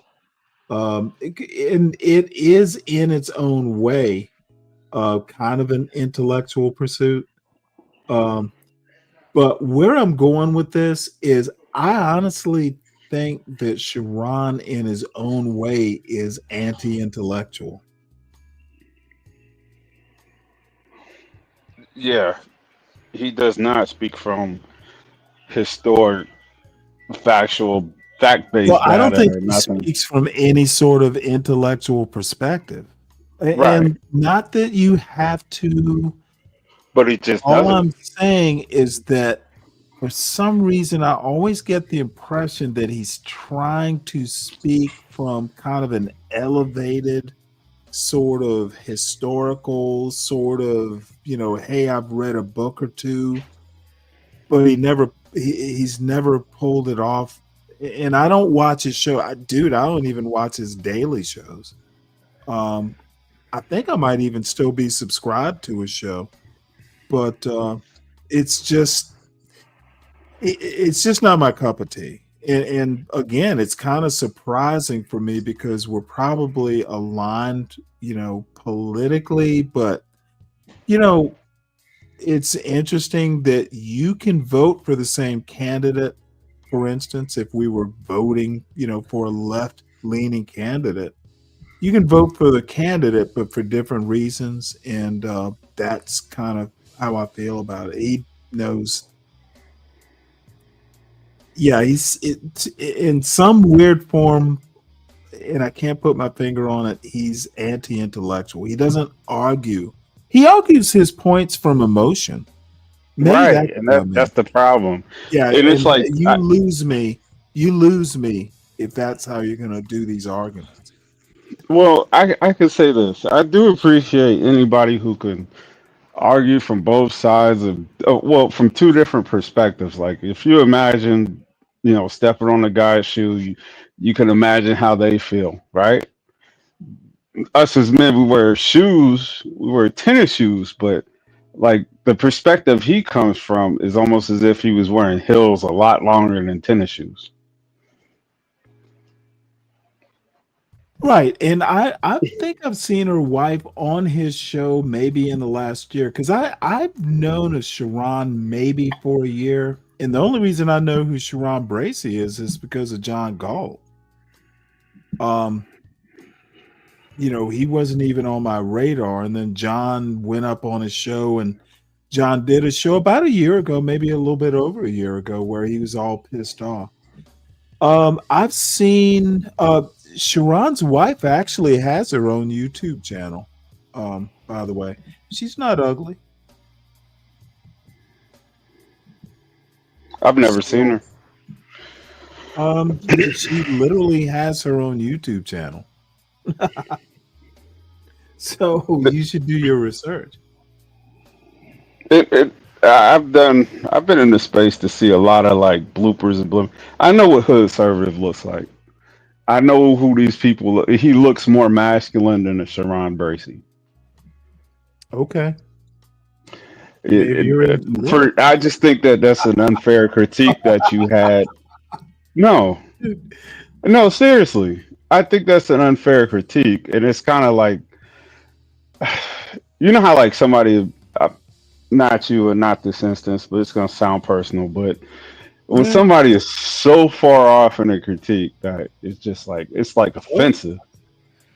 I kind of looked at it the same way. There have been, dude, you remember SKC and I've known SKC for years. And I don't exaggerate. Where I know SKC from a fucking Discord that I've been on for probably getting on. My son's 19. It's possible I've known SKC for 4 or 5 years. But through Discord is where I initially ran into him. So it was a political Discord. Someone who's actually been on this channel, but he's not a YouTube sort of person. And I totally changed my mind about SKC. Once we got up and kind of, hashed it out, chopped it up, or whatever they call it. I'll never agree with a lot of SKC's bullshit, but I do respect the man. And I respect that I can follow his bad arguments, at least. Well, you kind of know the origin story too. I cannot follow his arguments. It's too emotional for me. And there's nothing wrong with emotion, but you got to blend it, dude. Even if you're emotional, you've got to have an intellectual base from which to, dive into the emotional pool. Horrible analogy, but I'm going to do it anyway. You get me with your intellect. You get me with how you arrive at your ideas, your ideology. Sharon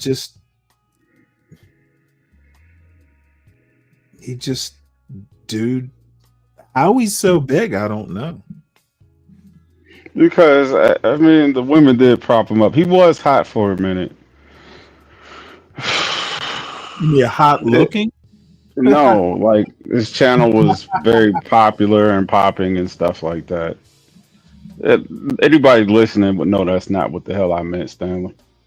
I mean, I know you like your one-liners, but nah, man, that ain't it. Hey, I would be nothing without my one-liners. And it's even better when someone takes them about 2 minutes to go, what'd you say? But I gotta be the most satisfying guest you get up here because I'm slow as shit. Look, all I have to say is I don't think John Galt and I will agree, but for different reasons. Look, let me tell you what pissed me off. Sharon got up there. I was listening to his show once, not in the not too distant past, maybe 3 months ago. And I don't even remember what the point was he made, but I was like, well, Sharon, you're wrong on this, and this is why I think you're wrong. And dude, he fucking it was his point was ungrounded, and he saw my comment, and then he just kind of fucking blew off my comment, which is fine, except I was right. He had no solid basis. His take was emotional, and I was like, dude, you have no proof of his point. And he just kind of blew it off. And hey, he's the host. Essentially the way I felt was he's like, fuck you, Stanley, I'm gonna feel this way. And that's fine.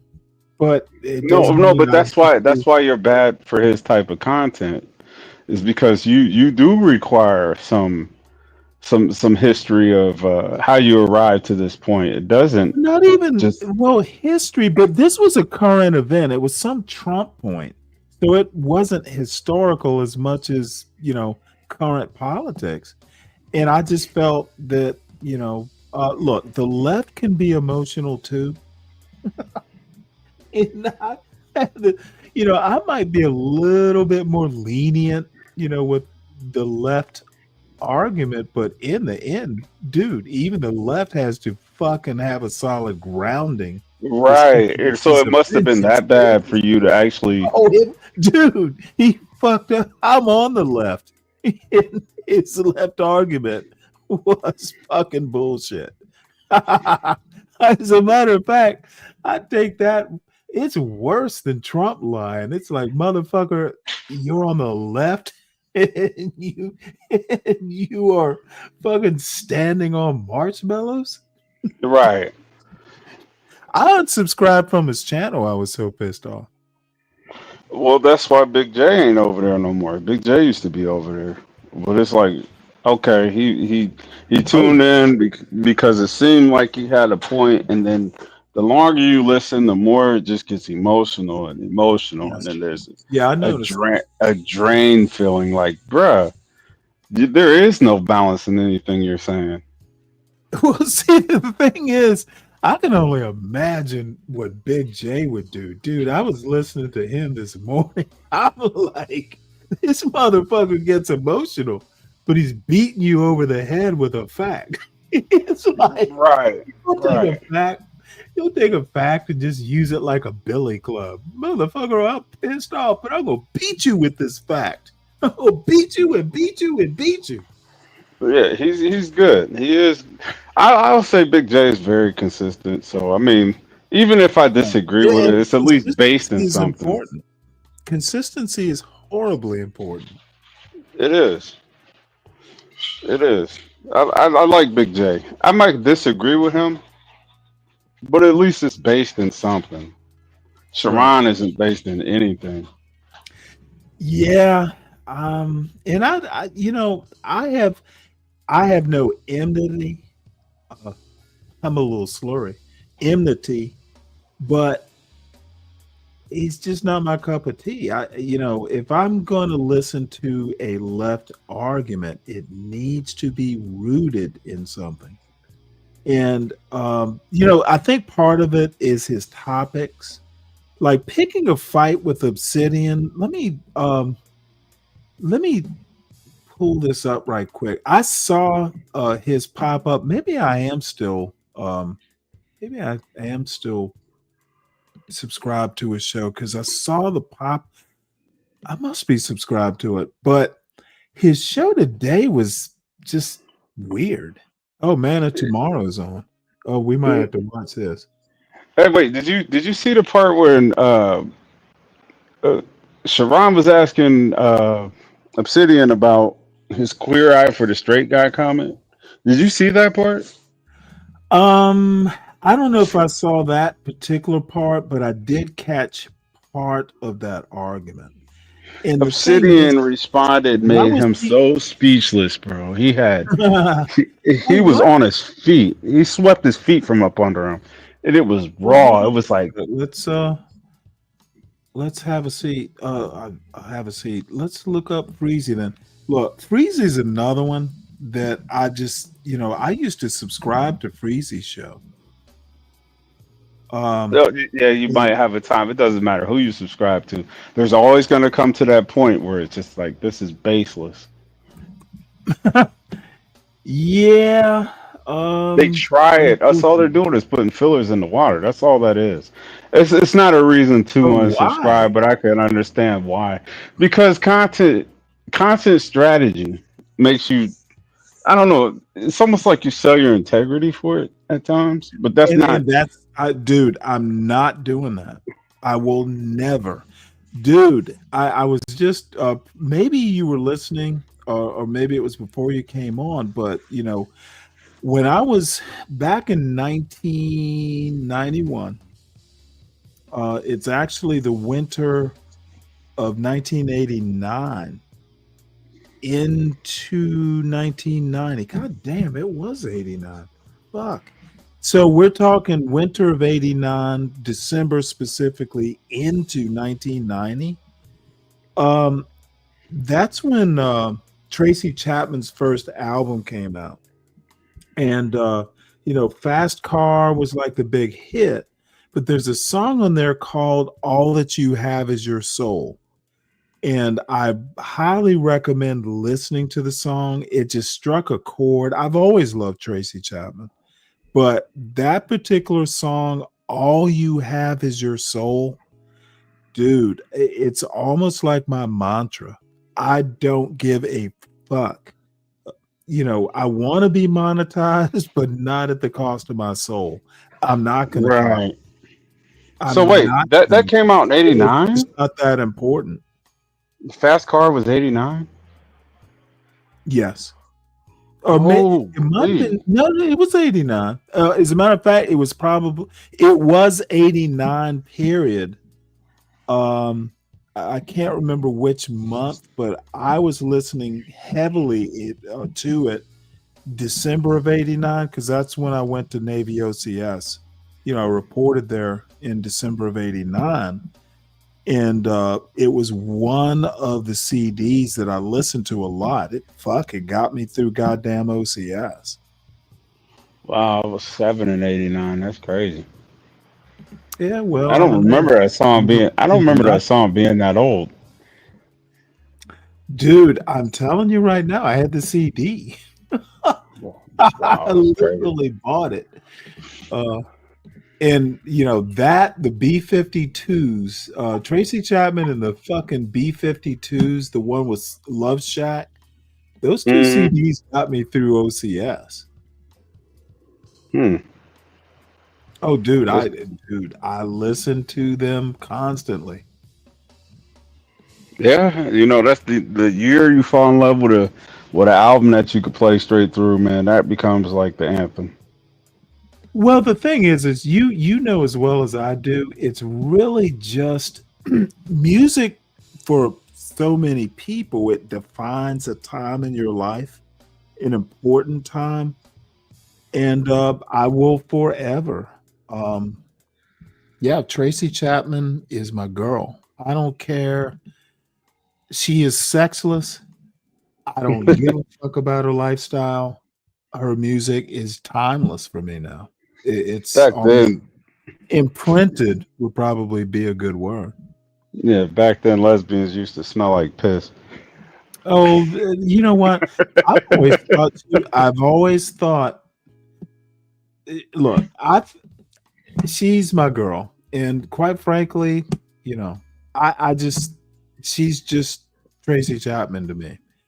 So I'm up to listening. I caught the end, towards the end of the broadcast, where Sharon is up there having his one-on-one. You know what? Muse. You know who she is? I didn't know who she is, but she made an impression on that stream. I thought she did pretty good. I think many will fucking probably go, Stanley, what the fuck are you talking about? I think she's attractive. I didn't see her because I'll be at work when I listen. Hmm. No, it was another woman that joined. Okay, so she's the chick that reads off the super chats. Well, she also asks intelligent questions. She's not dumb. And you know what? I think she's attractive. Not that I'm gonna, hop through. No, I know what you mean. But you gotta admit this one thing though. Obsidian showed his ass on this panel. Like I thought he was gonna get. That's why Freezy invited him back. I didn't watch the whole thing. I watched the whole thing. I thought he was gonna get cooked. Really? And he cooked everybody else. Like it was like at one point it was like 8-on-1. And he still showed out on top of that. I can admire that. The one-man army thing, yeah, man. That's some. Well, that's kind of how I think. Yeah, you're capable of doing it too. I seen you doing it on CTs before, and I was like, "Yo, Stanley's a motherfucking dog. Look at him." the 8 people over there trying to shut you down, and you got them all verklempt. Is that the word, verklempt? Yes, it's the word. The only 2 people I've ever seen do that. Yiddish. Look, there's 9 people, so Freezy's not going to be attacking, but and Muse isn't attacking. Okay, so we got what, about 6 on 1? Yeah. No, 5 on 1. A little bit of it. I really want. Look, this is the weird thing to me. We all know that Obsidian is the celebrity. You are not going to change anyone's mind. This is one of those situations where you got one side versus the other, and they're both in their fucking trenches, their foxholes, and they're gonna snipe back and forth. It's almost like I'm gonna make a World War I analogy. You know, they're gonna go back and forth, but in the end, it's gonna be a stalemate, and no one's gonna cede ground. Nobody's gonna gain ground. This was the shit that I admire. The way he handled himself on this panel, I admire the way, like seeing you on CTs and seeing this right here. There's 2 different masters just whooping everybody's ass like Bruce Lee, and all taking on all challengers, man. Well, let me put it to you this way. This is why I started looking at Muse. And look, I'm older, and you know, you young bucks. I'm already there. As you get older, you start being a little bit more forgiving of women. You know, if you got a pretty face, that, you know, to a 60-year-old, that actually will be. Maybe it's not different than when you're younger, but the way she questioned. And it was a little too feline for me. She was a little too unctuous, a little too deferential, to be honest. But she's also you like want to get the head chewed off? I didn't watch the whole thing, so maybe she had her moments. But she's also self-aware or situationally aware enough to know that, hey, I'm the only woman here. I don't want these motherfuckers dogpiling. So she, you know, hence the feline.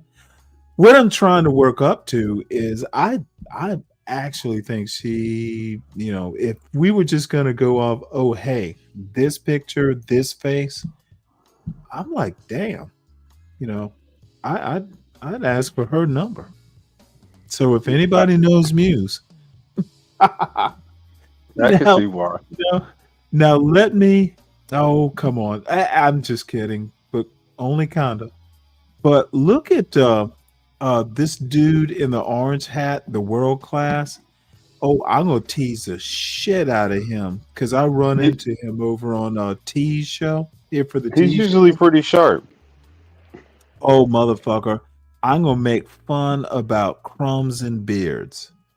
I'm just gonna go ahead and telegraph where I'm gonna fucking, oh dude, I'm gonna go in heavy like, motherfucker, you were eating Pop-Tarts, and the only reason you didn't win any of these fucking arguments is, dude, you shouldn't be on camera when you got Pop-Tart crumbs in your fucking woolly, shaggy, unattractive beard. Y'all look like a caveman. Hey, your critique is your critique. I'll take Oh your no, word for it. motherfucker! I'm just doing it because we're frenemies. He just needs to feel pain. Oh, okay. Yeah, it makes more but sense. see, you know what? That is so funny you say that, Sin. I didn't catch the abrasive part because like I said, I didn't really watch the whole thing. Abrasive, I dated well, I won't go that far, but depends on the abrasive. It might, you know, let's put it to you this way. A loofah is something that will be good for your skin because is she abrasive or is it exfoliating? That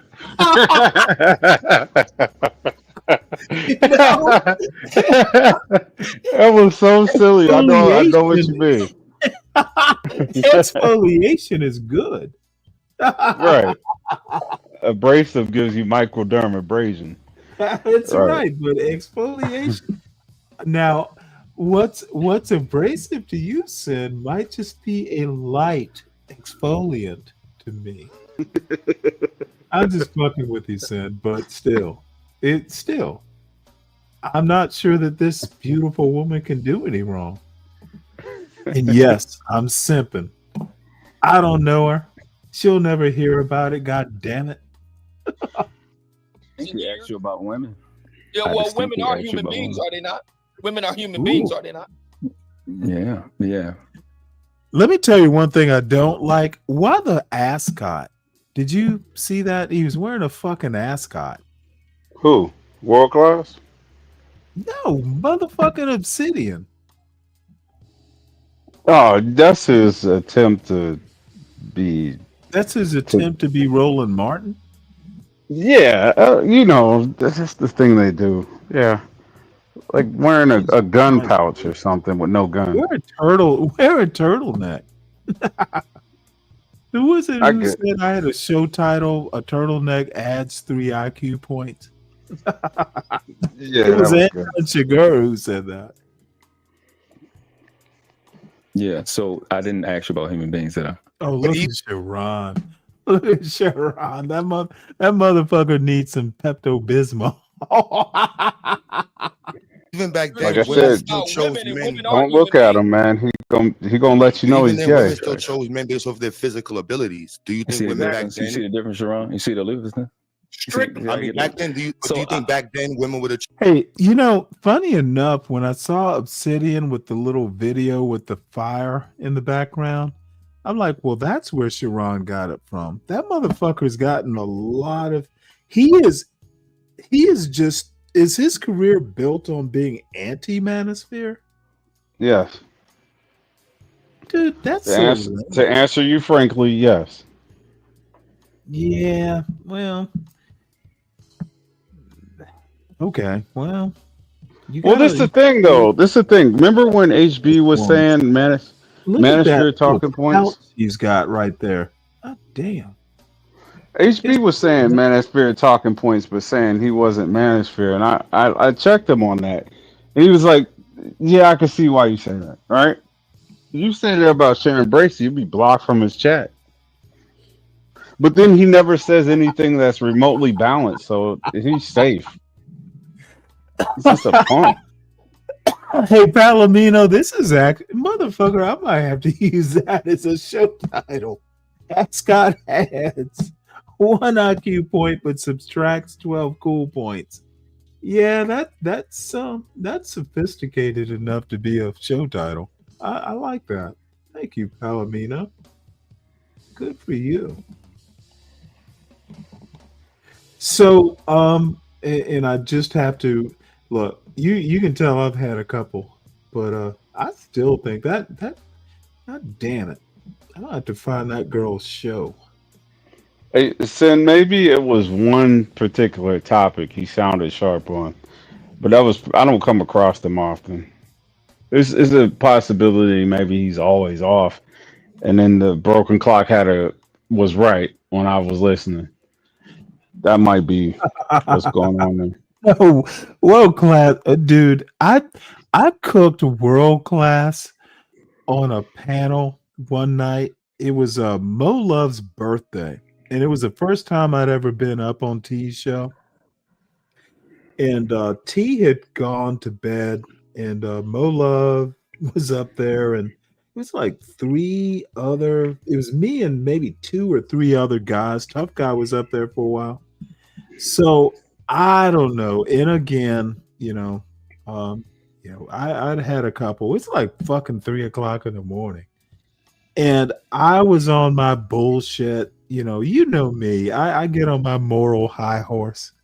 And I was fucking something like that. And dude, I know I could be a dick.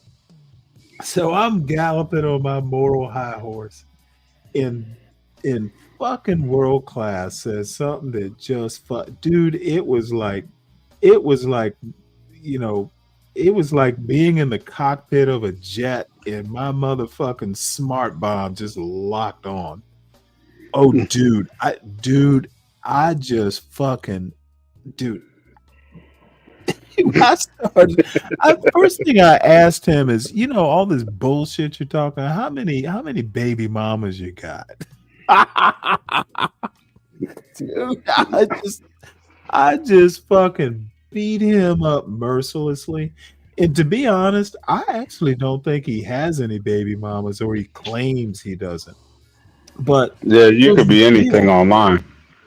Well, here's the deal. The answer he gave me was a soft answer, as in, it wasn't like, what the fuck are you talking about? I don't have any goddamn baby mamas. I'm married. One wife, one child, or one wife. It wasn't a chiseled answer that couldn't be. It was a soft answer. It was blurry around the edges. And I know that motherfucker. He might be married, but goddamn it, no, motherfucker. There's something sketchy there.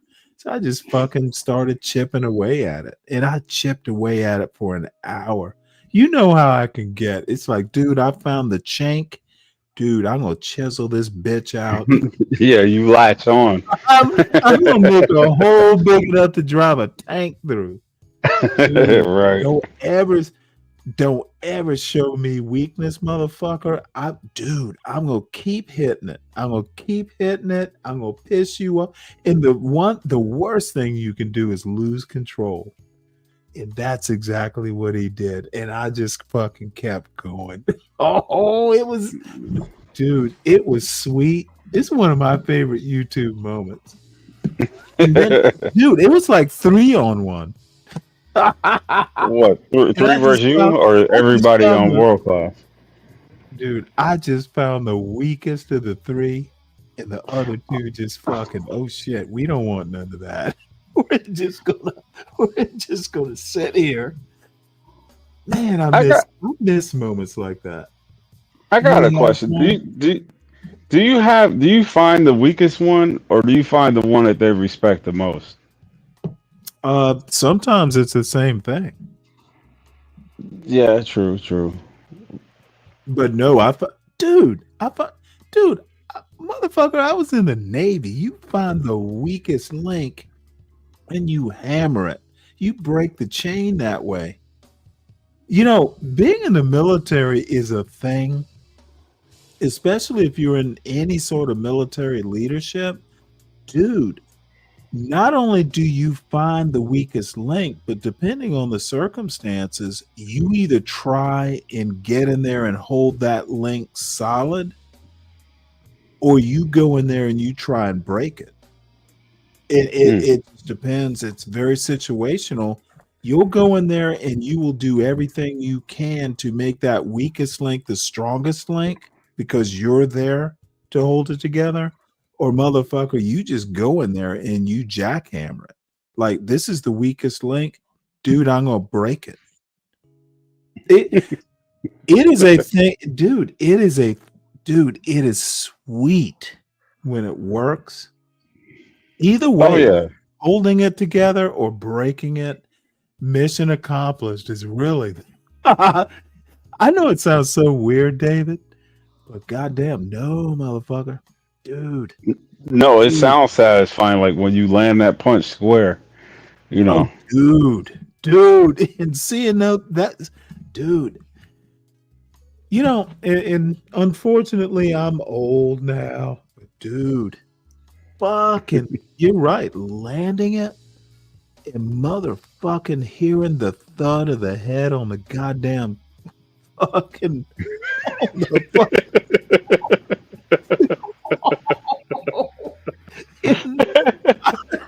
It sounds so fucking, dude. I sound demented, dude. No, I get it. That's why it's funny. Dude, I want to hear the thud. I don't, dude, I don't need a medal. My reward is the thud. Right. So don't give me accolades. I don't give a fuck. I just want to know that I broke a man. Dude, Right. dude, I used to do that all the time. Dude, I can tell you stories.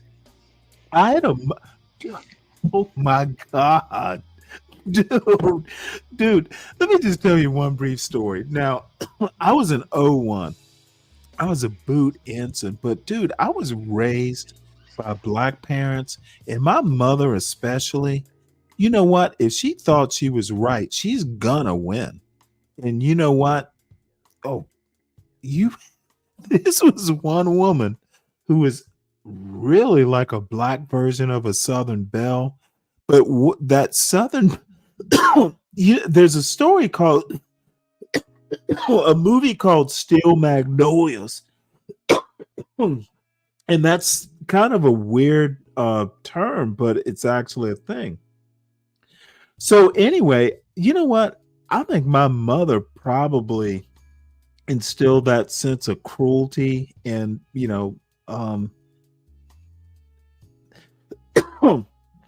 sometimes women don't have principles. If it comes, I think women are better at teaching win at all costs when it comes down to it. Now, it should never be a standard practice or standard operating procedure, but I think certain women are actually good at winning at all costs.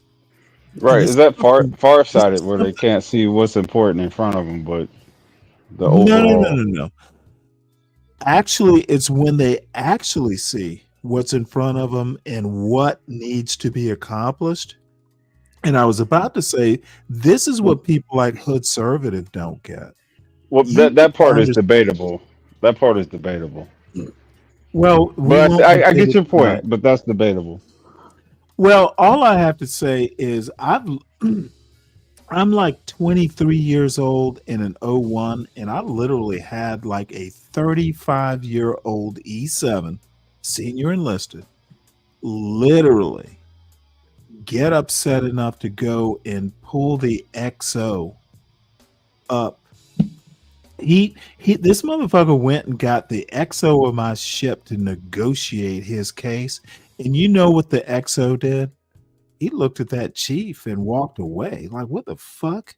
That's your officer, motherfucker. Walked away. Dude, I had a 35-year-old motherfucking like 15-year E7 close to tears because I gave him a goddamn order and wouldn't back away from it. And I'd been on that ship. I hadn't even been on that ship a year. The motherfucker, my parents are black.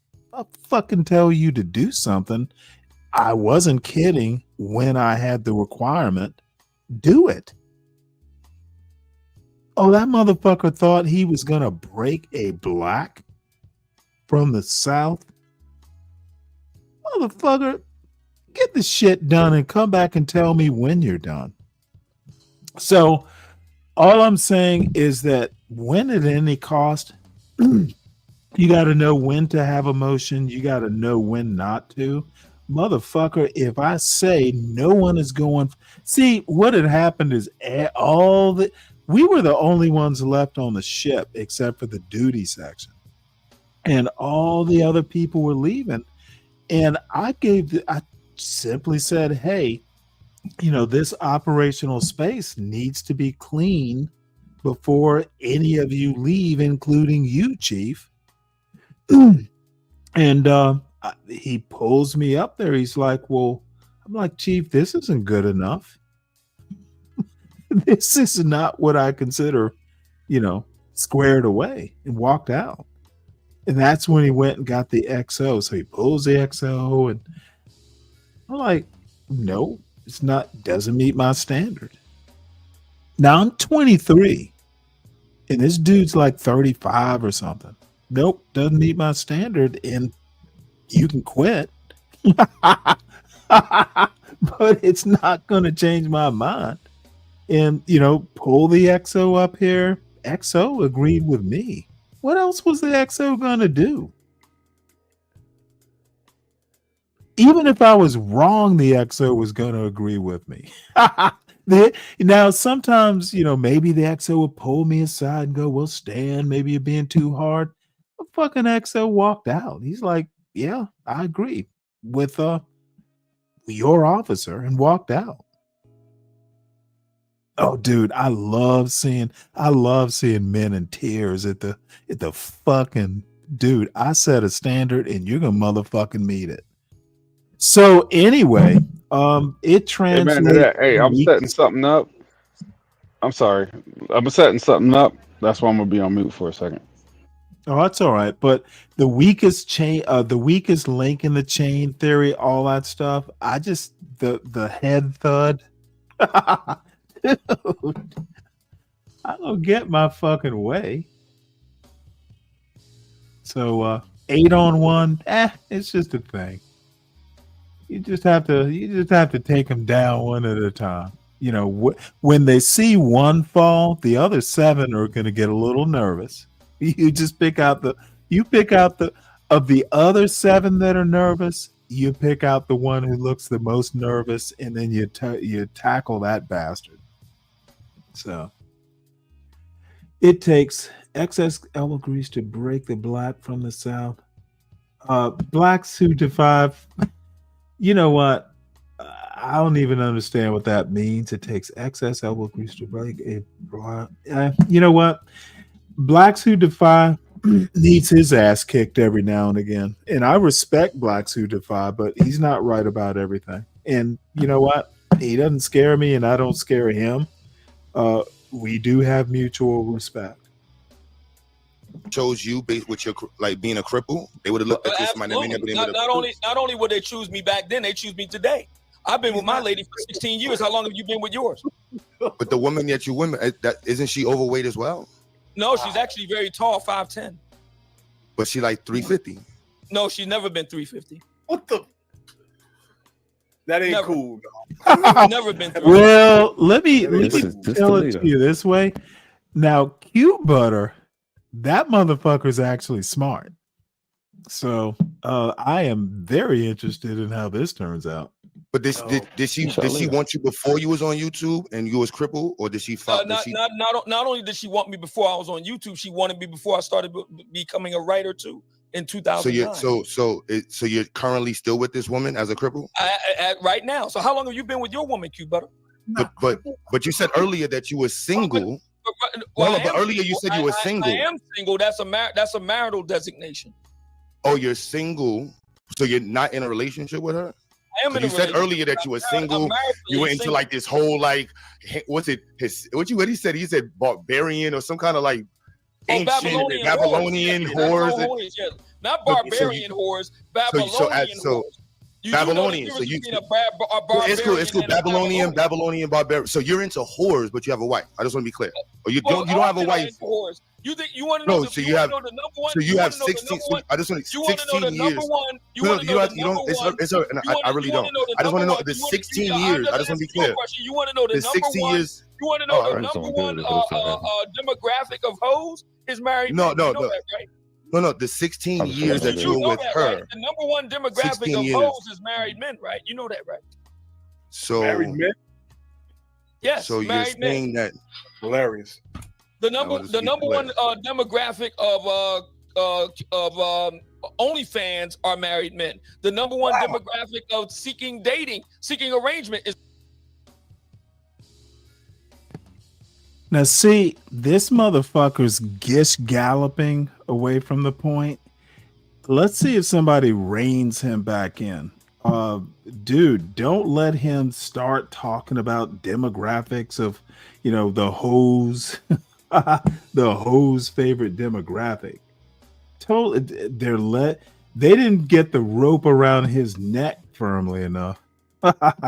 Married men. The number one demographic of Ashley, what's the name of that? Ashley Madison is married men. All of these are married men, not single. Why? But earlier you said you made it, you professed as if you were single and you was this dude having this great life at 60, but you're still with the same overweight woman. Well, first of all, is he 60? I'm not 60. Number two, I'm not with an overweight woman. And number three, you don't know a joke when you hear one, Q, but that's the problem. Wait, hold Let me clear, you are crippling overweight though. But you are. Let me is he 60 or was it 16 years overweight? No, he's younger than 60. Oh, okay. They was just throwing that age out there like he looks old or something. I'm still looking at this Muse character. Damn. First of all, maybe it's the lighting though. Number two, I'm not with an overweight woman. And number three, you don't know a joke when you hear one, Q, but that's the problem with That's when we clear, you are crippling overweight though. But you are crippling overweight. And let me tell you something. I know Sharon is just trying to, it's the popcorn thing. Dude, chewing on camera, motherfucker, turn off the camera. God damn. One of which you were born as. You got to stick up your ass all the time. You don't know a good joke when you hear one. That's gay. But pause. We say pause to that. But I just want to be clear. Just not classy. So.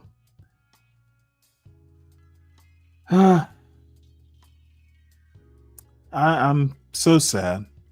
Do better, black people. No, it's gay to you. You got it. But there's two things that you did not say. Two things are a fact though. One of them you chose to be overweight. You were born a cripple, but you couldn't do nothing about being crippled. But being overweight as a black man is unhealthy, and you're on TV, and you're talking about women's weight, and you're not setting the example as a black man who's a leader of this conclave of men. It's not my job. It's not no, my but job. I'm saying for men. I'm just saying for men. But all right. So do you see that in the future? Are you looking at me? Are you gay like that? I'm not looking at you to just see how. I'm just stating you. From being. If you hear somebody talk about women, if you hear somebody bring up weight, like if you bring up somebody, if you bring up cars, Okay, I am gonna have to say that Obsidian here is giving George Jefferson vibes. He really. Talk about using your hands when you talk. Dave, he's just like Sharon as far as the hand gestures and stuff. I'm expecting you to drive a nice car. I'm just saying, if you bring up cars, I'm expecting you to drive a nice car, bro, and your car looks pretty shitty. I'm just saying. This is because, like, you've been talking about cars all the time. Women's cars look like this. Women's cars look like that. Women drive like this. And I'm looking at your car, and it looks kind of like, what kind of Honda is this nigga? Okay, You pulled up with a Honda. all right, hold on. So Obsidian, but I'm just saying, come on, that's not a real conversation. Let's just move on. No, we're not going to move on. No, we're not going to move on. Go ahead. Your logical reasoning sucks. And this is the reason why your school sucks. You're going to turn out bad students. Because I make a claim that you don't like. And you look at me and say, well, look at you. That's not good reasoning. That's ad hominem against the man, not against the claim. You don't even know what ad hominem means. You're saying, look at you. That's ad hominem. You're saying at two. That's a lot. Now, I want to do a quick disclaimer here. The way I argue points, ad hominem is part of the argument. Sometimes the ad hominem is more important than the argument. So just wanted to do that disclaimer. Let's see, Dave is gone. Nothing wrong with overweight women. Well, not until there is something wrong with being overweight. Yeah, we should not. I don't know. There's nothing. Nah, I'm going to say, if you're going to have to eat, do it kind of off camera. Cucumbers, slices. Well, then that's very rabbit-like behavior there, Sin. The chewing like a rabbit. Just, it doesn't make you look that manly. If you've ever seen how a cute little bunny rabbit chews, That's not far off with the way the cute little bunny rabbit Sharon is eating his cucumber, which is what he's chewing on right now. He thinks this is a Cornell. So all I have to say is Sharon. Well, I don't watch his show, so it doesn't really matter.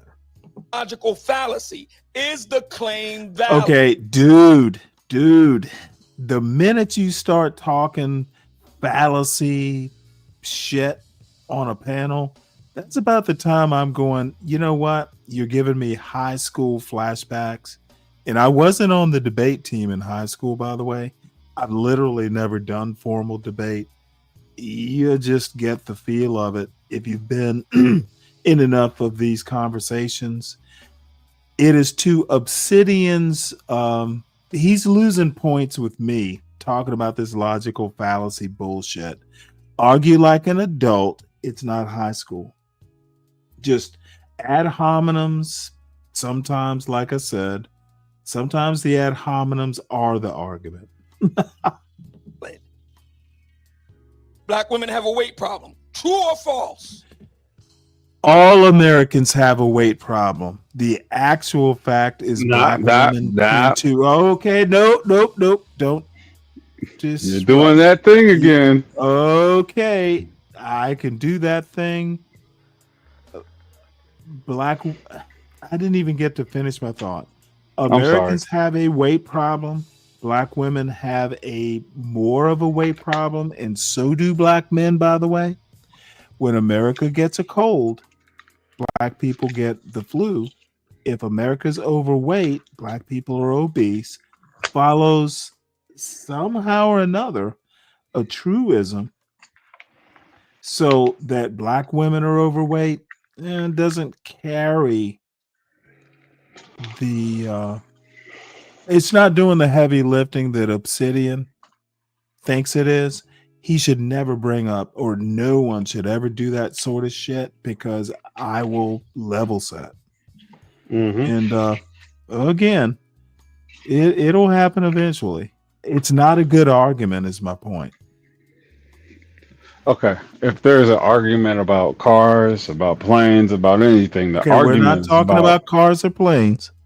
I know, but I have to do this indirectly because planes don't get overweight. Well, they can carry too much weight. You're doing it because you know what the variable represents. What does the variable represent? You know what the variable is? I honestly don't know what you're getting at. What? Because you didn't let me get at it. Okay. He said, no matter what the topic is, if you bring up the topic or you put a topic out there, the conversation is about that topic. You can go to the general when you don't want to talk about the topic. Well, that's exactly what Obsidian is doing. No, that's what Q Butter did. Oh, that's what you did. Okay, hold on. Is the topic black women's weight? Nope. Not for my example. Then Obsidian is doing it just like Q Butter did?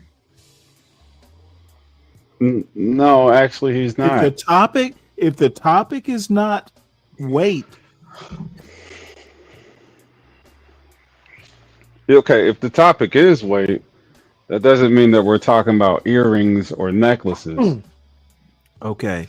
The topic's not weight. It's definitely not about black men if the topic was black women's weight. Well, it's not about much of anything. It's not about white men either. Really, well, look, what's his name needs to moderate. No Captivity, Freezy needs to moderate because it's going off the rails. And I understand that, Obsidian is a catch for thin mustache man.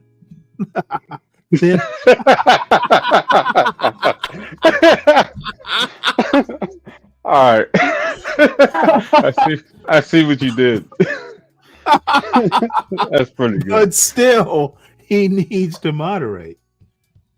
Right. It's a pencil thin mustache. It's kind of cool. I think this is a black thing. All right, Stanley. If you allow me Could to very well explain. be. No, there's a black thing that happens. It's like almost exclusively black. If you talk about women, then tunnel vision happens with black men.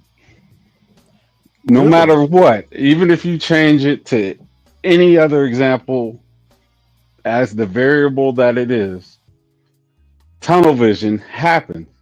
You can't break out of that. If you say a black women are overweight, then the whataboutisms are okay. Okay, I'm not sure I actually.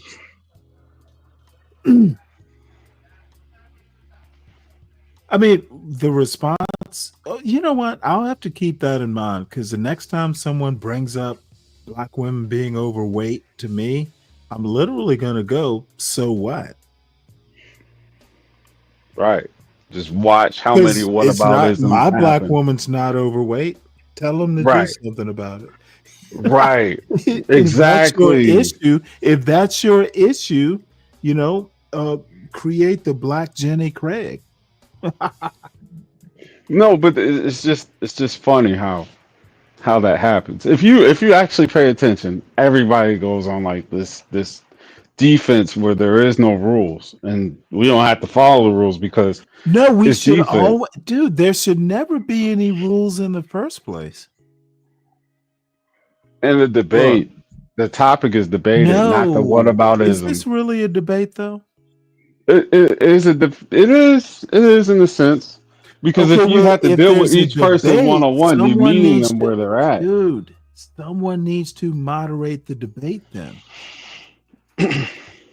And Okay. he's not conducting he's not doing a debate. He's not moderating.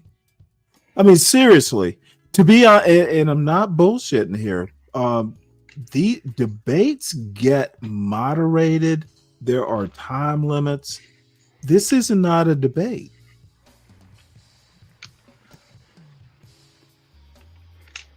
We should stop pretending that they are.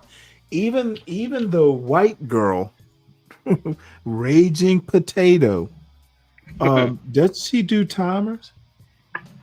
I don't know. Seems like I watched a clip where she was actually using timers. Anyway, it doesn't really matter. It's all entertaining. I actually find this kind of interesting.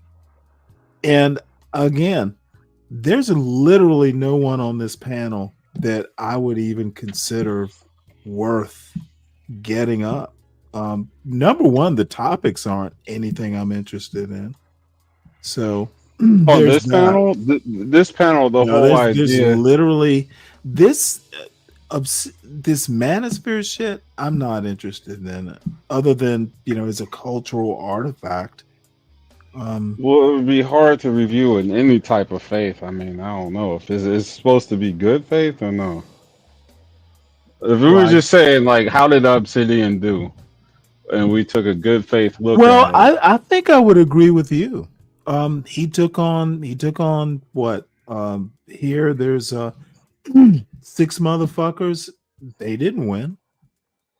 Right, I think one was kind of semi coinciding with what Obsidian's points were, but other than that, And yeah, you did I'll have a count bunch out of my challenges. sweetheart. She's, so it's fine. No, she got in there too. She asked a question or two, but Well, it see, wasn't like I heard she was on some the of her attack. questions.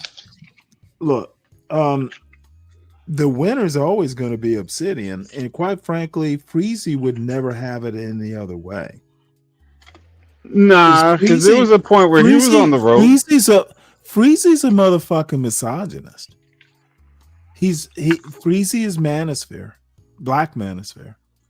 And I have my reasons for thinking this. I've heard, he lost me with that, I open a door for a woman, and if she doesn't thank me, he's gonna follow up and find out why she didn't thank him. Dude, I lost all kinds of respect. Understandable. You know what? A man, an actual true man, dude, you open the door because it's the right thing to do. If she thanks you, and 90% of the time, you're gonna get a thank you. But god damn it, so what? You did it because it was the right thing to do, or you believed it was. This I need affirmation. That's just fucking. And I'm gonna use the N word. I'm gonna use the privilege. No, don't do that. Just say weak, because I wouldn't use the N word. That's just virtue signaling. You need affirmation because you did something cool. You did something that you thought was right. You do something right because it's right. And that's literally, kind of Christian doctrine. And again, I've had a couple beers and I'm actually having a good time. But yeah, me too. I had a few. I ain't gonna lie. I'm already. The thing is you should never do something for the thank you. You do it because it's right. And Dave, there have been so many times that, I've been, where Obsidian is. The one thing about age is it does bring some clarity. And the other thing that brought me clarity is, tragic as it was, dude, the biggest tragedy of my life, you have an idea of what it is. Dude, I did all kinds of reassessments. Dude, life is fragile. And fuck the virtue signaling. Just fucking do it because it's right and don't expect a thank you. I agree. But enough negative reinforcement will have you reevaluating that shit. Well, let me offer you some solace, sir. When you get my age, you won't really give a fuck. you I get it. That's why I was laughing. I get it. You'll be able, dude, and I'm still fairly young. Dude, I don't give a fuck what people think. Yeah. I'm with you. I got 257 motherfuckers who think, hey, at least he's good enough to subscribe to. Right. Now I just need what? 243 43 more. Hey, and everything will be golden. But dude, I don't think I could get 257 because I'm just an unlikable type of motherfucker. I've been doing. January will be 1 year. Well, that's 200 proven people that like something about what you're doing. I don't think. You know what though? A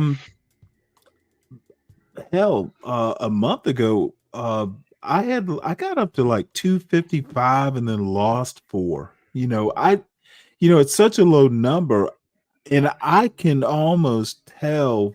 Who were we laughing about the other day? Ruthless motherfucker, dude. Shortly after he left, I lost a subscriber. And I knew it was him.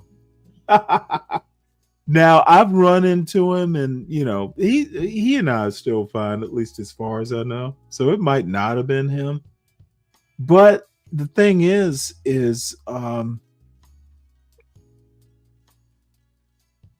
I've started warning people, dude, this is an acquired taste, and I'm not, I'll change if it improves, me, but I got to hear. Anyway, I'm just babbling on, but no, you're good. I even appreciate Palomino. Right, he's come a long way. He was the biggest hater you had, but he showed up. It could be that I've come a long way. let us not preclude the maybe I fucking grew. He could have been the same. He could have been. I'm interested to know what motivates him to show up. Hey, what's up, Anton? Be true to thine own self. Yep, that is sage advice. True or false, Q Butter? I swear this dude reminds me of George Jefferson. I don't know. Maybe people haven't watched the Jeffersons, but dude, he's all fancied up and he is shaking that head, the hand gestures. Motherfucker's George Jefferson. Can you please share your source? Centers for Disease Control, U.S. Census, BlackDemographics.com, Boston University Black Women's Health Study. Shall we continue? I'm just saying, no, that's so the reason why I asked you that is because that means that you have the ability to read about women's health, but you skipped over men's health and you're clearly suffering from weight. I'm just saying you're suffering. You should have took the time to read about men's health. Why are you worried about women and you're clearly suffering? I would be worried about my health. If I had a fucked up leg Stanley, and was again. overwhelmed, I would not be worried about women's weight. Claim valid. Yes or no? Stanley. Well, I will go ahead, Dave. Again, he failed to address the point. All he did was a 2Q quo or 2 quo Q. I forget how it's said. Or whataboutism. That's how he responded to the claim. I'm not going to disagree with you on that. They need to get back on course. It's actually one of those visceral reactions we was talking about. It's like you can't help it. You're gonna do it, and that is very common when you're on panels. If you just slightly hint at critiquing a black woman, and everything else. I don't agree that the black dude. I had to say it. I said it. Okay, Dave. This isn't about black women. This is about who's got the biggest dick. Okay, this is literally, and I'm going to use the term. At this point, this is schoolyard behavior, but it's going to sound like I'm talking down, except this is one of the beautiful things about being a legacy Black American. Dude, we back in like what, 1972, we would call this checking, like, you know, hockey checking. We used to call it checking when I was 7 or 8. Dude, we used to go out in the fucking schoolyard at St. Mary's, and this is what we did, dude, checking each other. And if you fucking want a point, you know, people would go check. Dude, black kids, this is why black kids are so clever verbally, because motherfucker, this was fun. This was innovating. This is what we did. My sister and I, and you know, all the other shit. There might have been 200 students in the school. Dude, 8th grade versus 1st grade, dude, it did not matter your age. What mattered is you were actually clever, smart, could crack a joke.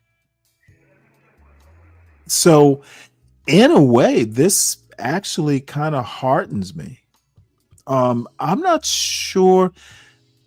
Let me put it to you this way. You know, my son doesn't tend to get, you know, verbal or clever. Occasionally he does now that he's older, and I kind of encourage him to do it. You know, let's test you out as an adult.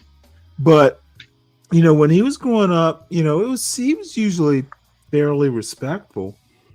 And my sister once told me, because he'd stayed with her for a week or something. I was away for one reason or another.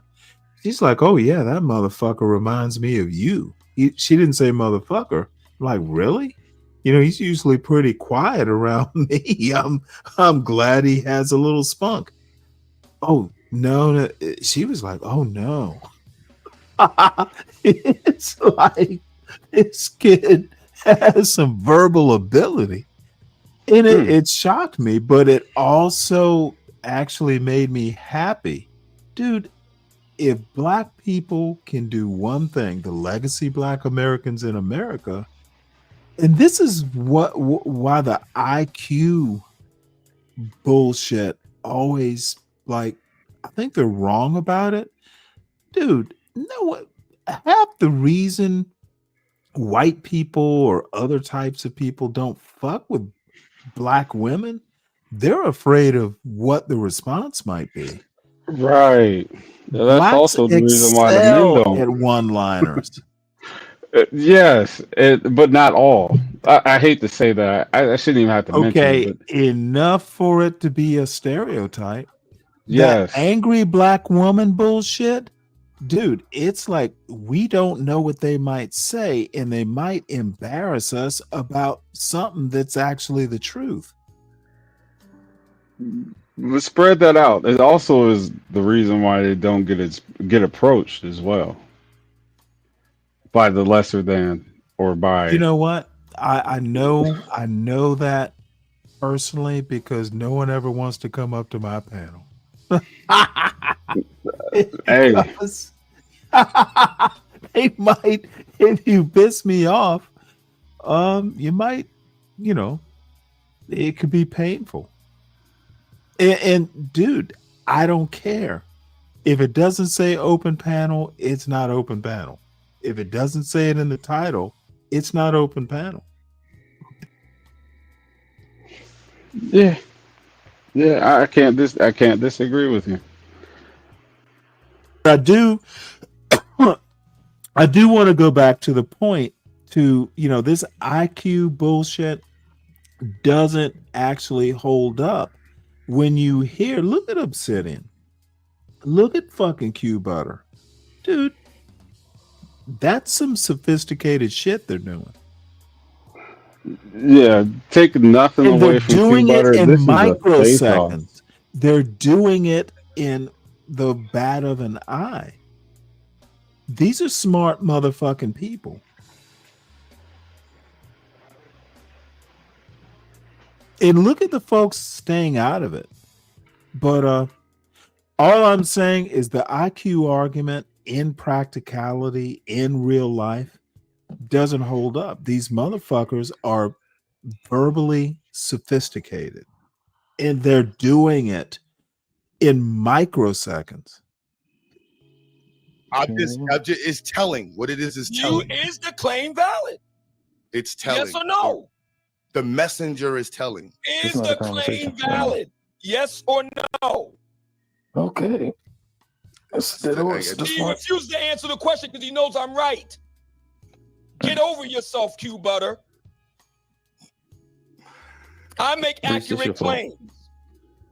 So it's not my fault that you can't get over the fact that you like to cape for black women and don't want to have honest conversations with them. I say things that are accurate. That you But cannot. you just lied. No, nigga, you just lied. Things that are accurate. You just lied. You just lied. I call that jumping off a bridge. What he Don't just tell me you did. didn't lie. Where was the lie, Marvin? You said. Marvin, where was the lie, Marvin? Rest in peace, Marvin Gaye. That's my guy. I know. Rest in peace. But where was the lie, Marvin? Tell me where the lie was. Hospice built guy.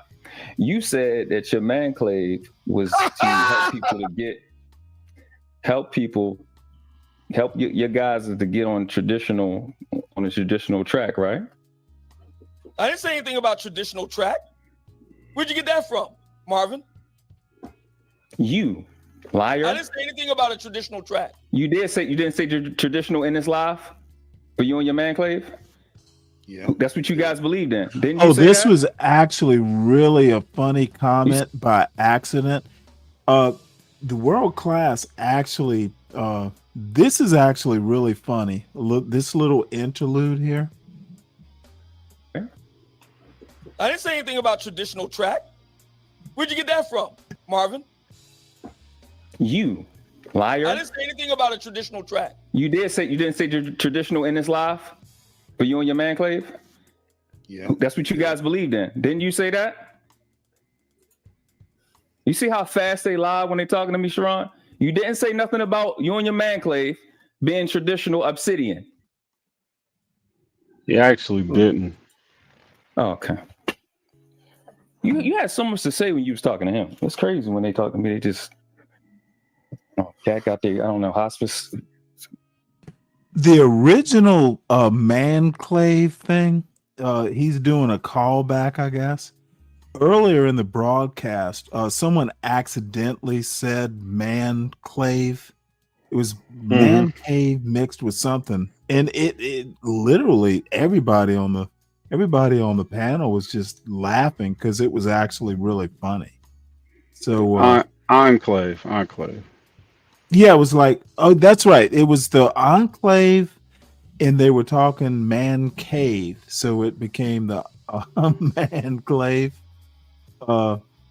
Anyway, it was funny at the time. So I'm later in this video, but yeah, World Class isn't. Yeah, he's kind of a clown. I'm seeing that. I'm seeing that on this one. But I know Obsidian is sharp. Guy. But if Obsidian was guy, just sharper on this moment, that's all. Well, Obsidian has years of practice. Damn, I wish I was there. I wish I could get to that point. Is that like, dude? If anything, I was impressed because I don't spend time practicing that type of shit. Dude, this isn't something. The only way you can practice is literally being on the panels doing it. This isn't something you practice in the mirror. I don't know. Some people have no, that I do know. Dude, if you have, let me put it to you this way. I did not practice way back in the day going up on CT's panels. I think I got better at the one line. I got quicker at the one-liners, but I've always been kind of a one-liner sort of guy. But that fast twitch muscle gets exercised, to a point by actually being up on the panels. You can't. I don't think you can do it any other way. Lou, well, no, that comes from way before that. That's like a real life thing that you do. You either talking to people that you don't care for a lot. Dude, no, I'm talking about in real life. Well, I am talking about real life. Like literally, this is reminding me of being on the schoolyard at St. Mary's. And by the way, I was there from 1st through 6th, and then they closed the school, and all the other kids went to other Catholic schools. Never happened. St. Mary's was a singular experience because it was an all-black Catholic school. That schoolyard where everybody's in a circle, just checking each other, never happened after 6th grade. Yeah, there'd be, maybe, occasionally, people would get together, but it was literally something we did, after we ate, lunch. Yeah, it's like 30 minutes of checking. It was a sport, Some people would be off playing basketball, but the kids literally, and it was entertainment. I mean, we just did it just because it was fun to do. And I've never experienced anything like that. Probably the closest would be kind of like a comedy club, like an open mic, except, everyone was at the open mic. So yeah, but if you Stanley, if you don't have that kind of background, that social kind of background, that ability to be witty, that ability to catch things on the first go so that you can respond, you're gonna be food on these panels. It just doesn't matter because your social acumen plays a role in all of now, this. Now, Lou, help me out, and I know I'm cutting you off, but just help me out.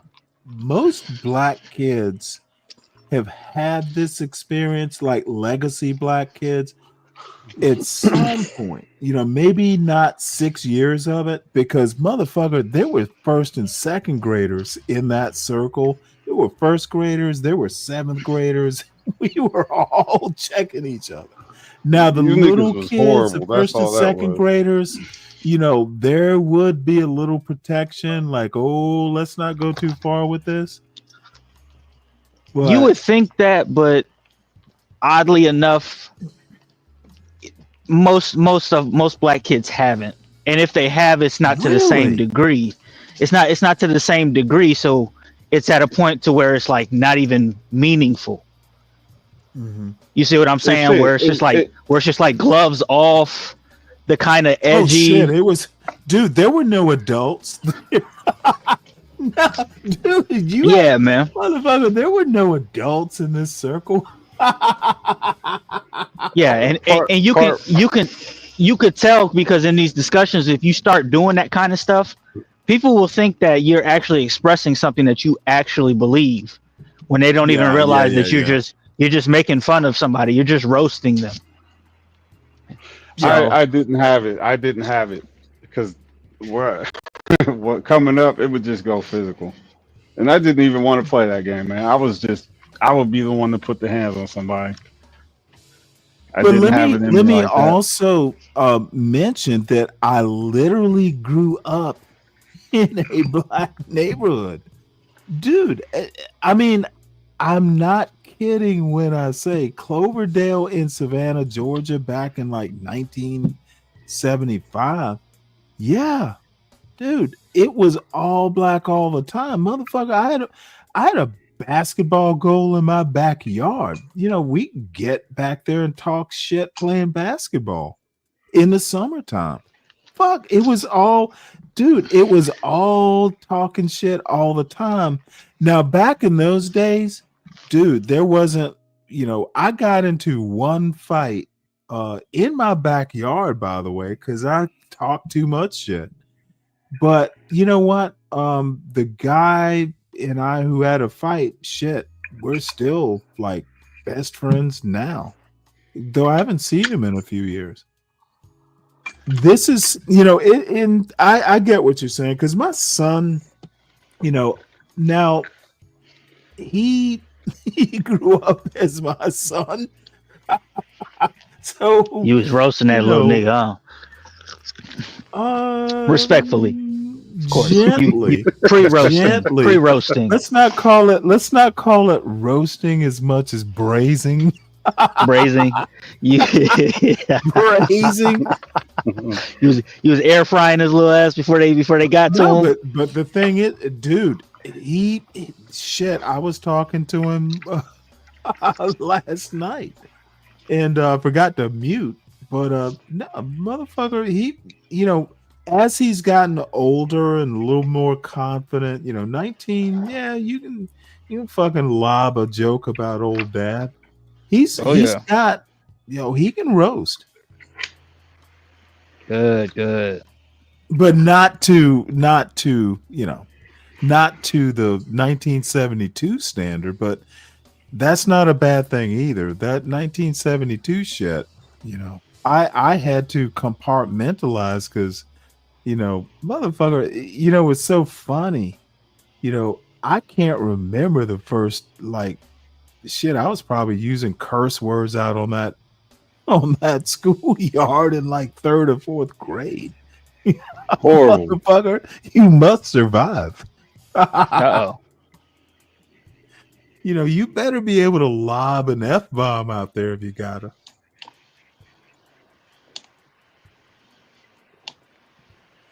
So, but I will say Obsidian, he's actually pretty good, you know, with the defense.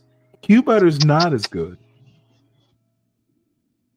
And fucking Ron. Woo. Sticker or whatever the fuck y'all gotta have when y'all go in there. It's a hospital. So the fucking in that dialysis music, and shit, man, you can't fucking. I'm digging her. Look, that weight problem is not gender specific, man. There's a problem. His. Go ahead. Listen, bro. No, I got it. DC No, had I'm to talk saying to the me. weight problem is not gender specific. Everybody is big everywhere, man. It's a problem. Everybody needs to get right. Well, let me just be serious for a second. And you know what? Let me squeeze this in real quick. Hold on real quick. Hold on real quick. that Squeezer thing was crazy. The big issue, right, that Obsidian represents is distinguished from the original Manosphere or Red Pill. Now, the Black Manosphere is distinct from Manosphere, right, and Red Pill. What it was about was child support court. That was the main deal, and they kind of mixed in with the dating guys that was in there. They came like a little later, and it was really about guys that wanted to see their children. And shout out to AMS and all of them that was really trying to get guys to get on that shit and stop being a bitch and do what you need to do to get in the court. And other men that was, that's not as famous and not as popular. And that's really the issue on why I'm pressing him, because him and his manclave, what's his name, Angry Man. I can't say O'Shea, but O'Shea just did the recruiting for a lot of guys to be in the space. They took it to a place where it is now, and you got guys coming in late, pause, that's dealing with rebuttals. Women being fat, single mothers. Coming in late, when it was pause? really just a rebuttal to certain things. The foundation of men speaking up, real men speaking up, is about us wanting to be dads and not being allowed to by this court system and these females in this space, in this country. The lying, the arrogance and shit like that. Men have been speaking against that for a long time. And assholes like him and Angry Man and Tommy Sotomayor, such character defects. And I'm not saying it to be polarizing. Y'all character defects have taken the attention away from the original movement. Family court issues, men that want to be fathers, little boys and little girls that's growing up without their dad. Tommy did right by saying these so-called black women are the worst stewards of children. And from that shit, we got all this other goofy shit. We need a queer eye. They have an age of consent conversations. And it's a single mother shit. It distracts from the fundamental point. When you niggas are ugly, unattractive, untalented, and you can't get pussy, the COVID wasn't an opportunity for you to take attention from that. And that's what you niggas did. And that's the problem. And niggas have been waiting for y'all to cool out. Kevin got big not because of anything other than them women got in their feelings, they had nothing to do, and they moved him forward. It wasn't y'all. Y'all had been doing shit for 6 years before he got there. And you took it to a whole different place, and now the movement is different. Don't sit and say Kevin didn't put nobody else on. That was a lie. I wasn't letting that go. MTR, he went over to Lapeef, got them lit. Don't sit and say that man ain't put people on. That's not even my guy. I only rock with Kevin like that. But don't sit and say he ain't put people on, because he did. Y'all niggas couldn't put yourself on. He came behind y'all and blew by you, and you've been pissed ever since. And that's the reality of the conversation. So why is it that you're not doing any better, Miguel? What makes you think I'm not? Why can't you blow by us? But on what? YouTube? YouTube is a hobby for me. It was your life for you.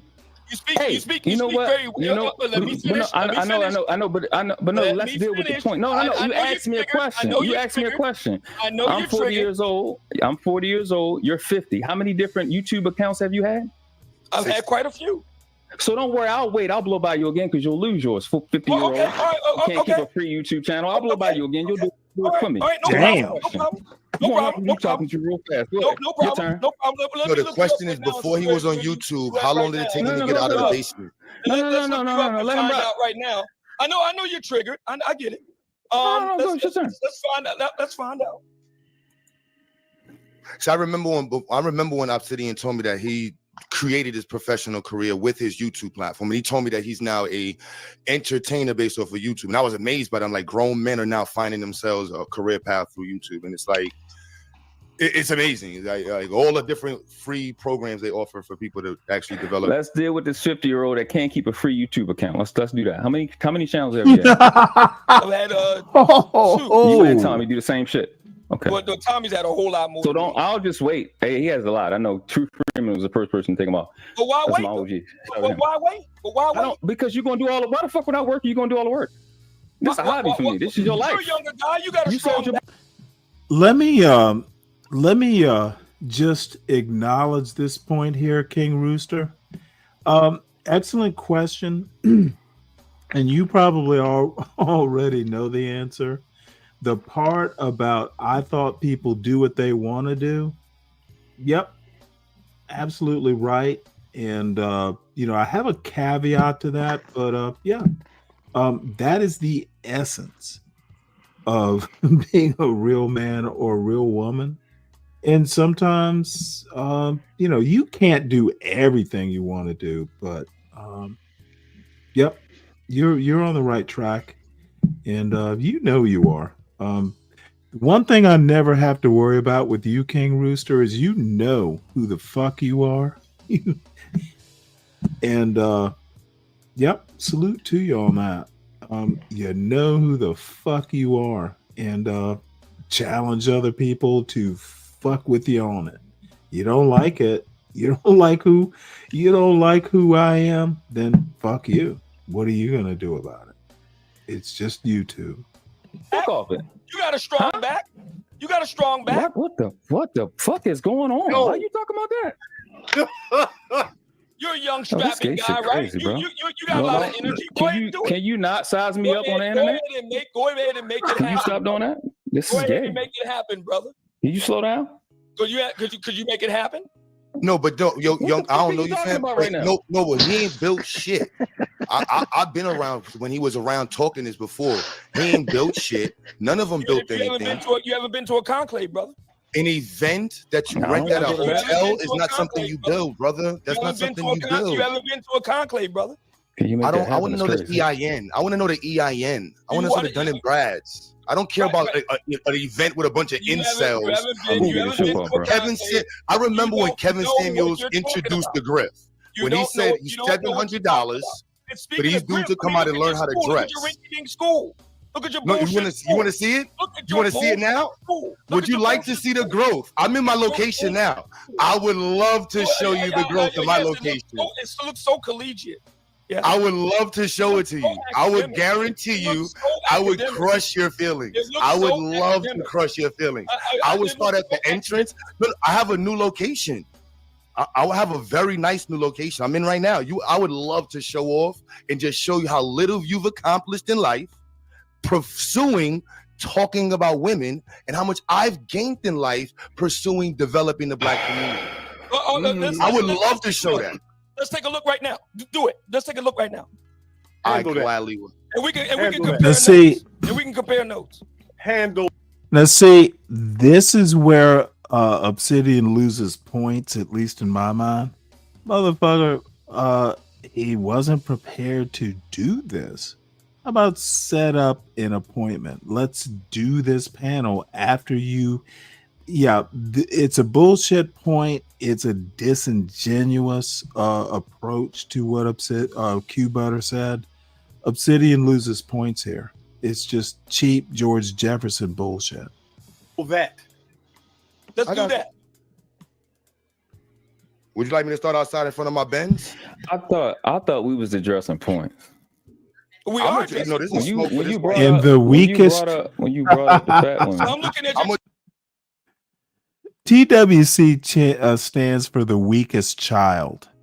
Dude, this motherfucker. Dude, this is like if I put a beard, if I glued a beard on a fucking bottle of Elmer's glue, it would be the world class. Join on my phone, all right, I'm bro? looking at your channel right now, brother. Yo, bro, I'm gonna join on my phone. You do have 58,000 subs. I'll give you that. Do you know who he is, dog? And I'm looking at your views right now. Yo, you 3 tripping months right ago, 61. What's it? 61 views. 4 months ago, 110 views. 4 months ago, respectable 2,300 views. But then it went back down again 9 months Hey, ago. bruh, 110 look, views. man. There's some work to do here, bro. I've never had anybody do this to me. I've never had anybody do this to me, but every time I see people do this shit, I hate when niggas do this shit, bro. Respectfully, I hate when You mean go I hate up when and go they up they, and ba- look at they, they views? they try to base who you are off of your channel, like Yeah. like that means something. Well, It don't. not on the channel though. I mean, it's the views. Like, I know what you mean, Lou. No. He's bringing up all these things that he's doing in the real world, right? But yeah. he's judging somebody else based off of what they're doing on YouTube. And Q is gonna kill all that noise by showing what he actually does in real life. Is Like, he I gonna do can't- it in this video? Yeah. Like even though Really? Obsidian tried to do some hacky. Okay, so Q knows how Obsidian gets down. He's kind of a one or two trick pony, and he just does it very well. He's perfected it. He hasn't changed much. You have to come with all your evidence. You have to come with all your receipts when you say that he's done something, because he's gonna play dumb like he never did it. You have to do all of these things, and Q has done all these things because he knows who he's talking to. So he's actually at his school. He's at his school, so he's going to show his school. Right. Well, I've only talked to Q Butter once, I think, and I really do need to go up there one of these days. But because I do respect him, you know me, I'm not African centered. No, I'm not either. I do respect what he's doing, though. Africanist. However,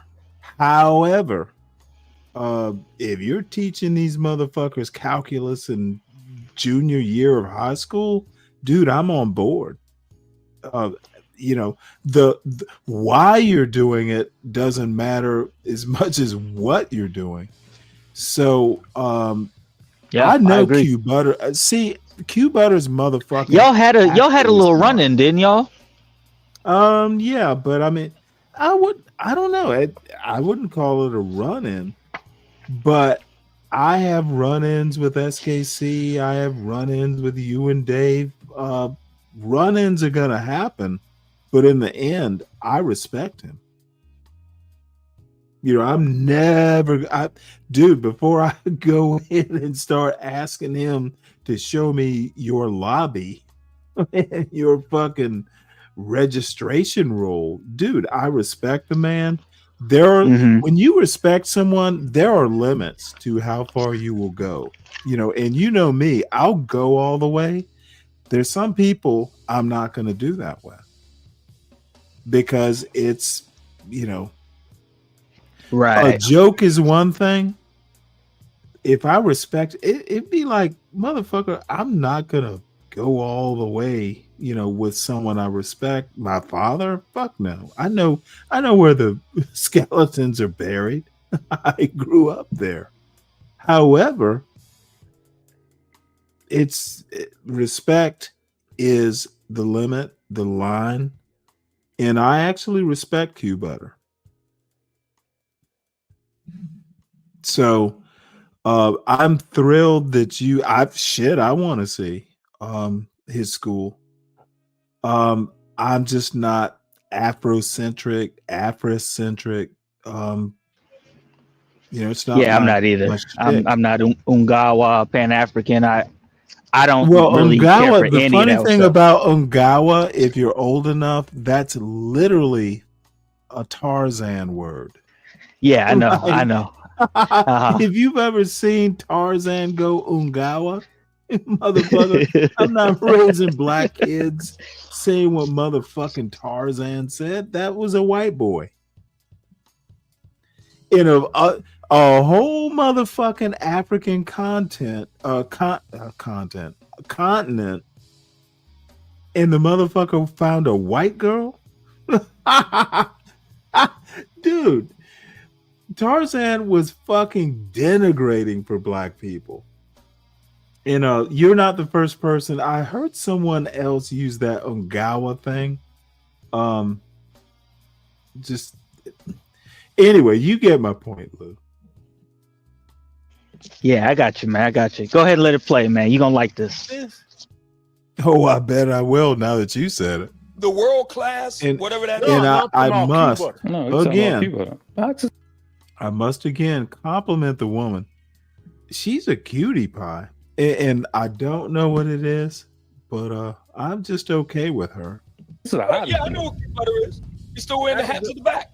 I got monetized. I felt like it. His hat is to the back, but he's like literally the poster child for boots on the ground. Let's get the community together and do something, take action instead of just talking. The man built a school. Okay. Yo, that's a leader. Hey, Sharon, that's another W for me, bro. That's literally a receipt. He's a leader. Okay, it's crazy. Okay, it's crazy though. Because I watched Q build it. You know what I'm saying? I'm from Brooklyn. I watched Q build the shit and all of that. And then he's branched out and done more. You know what I'm saying? Because I do music. So I used to go from the studio. So I watched Q make his moves. So I won't, you know what I mean? You can't undermine that, you know what I mean? Because he's actual an example of doing it. You know what I mean? He's actually doing Yeah, it. Obsidian. We can talk. Hold on. Let's look at my official science lab, Obsidian. Hold on. Papoose. Oh shit. Hold on. How does that look? Classroom over there. How about my office space? Hold up. How about the Bro, I ain't even see all of this. You making moves, Q. Hold on. How about the other 3D print? Let's go in the other classroom. You forget? Oh, you forgot? Hold on. I like to show off the hallway. The hallway is the best looking spot. I like how you doing that, bro. So I actually Let me show you how we swag on these niggas. Let me show you the hallway. Hold on. Let's go to the hallway where you see my branding. Gold chain, hat backwards. Look at the hallway. With my pants down. With the gold teeth on. I gotta put my This gold nigga still talking about how he look. You see That me? shit is crazy. Look, come on. Then we walk into the space, you see the Pan-African flag right here. And you walk into the Shout out to the babies. You see the 100 inch TVs on the wall? Look count the 100 TVs on the wall. Hold on, let's talk about that. He's got TVs on the wall, y'all. You see A hood nigga with broken English did that, and you on the internet. See, this is what I don't understand. Those aren't motherfucking TVs on the wall, god damn it. They're monitors. Okay, you can fucking put a god damn it, what is a goddamn cable? Dude, you can hook a computer HDMI, HDMI and all that. HDMI, god damn it, dude. It's so annoying getting old. My man said a DVD player. Like, bruh. God What damn is it, that? dude. What's a DVD? What's a DVD? What is that? Dude, okay. What's a- HDMI. But no, HDMI, dude, okay. you can slap. You got one of shit, those. You still got. I bet you got one of them compact discs. I bet you one of them. You one of them folk, huh? Dude, hey, you know what? I'm cleaning Nah, I'm up. playing, man. I grew up with all that. I'm playing with you. I've got games from the 1990s on 3.5 inch those floppies. They had a floppy. Yeah, the floppy. Oh, dude, yeah, you know, man. my sister was over here, and I'm like, I don't know how to throw these away. You know, I kind of hate to send them to the dump because it's just not ecological. So she took a what is it? The app. You know, it's basically turning your phone into a fucking tricorder. Dude, I've got probably $1,000 worth of fucking games sitting in a box. You got Oregon Like, Trail? you can sell that shit. You can sell that shit on eBay. You got a 386, don't you? No, these are 386 games though. Most of them are the 3.5 inch discs. Most of these games you can actually go online and find emulators for. Like there's a space shuttle game, there's a game called 688 Sub, you know, you can find all these 90s, early 90s games. Fucking Dig Dug. You can find all these motherfucking games on emulators. You know, which are virtual servers basically. So, but she shocked me. She's like, well, you know, are you sure you want to throw these away? She just started fucking like, oh damn, you know, and these aren't still in the wrapper type games, but they've been in storage for 20 years. They're all in good shape. You better let that They're shit go. all playable. They're all in the box, the original boxes. Man, get a black bag off the roll and put them games in there and set that shit on the curb. Motherfucker. The problem is I don't want to turn my Carroll County into a toxic waste dump, you bitch. What you keeping toxic waste for? Motherfucker, Dude, do you know it's all like plastic and metal and stuff? I want to keep my Carroll County beautiful. That's the most insane reason I heard to keep some junk around. I feel you. It's not junk, you bastard. You fucking whippersnapper bastard, you. Hold on. Hold on. This is an environmental engineering room dedicated to environmental justice. I was gonna say, this is just totally disrespectful. If you hear what's happening on the panel in the background, this motherfucker is actually doing shit. There's brick and mortar. There's accreditation. There's students there. It hurts my feelings to hear some of these fucking YNs denigrating this shit. That's what's up. Hey, Q Butter, that's what's up, bro. Salute. Now hold on, let's talk. Yeah, that's what's up, bro. You came right here. No, like in real life, fuck Obsidian, Lord. That's what's up, bro. Appreciate you. Yeah, that's what's up. I seen you from when it was a thought, bro. So to see you achieve all of this is a dope thing, Q. I swear to God, son. And you did Obsidian, yeah. But look, I got my suit on the wall too. I don't need a fruitcake to tell me how to put I don't need a fruitcake to tell me how to put my suit on. Listen to this motherfucker. Dude, this is just totally disrespectful. And it's a small school. It's a small school environment, so these kids are getting, better. It's not 30 to 1 teacher. Yeah, I'm disappointed. Going on mute so we can hear Q while he Hey, Stanley, that's not a YN. I don't need a fruitcake to tell me how to put a suit on neither. Oh yeah, no suit on. Hey, that's not a YN hating, Stan. That's the oldest dude on the panel. That's Obsidian hating right there. Yeah, it's not even a YN. All the YNs are like, no, all the YNs are saluting this. They're like, man, that's dope. That's the younger folks are saluting this. It's Obsidian's old ass hating because he thinks that the only thing that matters is what's on YouTube. Like that's his old ass with that shit. Yeah. Well, let me address King Rooster. These are 386 games. These are you still talking about that old shit. These are actually DOS games, and floppy she looked them. She looked them up. So if I could box them up and get them shipped, these are things people actually auction. So anyway, I'd have to actually work to get them like shipped and all that. Who knows? They have value at the Smithsonian. Well, send them down there. You know what? They can get on YouTube and bid too. So Irene Yvette is a teacher there. No idea. You mean Yvette Carnell? Not sure. I don't know who Irene Yvette is. If it's not Yvette Carnell, she's the only one named that, Yvette that I can think of. So help me out there, Sam. Also doubt they have any credit. That's the color lady, ain't it? I think they're accredited though. But Sin, I don't know. I think I heard him say they were accredited. None of the teachers have teaching licenses or even college degrees.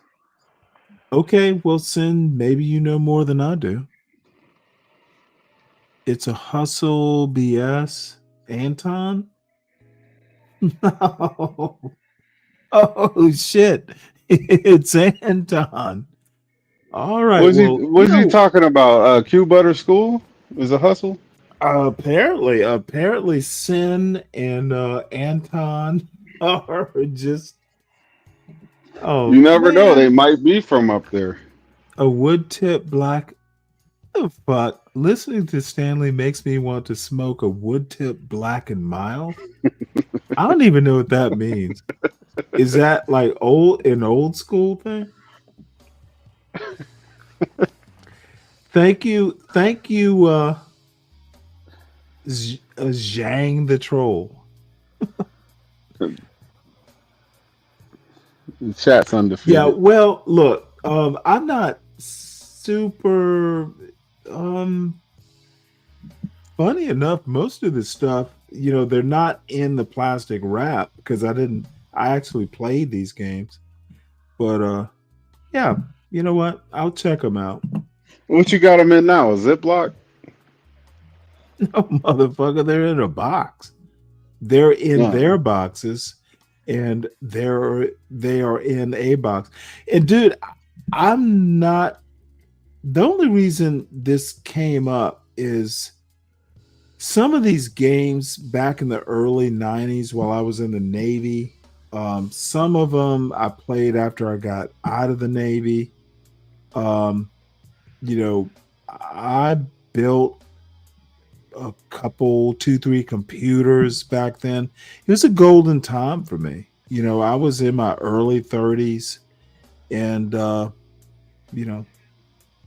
it was a good time. I really loved that time of my life, and that's part of the reason I don't want to just junk them. You motherfucker, my life shall not go into a garbage bag. I guess it's just as bad because I got a PS2. I still have a PS2. Dude, this was before the PS2 was even like. Look, this was back in the 286 days. This was back in the AOL, like, motherfucker. AOL was sending free discs out. They were just fucking sending them for free. If you got them in your mailbox, it was almost like flyers or leaflets or something like that. They were just trying to get people to subscribe to AOL. So you would take this, getting on the internet. It was still in the days when you had the 3.5 inch, but the 5 1/4 inch too. Most of the PCs, 286, 386, had both. So these were 286 modems. This was like you had to have. This was before what is it? There's regular modems, and then there's a more dedicated line to data. Is it IDL? It was something with a D. DSL. So I mean, we're talking. You had to fucking have like your phone. The fucking modem had to know your phone number, and it would dial into an internet provider. They had a phone line. They had multiple phone lines. Oh, this was back in the day. This was this was back when T1 lines were kind of new. Like T1s were the fucking high technology for data transfer. So anyway, I'm reminiscing, but Dave, your disrespect is palpable, and I might have to send you out with Dave and JB. You were just so disrespectful. Mike and JB. Put my fucking games in a trash bag and set it at the end of the driveway. You bastard. It was like play disc, bro. Throw them up there and pop them. Motherfucker, do you know how much money I spent on those games? They were kind of expensive back in the day. Fuck it. I'm getting a little bit of this money back. Start your career in network engineering. Hold on, yeah. Yeah. Uh-huh. Oh shit! Hold on, we can talk. What Look at the branding motherfucking in the state. Atari Let's look at the 1200? You see that? Dude, I had the 2600. What the fuck? Dude, I'm 60 years old. I had the Atari 600, King Rooster. Yeah, hey, Kimmy, yeah, it is Q Butter. Atari 1200. Motherfucker, you young, you YN. Violence and justice. Obsidian, it's your And turn. the fucking- Hold on, you want to see the The first, no, actually, I literally, my father back. All right, so, actually hey, so bought let's take us the very first Atari. Yeah, it says I here, think we still have it. It says here the institute requires parents to enroll their children as homeschool students and comply with the state's homeschooling laws and record-keeping Really? requirements. Yeah, man. Yeah, I'm that cool with that, changes man. things a bit. I'm not to me. It's all good with me. I want to see the results of it. You got to say more than just it's some community BS, man. Because the same niggas that say community support Pearl, so y'all reputation is motherfucking the shot. problem, though, with that argument is the motherfucker's doing something. Okay, he's not Correct. Even if it is, hey, this is in a place the homeschoolers can actually send their kids to touch a test tube or something. That's some stuff you can't really do at home. The motherfucker's doing something. Yeah, because his school, yeah. his school is on the same level as like a King Randall's school, and those same people will support King Randall's school. Even though King Randall has a bunch of ideology and shit that I don't agree with. Randall is. Oh, you don't? Okay. Well, that's another stream. Oh then. shit. But no, the same people in the space that are, shitting on Q Butter and what he's doing, they'll praise a King Randall, even though their schools are basically in the same kind of category. Obsidian isn't doing this. No, he's not doing any of that shit. So shout out to Q Butter then. Yeah. So Right, quick, and then Obsidian is gonna respond. Q, if you still my here, girlfriend. if you don't mind, please do shout out your Cash App or whatever it is that you receive donations from for the school. However you receive donations, if you don't mind giving that info for us right quick. Or if somebody has that info, could you guys put that in the chat? Fuck you, Chigger. Y'all can hear me? Yeah, we can hear you now. Go ahead. You see the branding on the wall? You see the branding on the wall, Brubby? And you see, my the tenant below me is Dollar Tree. Hold on now. Let me make you mad, homeboy. I want to see your custom Benz, bitch. Okay, well let me help you out, Sin. And you know I have much respect for you, ma'am. Their college acceptance rates are higher than anything that Obsidian is providing. So you got to fucking stop doing, dude. Obsidian. yeah, that shit crazy, bro. Obsidian is doing nothing. Q Butter is doing something. Let's assume if one child gets into college because he or she had 5 points better on the math part of the SAT, it's more than fucking Obsidian has done. Yeah, Obsidian ain't doing a Unless motherfucking Obsidian thing, man. has kids and taught his kids how to study. No, he ain't got no kids. That motherfucker is he's squeezing money. That motherfucker's squeezing money out of 30-plus-year-old niggas that don't know how to live life yet. Like he's not. Come on, man. Like no, bruh. Nah, we're not even gonna compare that shit. I don't know. All I'm saying is Obsidian. No, but they got the. But look, and I'm not even. Why is Obsidian even comparing? Because he don't have nothing to compare, bruh. Obsidian ain't doing shit for real. He's not doing anything, man. He's just making a hangout for 30-year-old fellas. Like, that's it. That's it, man. He ain't doing shit.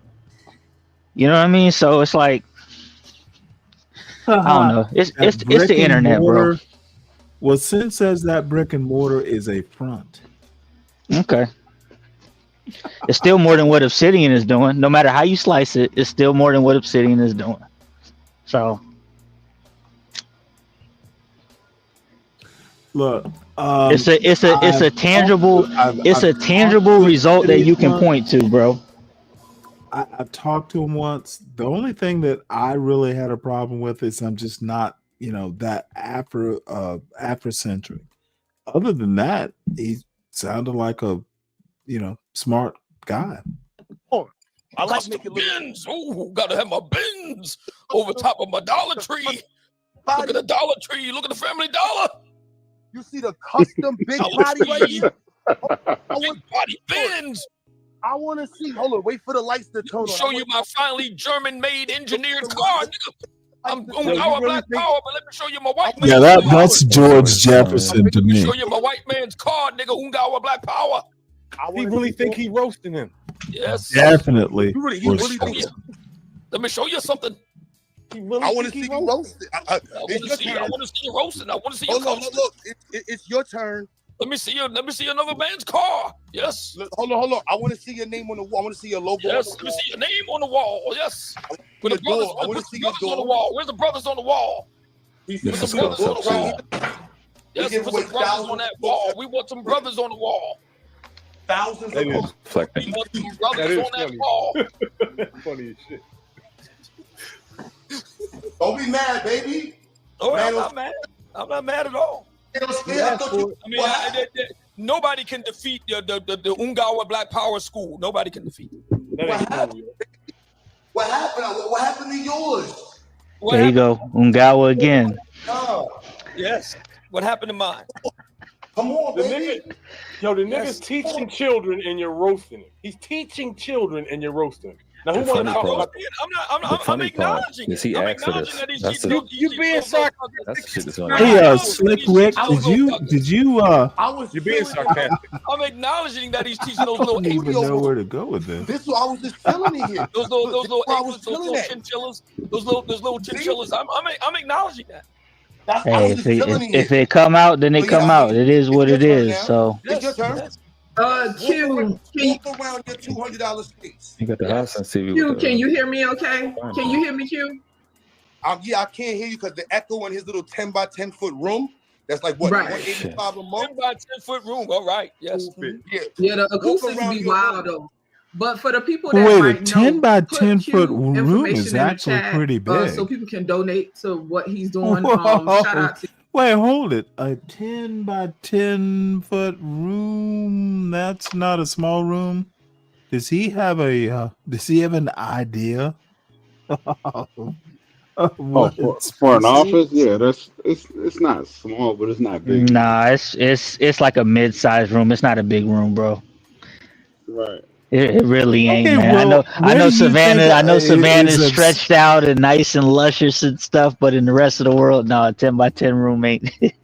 10 by 10 room. It's not big. It's not big. It's 100 No. square feet. Is that the amount? It's not a small room. I mean, it's smaller than an average bedroom, but it's not a. Motherfucker, where do you live? I live in South Carolina, where 10 by 10 is considered small. where the hell do you live? Okay, well, maybe I'm thinking of some New York standard, dude. Oh, and the New York standard for sure. That's huge. Paying a couple thousand. Just by measurements alone, 100 square foot is smaller than an average bedroom. Like an average bedroom is like 120 to like 200 square feet. Okay. I need you to adopt New York standards, sir. Uh-oh. Yeah, 10 by 10 for New York is huge. 10 by 10 to me is fine. Maybe I'm going by some Navy standard. That's oh Lord. to shit. You put 3 people in there. What's a prison cell? 8 I by 8? remember watching. Oh Lord. Well, you could put Oh man. 3 people in an 8 by 8 then. 10 by Well, Not 10. Shit, not that's again. a fourth. The commencement of yours with the kids graduating a couple years ago, y'all streamed it on live, and I ain't gonna hold you. It warmed my heart. It felt good to see the kids It have warmed their my commencement, heart. and Oh shit! Guess you what I guys could really do? just took time to appreciate them Put and the just lotion encourage down, them. Stanley. Listen, y'all, this is what fruits of Dude, I don't labor. need lotion. Put the That's what you lotion made it down, sound pick the like. phone up, sir. Just make the call. Just make the call. Ask for donation. It's I all ain't Put the good. Do team your over thing. there while you giving live none of stream. this, y'all. I wasn't coming to do none of this, but I just want to be clear. This is what was getting built in the last 5 years. You don't got nothing to offer the community or black men of value.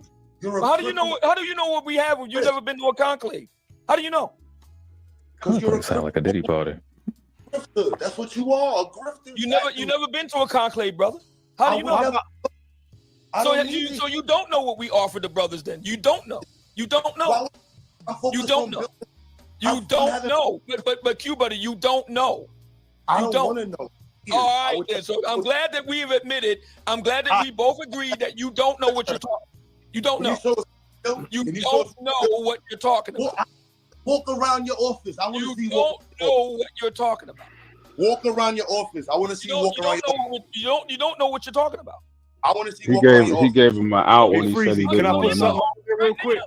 I'm in my office. What are you talking about? Walk around the desk. I'm in my office right now. Let's see the square footage. Oh my God! Let me see the square footage. Let me see your bathroom. Let me see the bidet. Let me see the vanity. Do you even have a kitchen? Let me see your oven. Let me see your Cuisinart. Let me see your KitchenAid. I mean, come on, man. Really? Yes, really. Oh, jeez. But you ain't built shit. Oh, what are we doing? Better Homes and Gardens now? I mean, what the hell? What are we doing? Martha Stewart living now? Proud. What are we doing here? That you what said are we that doing? The community. The community. Yes. And all the things that you are, but you're fire, crippled, haven't accomplished. But clearly, I'm accomplished a hey, whole Q lot. Butter, your mic breaking up. Go back and come back in. Yeah, go out and come back in. Your mic breaking up. What is that? A swagger stick? Nah, this is Case. Oh. So can I go, Freezy? You know what? And I'm gonna have to do it. And Freezer will probably be mad. That fucking super chat. Dude, that shit drives me nuts. That's really one of the reasons I don't even watch the show. All that no captivity. That shit Really? I like that drives me sound. nuts. Oh, motherfucker, I cannot stand it. No captivity. Dude, just fucking get to the point. I fucking, you notice, I guess I just have kind of a minimalist aesthetic. It's show flair. It's flair for the show. I mean, I get it. When I was a kid, there was a radio that's what I'm saying. It adds flair to the show. Stanley don't know nothing about flair and all that stuff. Flair. Stanley's flair died in like the 80s, man, the 70s. When I was a child in Savannah, Georgia, there was a radio station. It was an AM radio station, WSGA, and they used to have a tan tone. And in the summer, all the white people fucking used to be out at Tybee Island roasting their asses, and I guess every 30 minutes there was a tan tone, and the tan tone was like tan tone, so you turn your white ass over so you don't get sunburned like a toaster. Now, motherfucker, I grew up in Savannah, goddamn Georgia, and the shit was racist. And Stanley got Jim Crow flair. Motherfucking radio station Jim Crow telling Jim Crow flair go whoop on a bitch. a radio station dedicating their time to telling 1,000 future melanoma patients to turn your asses over. So you don't get a fucking sunburn. Super chat. That's what that's like. It's time to turn over. Oh, motherfucker, it's white supremacy. Every time I hear that fucking super chat 10 tone, it's white supremacy, man. Maybe it's my PTSD. I guess I had to be there. Now I got a motherfucker with a pencil thin mustache man playing super chat fucking tantones. Yeah, you tied it to some traumatic experience you had. It's hey, let me tell you something. It's malpractice, comedy malpractice, and overreach. I know. Yeah, that was your Jim Crow ringtone, wasn't it? Before the crackers came with the captivity. Oh That's man, wild, man. That's wild. that was your runaway slave ringtone. There's no captivity. that was so they wouldn't throw Stanley back in chains. You know, Steven had a fucking YouTube show. That's what you do. Hey, that no captivity inspired. It kept Stanley, running, keep him 10 miles ahead of the fucking slave masters. No, but I'm actually not kidding. Dude, it just, damn. To me, it's just juvenile. Right quick. Stanley. You know, most black people not black people. Most people have. Oh, stop it, Dave. They have a short attention span. It just rings. You ever watch that? Really? So we gotta have a little bit of. I don't know that I'm gonna go that far. I'm not black people. Most people in general, they have a short attention span. Like so they Law and need Order. No captivity. You know that sound that they play on Law and Order is sort of like that. Motherfucker, I never watched Law and Order. Probably, dude. You know what? Probably for that. I can't really do it. With that's what I'm talking about. I know what you're talking about. I can't do that shit. These are their stories. Taller than your mom. Wow. Now Star Trek, I could do. All that ridiculous noise. At least it had a purpose. No captivity. Come on. You really do hate that shit. Oh, dude. I'm not gonna go out on the street and shoot up the place. It's infectious. You got me hating it too now. I was cool with it at first. Honestly, you got some grown ass people up there listening to Super Chat. Now, I don't know. Now it could very well be. I don't know Freezy's background. Maybe he was a DJ. Some of these guys, if he's a DJ, that actually would kind of mitigate my low opinion of all this. Yeah, shoot him an email, tell him to cut that shit out the show. Oh, motherfucker, I'd go up there and tell him Shout to out his face. to BBBBB with the $5 super cap. They said, I've never been on Freezy's panel actually, but I've subscribed to his show. I joined, as a channel member for a little while. Hold on a second, dear. Let me finish.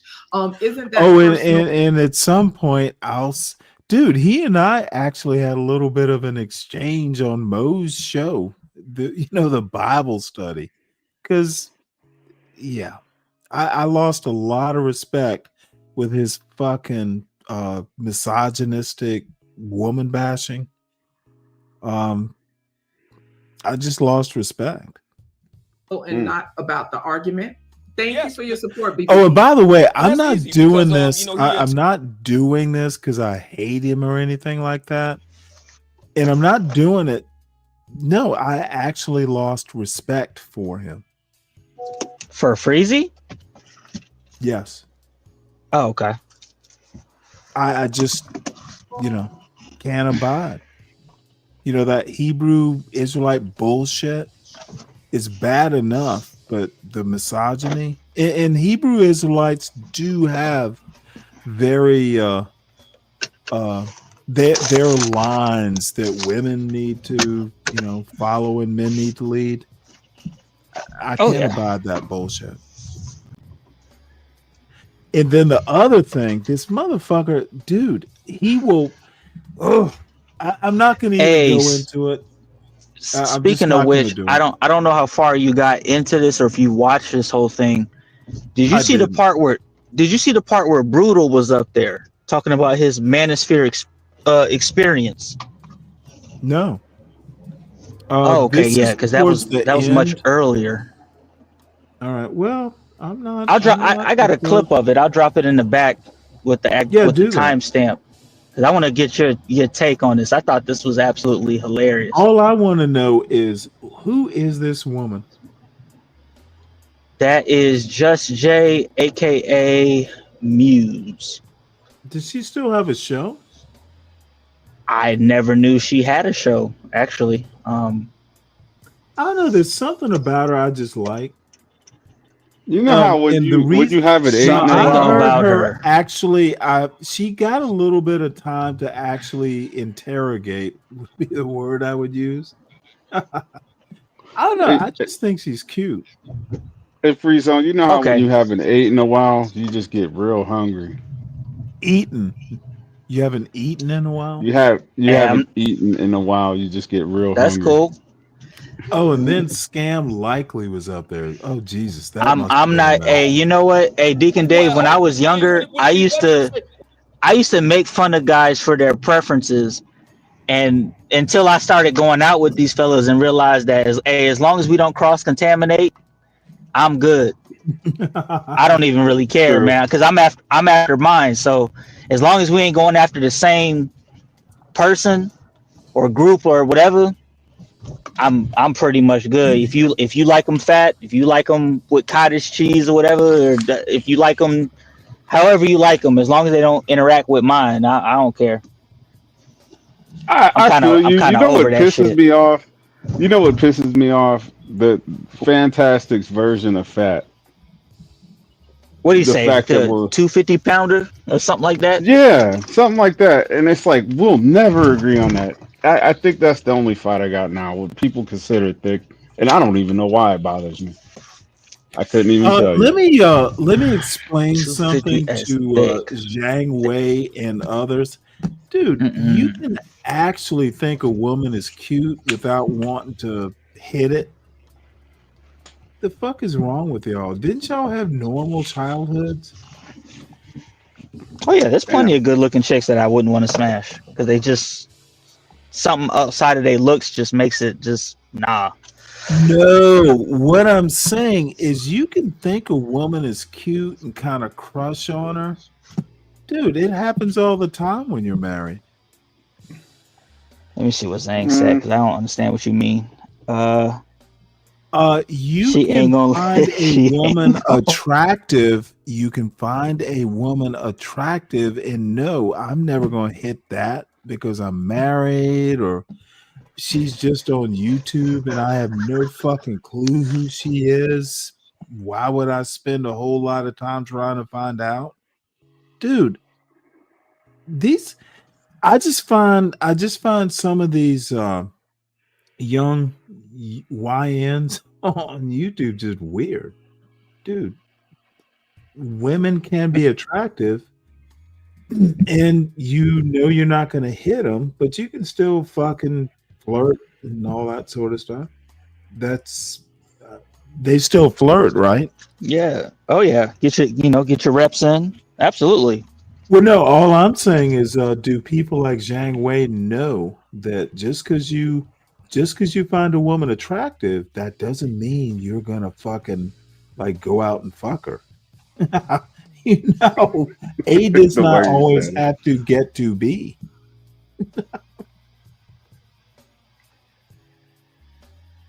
I don't know. I find free zone silence is like maybe he doesn't know what you're talking about. No, I think free zone is just like I don't even want to answer that bullshit. Right.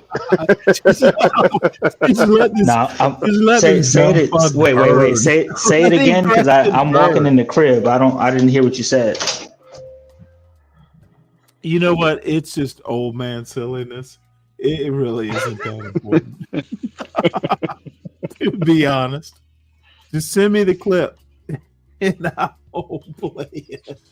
You know what, Jang? Just fucking forget what I said. I'm half drunk and fuck. Respect my fuck, my stroke, my what the fuck? Oh shit! You know what? I might have to delete this comment. Listen, what the fuck are you doing, Jang?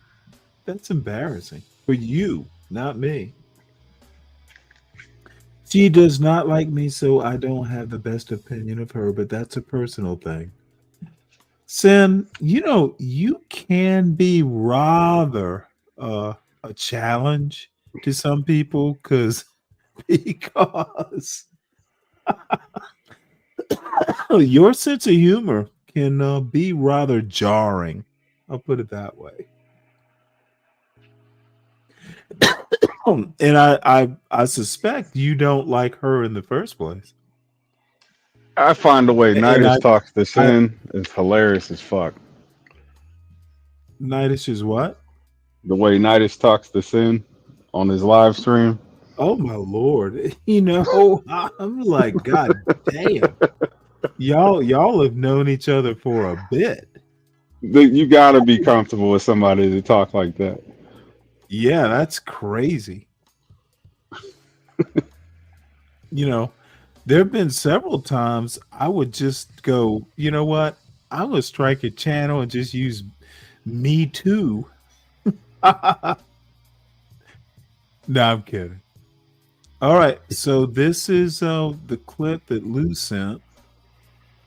Let me get it all enlarged. What questions do you have for our brother Mumia Obsidian Ali?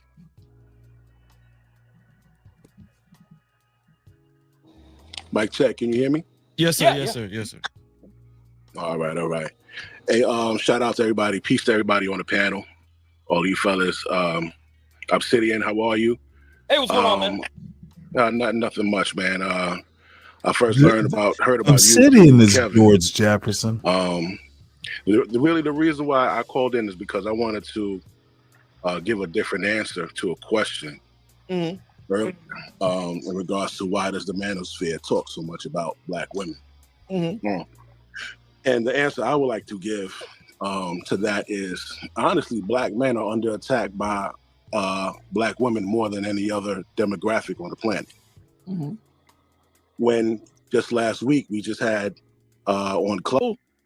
What questions do you have for Oh yeah, you gotta exit the clip and just let it play. If you still got the clip on, hit the X, and then it'll be at the live stream that point. Oh, no idea what that means. Because the clip loops. I have to play it and then do what? I'm not sure, but the way it's on my phone, like when you hit a clip, it's in clip mode. I'm playing this on a laptop. Okay, then it should play straight through this time. Okay. Obsidian Ali.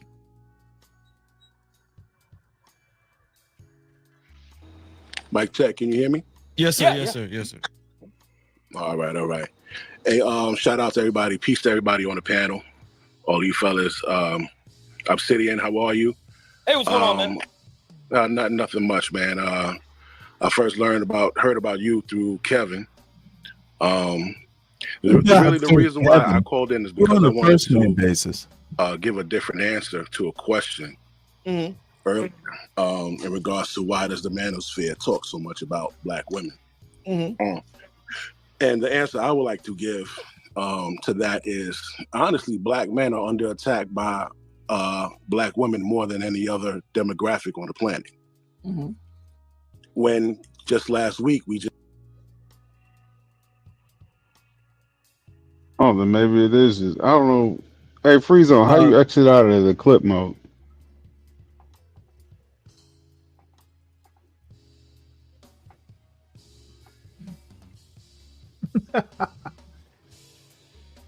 If he can't, I don't think he can get the timestamp because it keeps looping.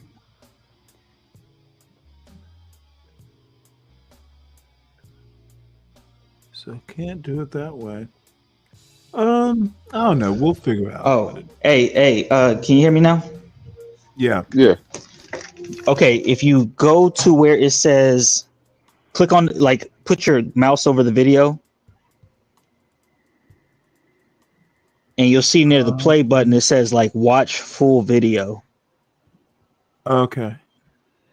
Hold on one sec here. Having the senior moment. Brought to Yeah, you you by gotta push Snickers. your I got bifocals up, and I got a so you can. ton of clips up. You know that it Oh, rolled to the there end it of is. his nose. Oh, yeah. God damn it. Yeah, get your lens crafters. Push your lens crafters up so you can. So what am I supposed to do here? You see where it says watch full video. Oh, there it is. Gotcha. Yeah, click that. Okay, go ahead. just had. So he's already saying. Now, mind you, right? I learned something new. No, Black thanks women to are our enemies. You know what I Dave. mean? So, yeah. Foul it away, Stanley. Motherfucker, I might remember it. I might not. Black women conspiring with racist white men to eradicate black men. Has anybody Yeah, I heard seen about that? that. I heard about that. Yes. Listen, has motherfucker. This motherfucker is George. Who heard about that? Dude, come to my conclave. George Jefferson was funny. Racist all right? white men to eradicate black. Obsidian's not funny. Oh, okay. I thought you were saying he wasn't. Oh no, the motherfucker's a riot. Man, has anybody seen that? I'm expecting him to go wheezy any moment. I heard about that. Yes. Wheezy, I'm busy. Yes. Has anybody heard of Cynthia G? We've been infested. We've been dealing Tell with me an that's not infestation George of Jefferson. Negro bedwitchery. No doubt about it. We're dealing with a Negro bedwitch infestation. No question about it. And have for quite a long time. Oh wow! So I just want I want that to be fresh in people's minds, so they don't act like black women don't hate us in mass. Because when they say they want black men dead, they even mean you, the ones who want to panda or simp or stand guard. They mean you too. It's not like they're just going to get rid of the people who are saying things back to them. Even the ones who want to stand against people who are showing light to it, yeah, they don't like you either. Just like somebody said, these things with the passport bros and all these other things, black men have never said anything horrific about black women. All right, so I just need you guys to stay on code. It's not all about protecting this one and protecting that one, because a lot of women say that they're oppressed, and women, especially Who's black, oppressing them though? are not oppressed. Well, I've heard this too. Who is oppressing black women? Now, nobody. But I just want you guys to know that I think the Black Manosphere should be about self-preservation and making yourself better. I was so glad to see this trend with these young black men who are turning from quote YNs to YMs. Hey, pause it real quick. I think it's a beautiful movement, and I hope Stanley, what you think of that, man? About what? What do you think of what he's saying? What do you think of what he's saying so far? Let's go back because I stopped listening. He's saying that black women want to. Shout out the next. Oh, that part about black women want to eliminate black men. Yeah, he's saying that based off of a Clubhouse conversation. Okay, when I tell you this is an internet, when I tell you this is an internet nigga, respectfully to your platform, but no, this is the quintessential example. Literally, dude.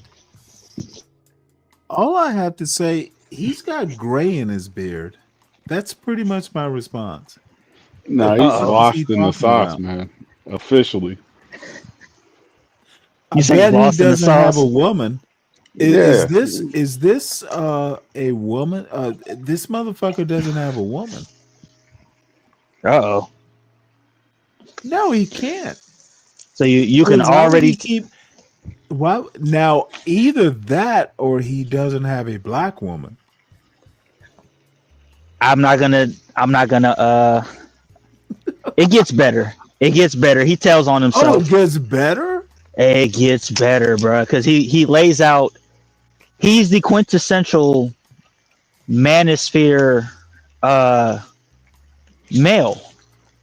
Wait, that's all I can really say. Oh, victimhood. Okay, is that BD Sports right here? Bottom left in the kind of hoodie with the beard. He kind of looks like BD Sports. No, that's Smitty. Oh, okay. No, that's Smitty. Level for his $5 cash cap, man. I appreciate your next level. Cash cap. Super cap. Hey, what do the manosphere teach young men? That's one of his questions. Well, we don't have. Oh, you went way back. When I didn't hear your words. No captivity. Yeah, I don't know what you clicked, but you may have to click that link again, bro, because you in a different place now. Oh, am I? Just go ahead and let it play. I kind of want to see where this goes. Super cap. Oh, I love that. See how he spells it with two P's, like Andy Cap.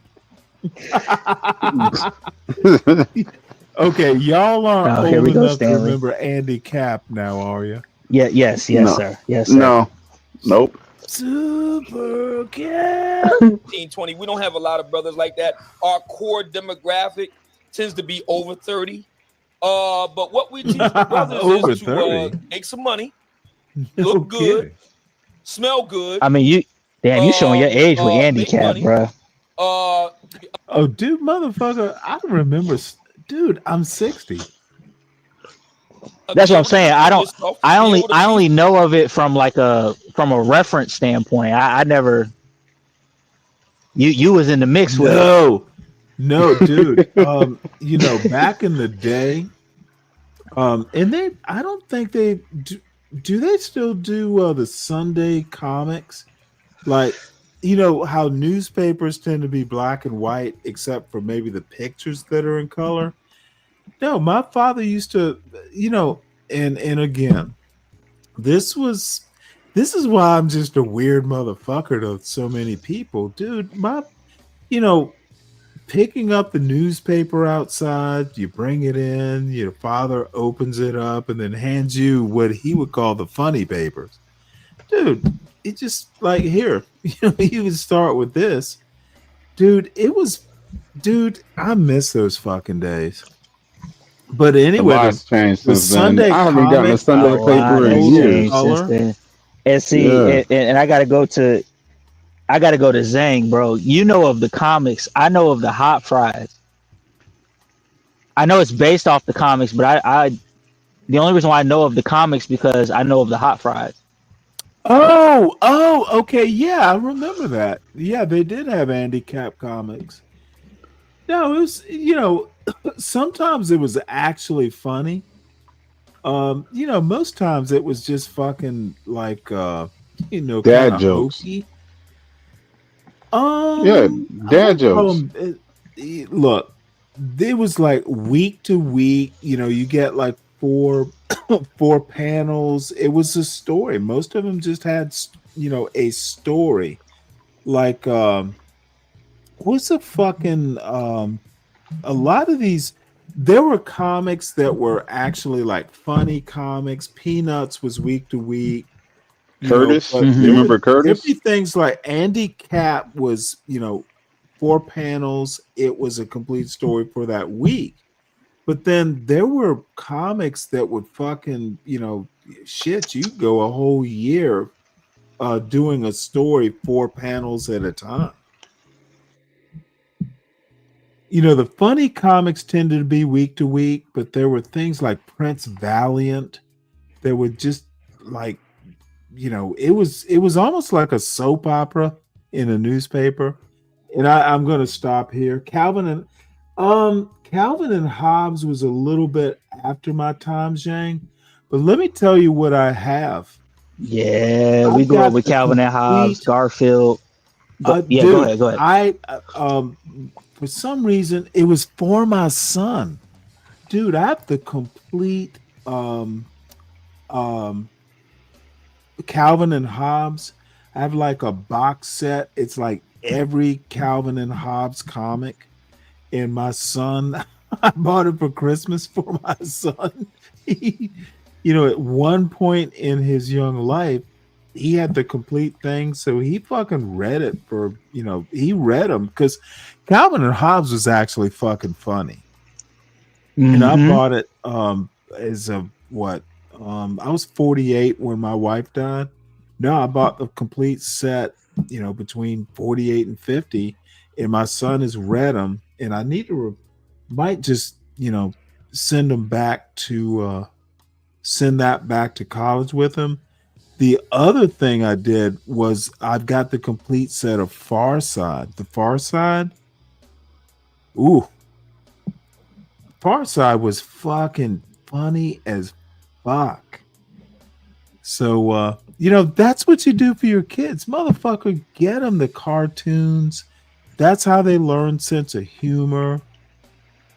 So many kids are actually, formative to become better adults. Garfield. Oh, never bought the complete set of Garfield, but Garfield was popular. Damn, I hadn't thought about funny papers in a while. Dude, in all of its reading, all of its learning culture. That's why that shit's so powerful. Fucking comic books, people will fucking, I think people take comic books a lot more seriously now, but comic books are reading and learning the culture. Graphic novels are learning the culture. Who gives a fuck what you're reading? The good thing is that you're reading. He's the ladies in the bedroom. And people, that's how you learn the fucking culture. Your parents can't teach you everything about the culture. School can't teach you everything about the culture. Comics can't teach you all about the culture, but reading is how you learn the culture. Good, bad, indifferent, racist, not racist. I am hell. The Boondocks had a comic when I was reading. Oh, the Boondocks is funny as motherfucking shit. The comic pre-existed the TV show. Absolutely, dude. And it was fucking edgy in the Sunday comics. That shit was edgy as fuck. So anyway, dude, I'm sorry. I'm being old, and let's see, where am I? 6 hours, and it is 11:30. So I am, kind of exceeding the guardrail. So you make more money. Drive really shit, cool I cars, have to get up in the wear morning. really great looking suits. Y'all smell do. Great and fantastic. Some of you do. Be able to I'm off for wear the these week. ladies out. And, Oh, that's right. It is Thanksgiving. Lord have mercy. And so, and this is why it's very Hold on one second. Hold on. Shout out to Next Level again for his $5 cash cap. He said to focus on fun, you temporarily run from what troubles you. You want to respond to that? Okay, I'm telling you right now, I want to get monetized. but I don't. All you have is your soul, bitches. And I am not. Dude, read the question. Let me ask you a question. Should I do this? Should I do the little dances? This is the other thing, and I'm not going to name names. One of the things that I hate, and one of my darling, oh, this woman is so gorgeous. When people like taste something good, they do that little happy dance bullshit. Oh, I hate that. Oh, I hate motherfucker, dude. God damn it. It fucking, I'm not cooking this goddamn recipe because I don't want to dance like that. That's buffoonery. Dude, it is pure buffoonery. Dude, fucking doing the little, I'm gonna wag my fucking tail because I had a good tasting morsel. Is it your dog has more dignity, bitch? He called it a morsel. Your You said a fucking morsel, dog man. doesn't do that. That's crazy. Yeah. Hey, do me a favor. Click the link in the back and then just do watch full video. Because you unclicked somewhere else. We all the way back now. All right. Nah, you should have a song when you get a Cash App, and you should do a little dance. No, like motherfucker, CC. I'm not doing it. Yeah. I'm not fucking doing that Super shit. cross. Our brother. Dude, bro, you that's know hard. what? Look, let me just say this. I could, it could be a little bit more high production, but honestly, when people send me a fucking super chat, a Cash App, I'm just impressed that, oh shit, they like me. They like what I'm saying. Dude, I'm still at that stage. I'm not fucking, to me, it cheapens it. And maybe I'm just a prideful motherfucker, but dude, I want to put it up. I want to, thank you for it. I want to banter back and forth. But no tap. I don't know. I'm just, maybe I will ruin, it's just not me. I appreciate it when people support the show. Yeah, Obsidian Ali. It should never get so routine that I have to do a canned fucking commercial. I hope I never get to that point. Mic check. Can you hear me? Yes, sir. Yes, sir. Yes, sir. All right. Hey, shout out to everybody. Peace to everybody on the panel. All you fellas. Obsidian, how are you? Hey, what's going on, man? Nothing much, man. I first We have heard to go back about to this? you through Kevin. Through Kevin? Really, the reason why I called in is because I wanted to give a different answer to a question earlier, in regards to why does the manosphere talk so much about Black women? And the answer I would like to give to that is, honestly, Black men are under attack by Black women more than any other demographic. You on the talking planet. about, Sin? When We're under just attack. last week we just had on Clubhouse somebody took a screen recording of black women conspiring with racist white men to eradicate Black men. Has anybody Yeah, I heard seen about that. I heard about that. Yes. So, has anybody heard of Cynthia G? We've been infested. We're dealing with an infestation of Negro bedwitchery. No doubt about it. We're dealing with a Negro bedwitch infestation. No question about it. And have for quite a long time. So I just want, I want that to be fresh in people's minds so they don't act like Black women don't hate us in mass. Because when they say they want Black men dead, they even mean you. The ones who want to pander or simp or stand guard, they mean you too. It's not like they're just going to get rid of the people who are saying things back to them. Even the ones who want to stand against people who are showing light to it, yeah, they don't like you either. All right. Just like somebody said, these things with the passport bros and all these other things, black men have never said anything horrific about black women. All right. So, you know, I just need you guys to Can I ask a question? Why is he afraid if he says this inside his house, his black woman's gonna get him? What the fuck is this? Why is he doing this in his driveway? Can someone help me? Yeah, is that a street light? Motherfucker, he's outside. No shit. Yeah, he's in his backyard. You know what I mean? Trying to get this shit I didn't off. catch that. Backyard? That's the fucking front yard. Oh, that is the front This yard. dude He's on his is porch. in the front yard. If you look behind him, there's a street light and a house and a car across the street in another driveway, another house. And this motherfucker kid's has afraid to leave his stoop. light on his face. Why is he talking? Is he scared to go inside his house? Why is he doing this in his? I assume it's his driveway. It is rather odd, but Oh wait, if I was, motherfucker! Did you just say that's rather odd? no, if I was to venture a guess, his Dude, wife it or is completely odd. somebody's in the house that he don't want them to hear him talking. Oh, this motherfucker's out in the cold in the fog to avoid. Yeah, he's got to be quiet about his true feelings, but he's letting them out on the panel. Oh, Don. So, you know, now I have to admire the wordplay here.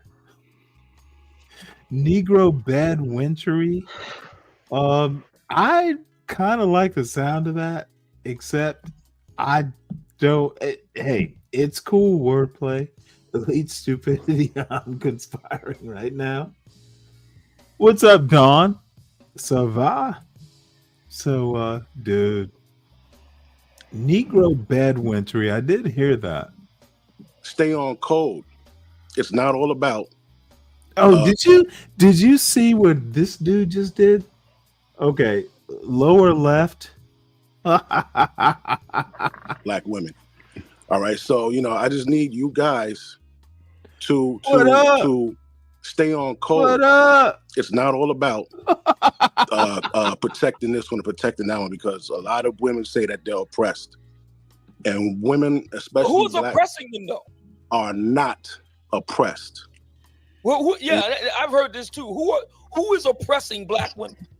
Now, nobody. Who's But oppressing black I women, just want Weezy? you guys to know that I think the Black manosphere should be about self-preservation and making yourself better. I was so glad to see this trend with these young black men who are turning from quote YNs to YMs or YGs or whatever. I think it's a beautiful movement, and I hope that they keep it up. And pretty much that's it, man. The reason why we talk about y'all is because y'all talk about us every damn day. For no reason. You come on there spewing your hate. You know, so nobody does more harm to us than our own women. You know, I've been doing a lot of research, and I found out even back in the 80s, even up till now, black women refuse to hire black men. When the reason our black women are even free is because of black men. Because black men, you were dying in mass for freedom. You were dying in mass for them to even vote for somebody that looks like Kamala Harris. Black men were the ones who fucking bragging them would have come down there talking about, yo, send your son outside, send this one outside. Black women weren't dying in mass like we were. We died for everybody to vote. We had died so you could go out there and get a job. During freaking World War I, we were sending home our rations to you, and you could stay home. Do you know who made you go back to work? Becky, because she didn't have nobody to clean her house. So she complained to her man, and they put out an ordinance for black women to go back to work. You So said y'all died first. I don't understand why there's so much hate for black men whenever something happens, the black man is there for you, even when you say some of the most horrible things to them. And we still don't come on there talking about, man, we wish you was dead and all that type of shit. Fall back and Okay, I'm gonna have to complete that story. Where I know about it, and it wasn't just Greenville, South Carolina. He's right on the basics of that story. But Becky wasn't in the Greenville City Council doing they weren't on the city council. They didn't pass the vote. Dude, it's such an incomplete way of putting it. Becky was lazy, and Chad just said happy wife, happy life. so they oppressed, the black women who weren't working and made it a requirement. Add that part to it, because most of these motherfuckers are MAGA, by the way. Most of these manosphere assholes are MAGA voters. They will fucking talk. They will, dude. I found that not to be true. Okay, motherfucker, I found the exact opposite. Okay. No, carry most on. Of these most of these manosphere fools are MAGA voters. Tell me Freezy isn't MAGA? Jeff St. James not MAGA? Obsidian not MAGA? Tell me which one. Tell me where I'm wrong here. MOT isn't MAGA. He was a manosphere. Okay, MOT is pretty much not into this manosphere bullshit anymore, at least.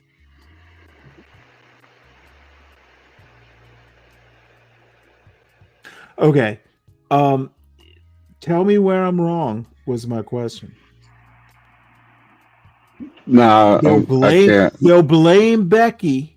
No, carry on. I don't. They blame Becky wearing ascot, bash black women, bash a lot of black men, but the white man, I'll vote for him.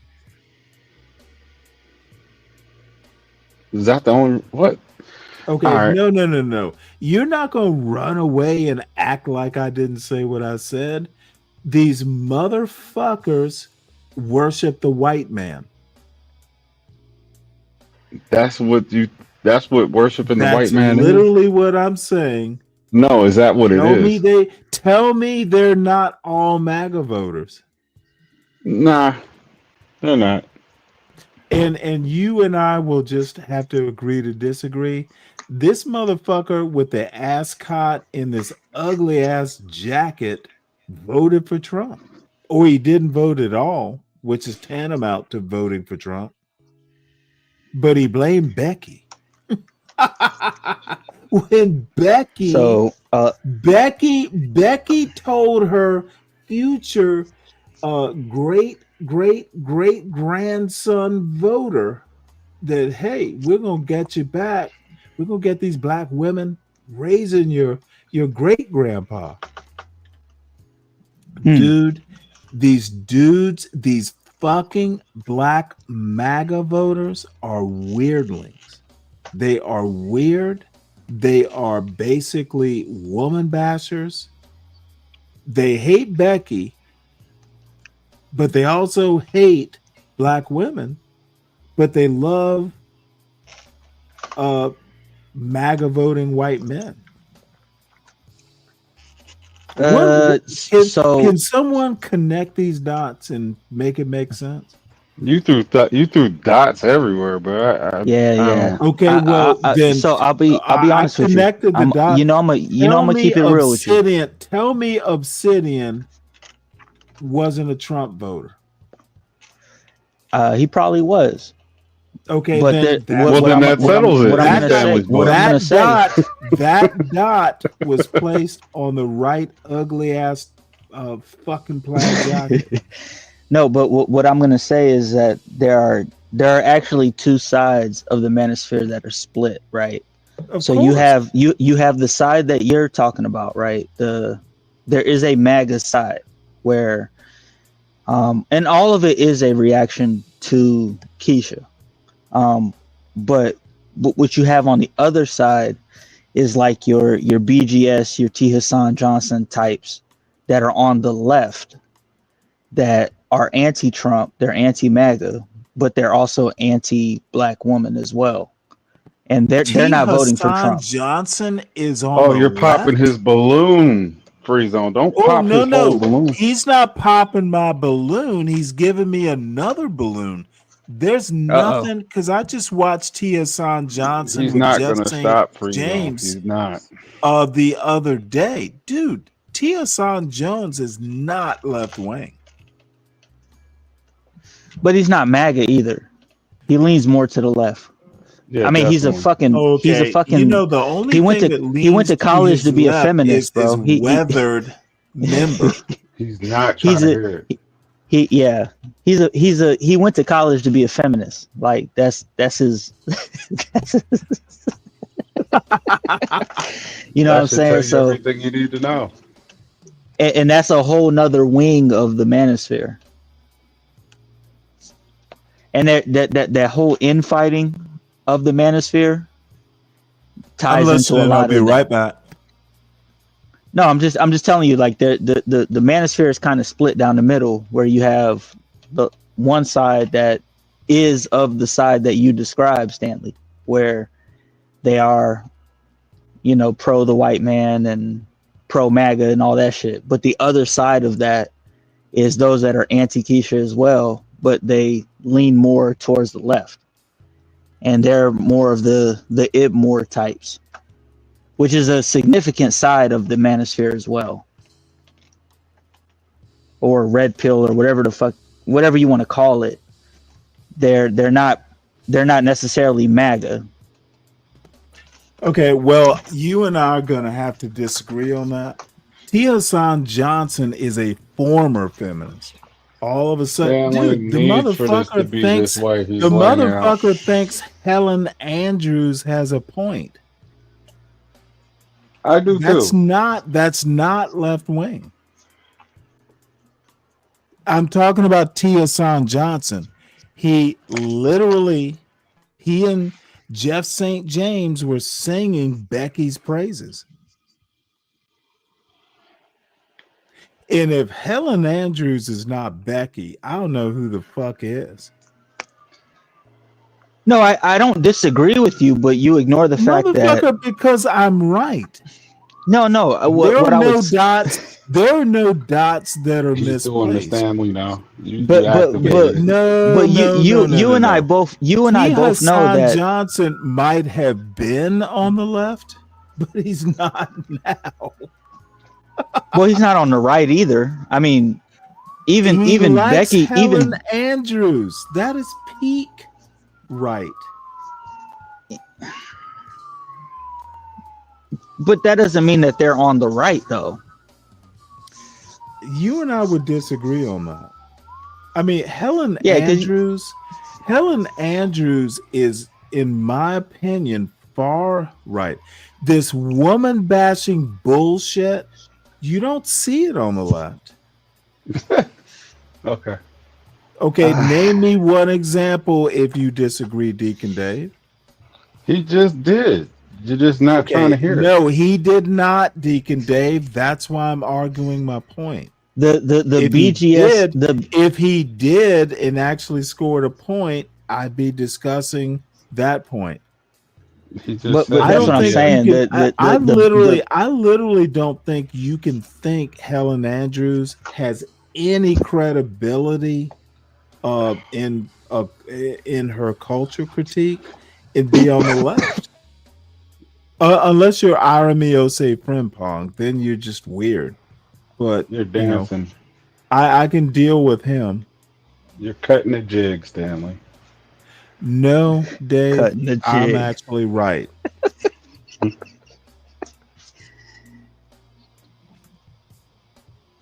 I mean, to be See, pro. I don't think, Dave, I honestly don't think you understand what I don't think you understand politics beyond like MAGA and not MAGA.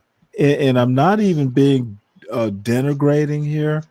I honestly don't think you understand politics that well. And most of these anti-black blacks don't understand politics. Well, I can meet you halfway there, but what I would say is even if you're pro white woman, right? White women are pretty split down the middle in regards to the left and the right.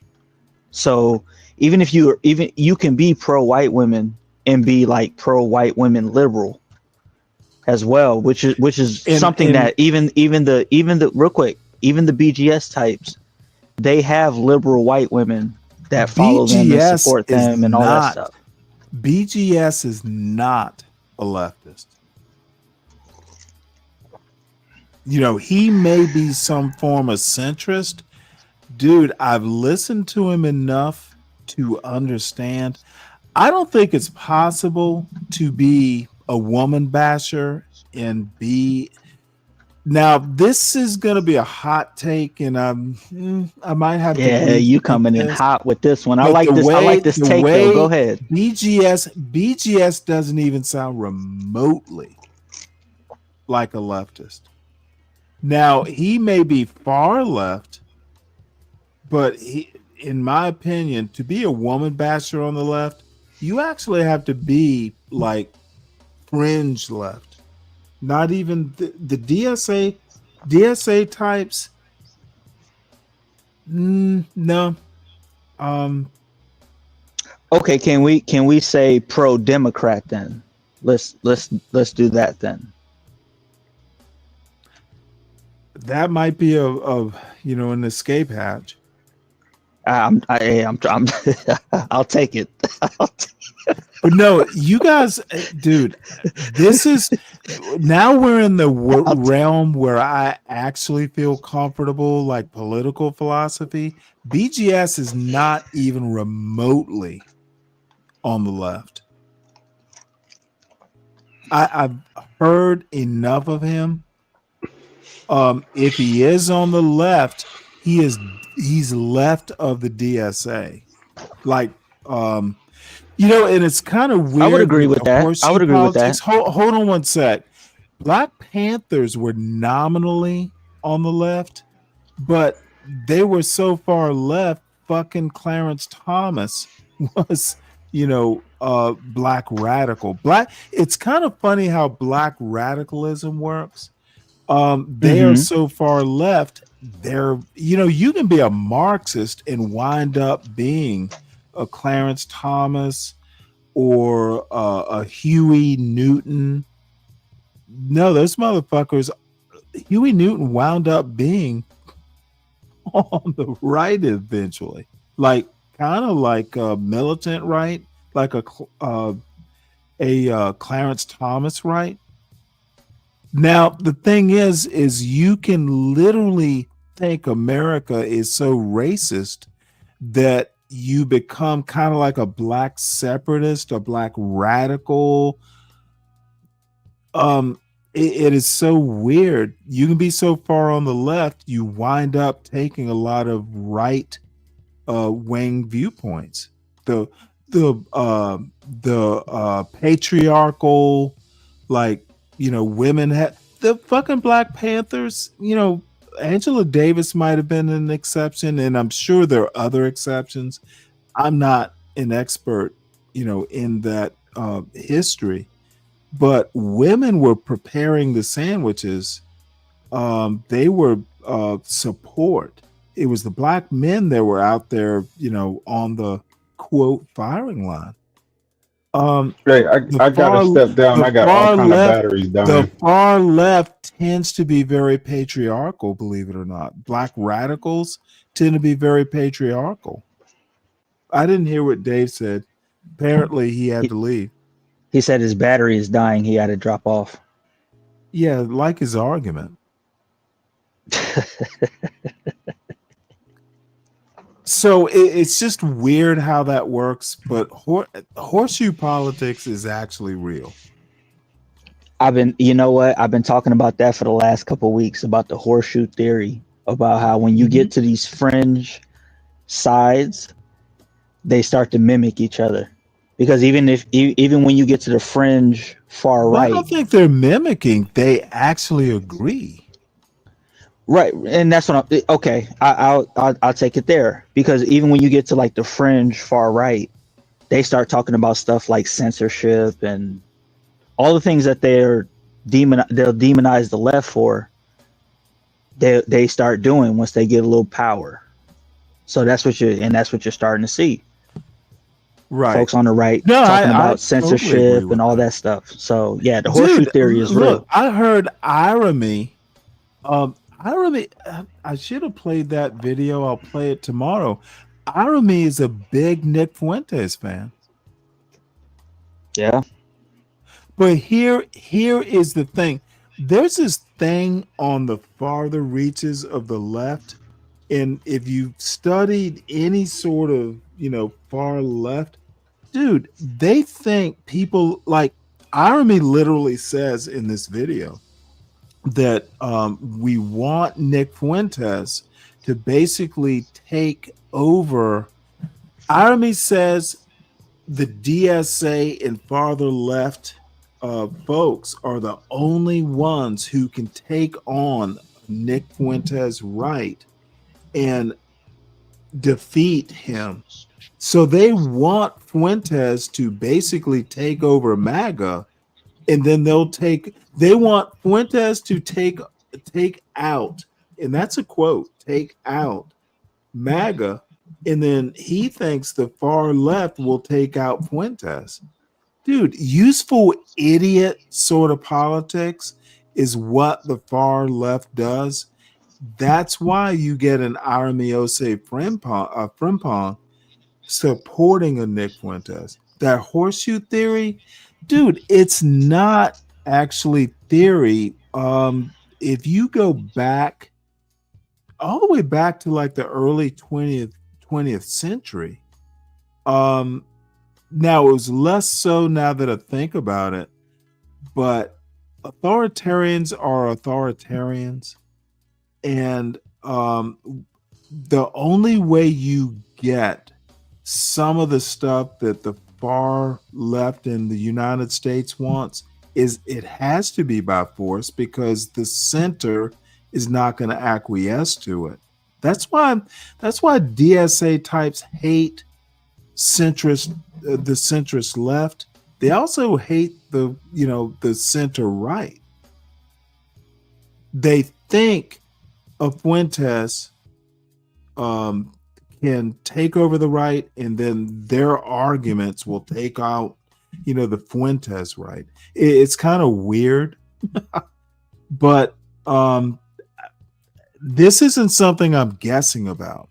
The literature is there, the history is there.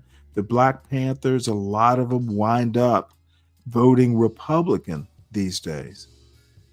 I don't understand why people don't know this sort of stuff.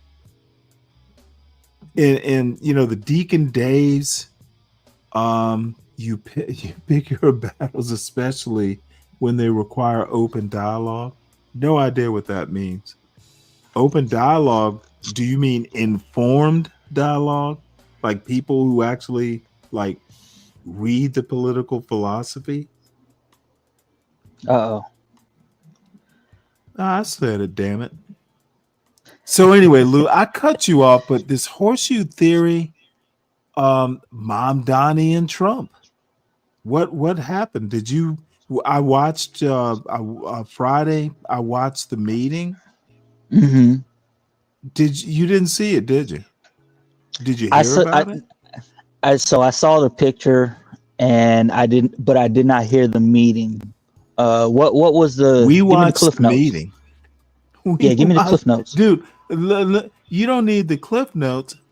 Trump shook Mamdani's hand and then slapped the hand. You know that gesture where you shake hands and you pat the hand like, damn, this was a good dude. Those motherfuckers are getting along, at least on the surface. Mm-hmm. You know what? Fuck, it's getting late. No. I definitely saw it. I want you to see how this unfolds, bro. I really do, because I know what you. I know what you're talking do about. too. And you know what? I'm if you're up for it, I'm my up last for it. take. And Dawn, hit the link, Dawn. I've always wanted to talk to you. When you guys compare yourselves, I don't know if you guys have noticed it. It seems like the black woman is always comparing herself to the black man, right? She and she always compares herself in an aspect of, well, we're buying more homes, or we got more education. Every race on the planet, the women has more homes and more education. Every race. So instead of comparing yourselves to black men, compare yourself to Becky. Compare yourself to the Asian chick. How well do you stack up against them bitches? All right, and that's it, man. One second. I got you. Shout out to Manina Subpoena again for the $5 super cap. Manina said, "You the reject, toothless, can't walk, stomach big, laid up with a big." All right, bag. hey, so check this out. Yeah, So you're Stanley, the one that's tuned into me. So you heard kind of his opening statement, so you pretty much get a good idea of what he's about, right? Black women are the enemy. I've been in the space for such and such long. I done did the history and all that stuff, right? Mm-hmm. I dropped another clip link. If you could click that, sir, and just let that ride, because they started getting into a bunch of they started getting into a bunch of foolishness, and I don't want to waste your time. Yeah, go ahead. Let that ride full. Shit, I'm interested now. Yeah, so this is where the rubber meets the road right here. Go ahead and hit watch full video. Go ahead.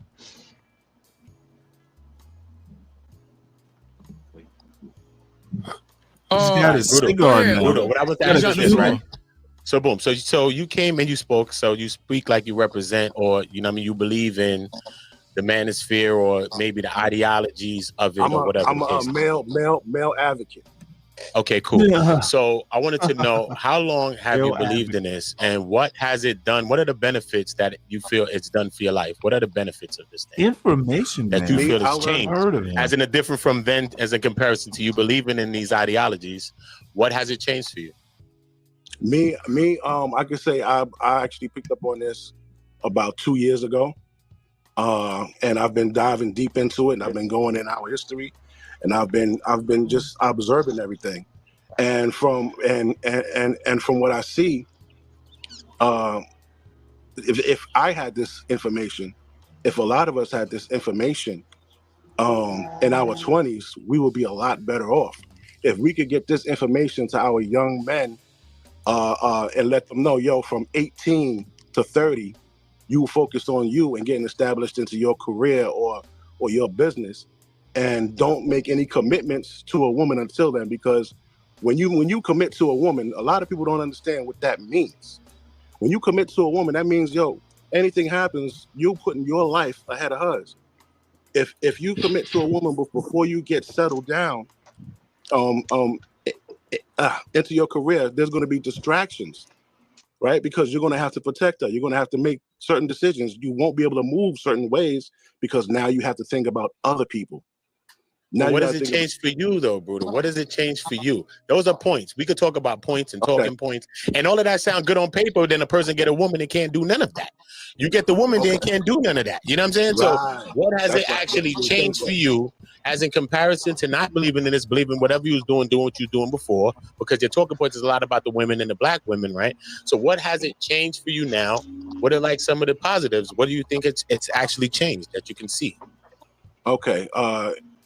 It's changed the way I think, and I can see things a lot clearer. Now, hey, before he answers that question, I could prepare them. Right. Let's set it up better than when I was freaking prepared.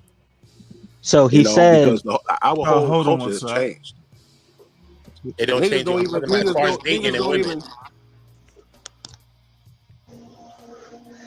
So he said that he's a male advocate that's been in the space for 2 years. Mm-hmm. And I forgot the dude's name, but he asked him, okay, since you've been in the space for 2 years, you done consumed the information. What has it done to change your life for the good? What positive impact has it had on your life? Right. He asked him that once, and he's already not answering the question. He's going to talking points that he heard in the space. Go ahead, sir. Go ahead.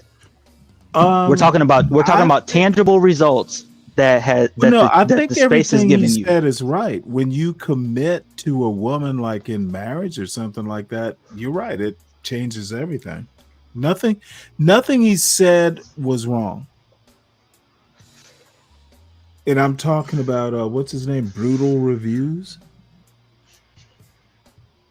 Yes and no, but keep going. Keep going. Well, what I'm going to say is, men's advocate, sure. I think most men's advocates are basically whiners. However, in this case, nothing he said was wrong. So you should take it seriously. And I mean, you want to have something, a job, but you have to be careful with I'm a big believer in, if you are planning, sometimes being young means being young. So get married. You will get pregnant when you get pregnant. Right. I mean, but listen to what he's saying though. Real quick, Stanley. Listen to what he's saying. He's saying that when you do get a woman, it distracts you from your purpose. Yes, of course it does. And you have to be consumed with all this other stuff. So it starting a family younger creates these distractions for you that take you off your purpose. Right. And to a certain okay. I'm not saying I disagree with that fully, not but you, but I have a question. Finish what you're saying, because I have a question. What is your purpose? And I'm surprisingly more religious, or I have a more religious answer than even I would imagine. What is your purpose? To be a billionaire? What is my personal purpose? Or are you saying no? Let's just talk about Brutal Reviews, like the YNs and the fucking Black Manosphere and the anti-Black blacks. What is the purpose of life? Because maybe he's getting all metaphysical here. I don't think the purpose of life is to be as rich as you can possibly be. I don't necessarily. The purpose of life I is agree to with live you. a good life. Right. So yeah, go ahead and keep playing, and we'll get into that in a bit. Okay. Because that's the premise that he's setting up. So go ahead. As far as women, niggas don't even make fucking R&B music for these bras no more. You ever noticed that? Yeah, that's true. But I'm just saying, as Like far as women, R&B? your dating life, how you interact with women, all of these different things, because everybody got the strategies and the talking points and all of this and all of that for the other people to tell them the stuff. So what has it done for you? What has it changed? Because you was a kid getting women since you was young, and you got a girlfriend or you got kids and stuff. So what has this thing changed that people should believe in it, and people should adopt these things as something that they should believe or seek? That's what I'm asking. Okay. All that right there goes back to what I was saying before. It goes back to what I was saying before about when you're 18 to 30. Don't focus on a chick. Make sure that you build yourself. That goes directly to that question. Now, how has it helped me? I just told you. It enlightened me. I don't date. I don't do any of that shit, bro. You understand? How did the enlightenment?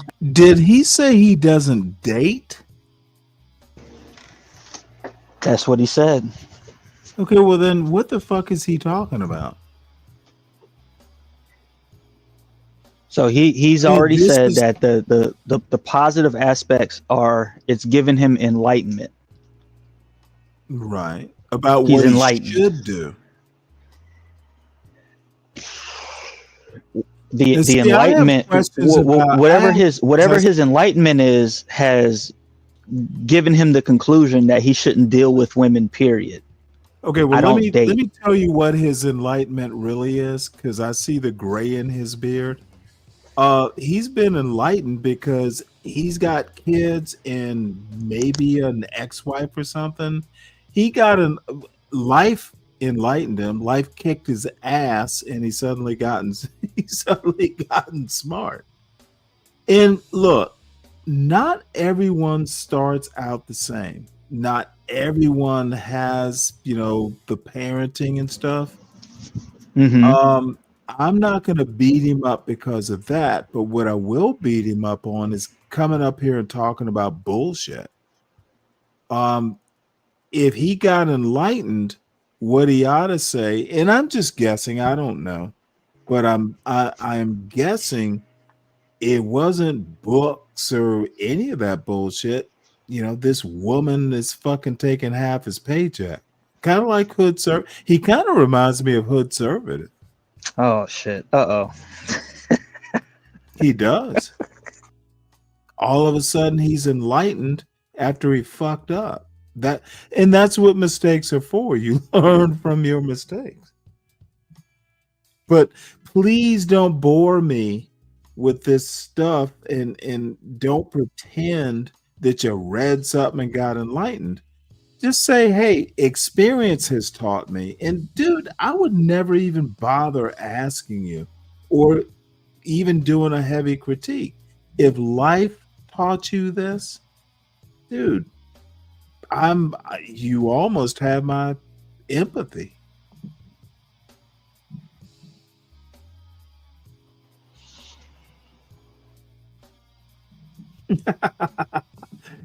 Well, King Picks, why don't you hit the link? Come up and give us the benefit of your intellectualism. The invitation is there, sir.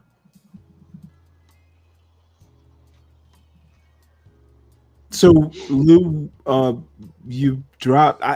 I just think that life kicked his ass and he learned something from it, and that's much more real for someone like me. Hey, you would have my respect, not so much a critique.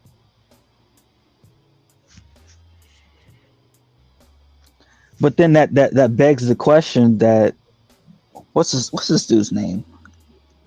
Oda. That begs the question that he's asking. Like, okay, life kicked your ass. You came to the space. You've been here for 2 years. How has it improved your life? Okay, well, how about just say I won't make the same mistake the next time? I'm a little bit more circumspect about the next woman I fuck. Right. But his response is that not an improvement? No, but that would be an improvement.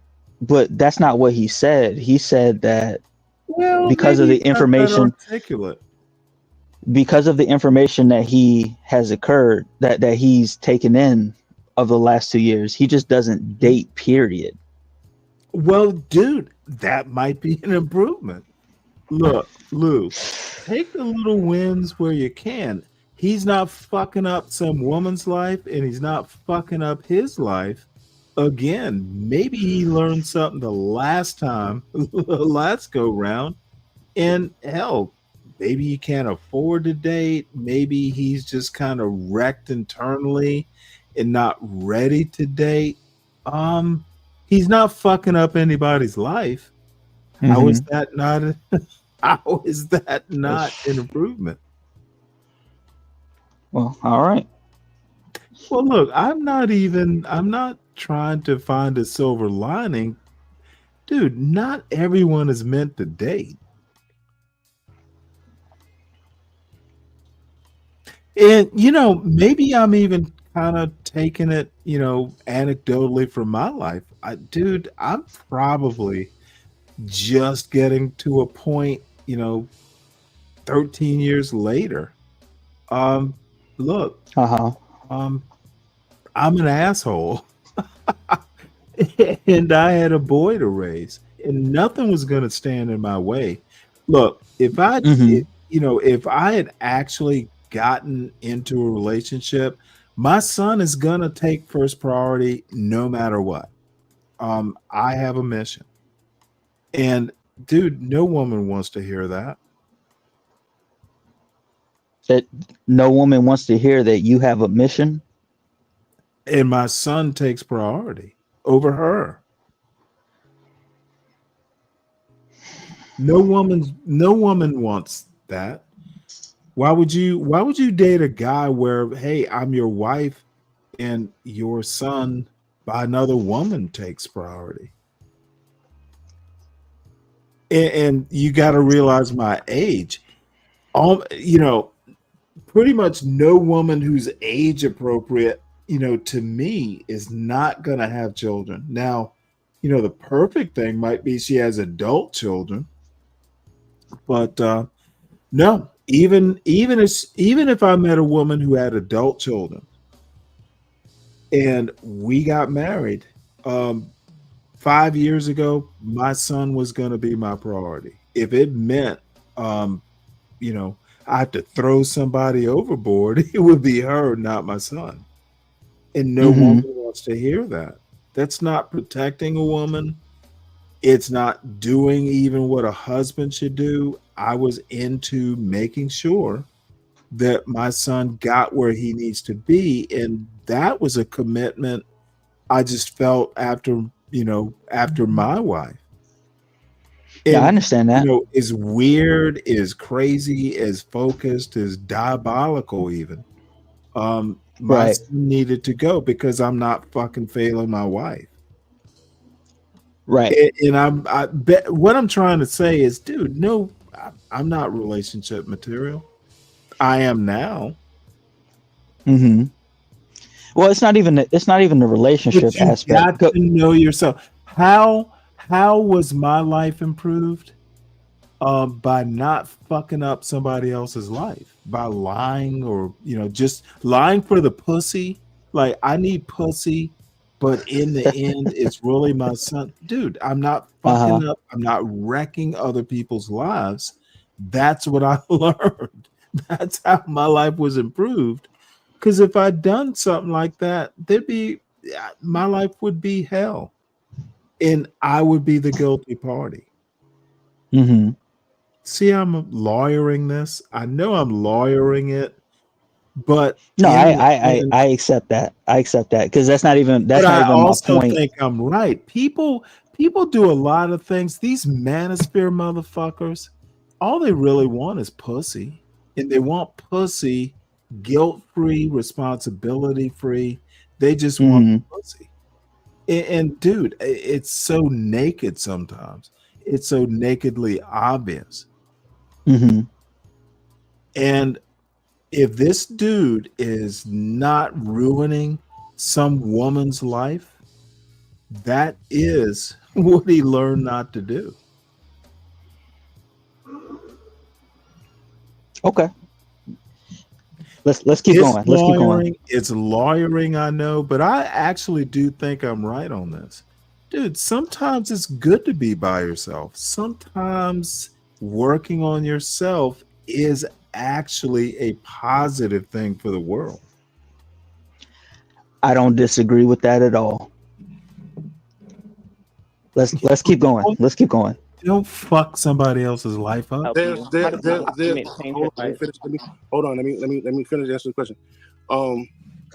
When it comes to being enlightened on these types of things, the way you move before, if you think back to how much money you spent on a chick or the things that you do for a chick and all that shit, man, that doesn't hold any weight at all. The time, the emotional things, whatever you do for women, you need to do that for yourself first. Wow. But before you go out trying to be somebody man, how you gonna be? Because when it's time to do man shit, you ain't gonna be able to do it, bro. So solidify yourself first. Now, how does it help me? Like I said, I'm at peace, B. And the women that are out here today, like What do you mean? You like are you out there dating?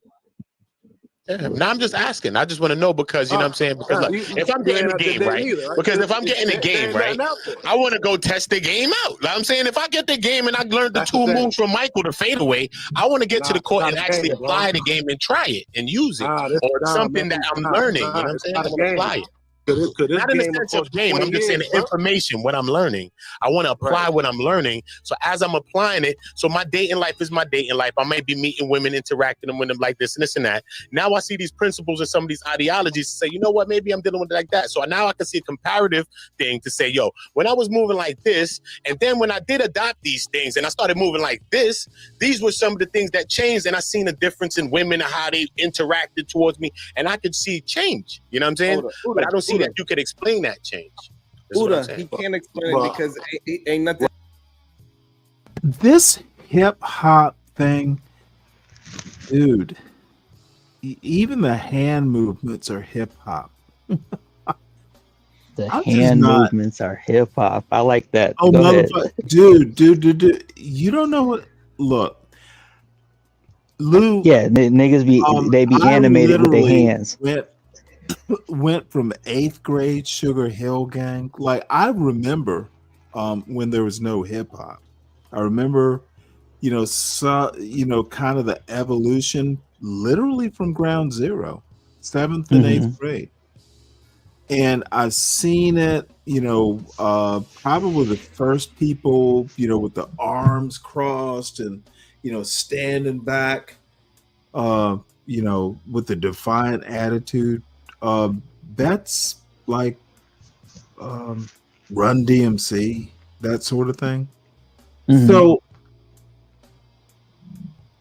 it's just a way of being. It's almost like just I don't know. It's just the way you carry yourself. It's hard to describe, and there are better words for it. And anyway, Udalong, I've seen him in chats, unimpressed, quite frankly. Positive happened in his life. That's why he can't explain what happened in his life that was positive or productive. The man's been help this man at all. That's a good way to put it, John. Nothing negative has came into my life either.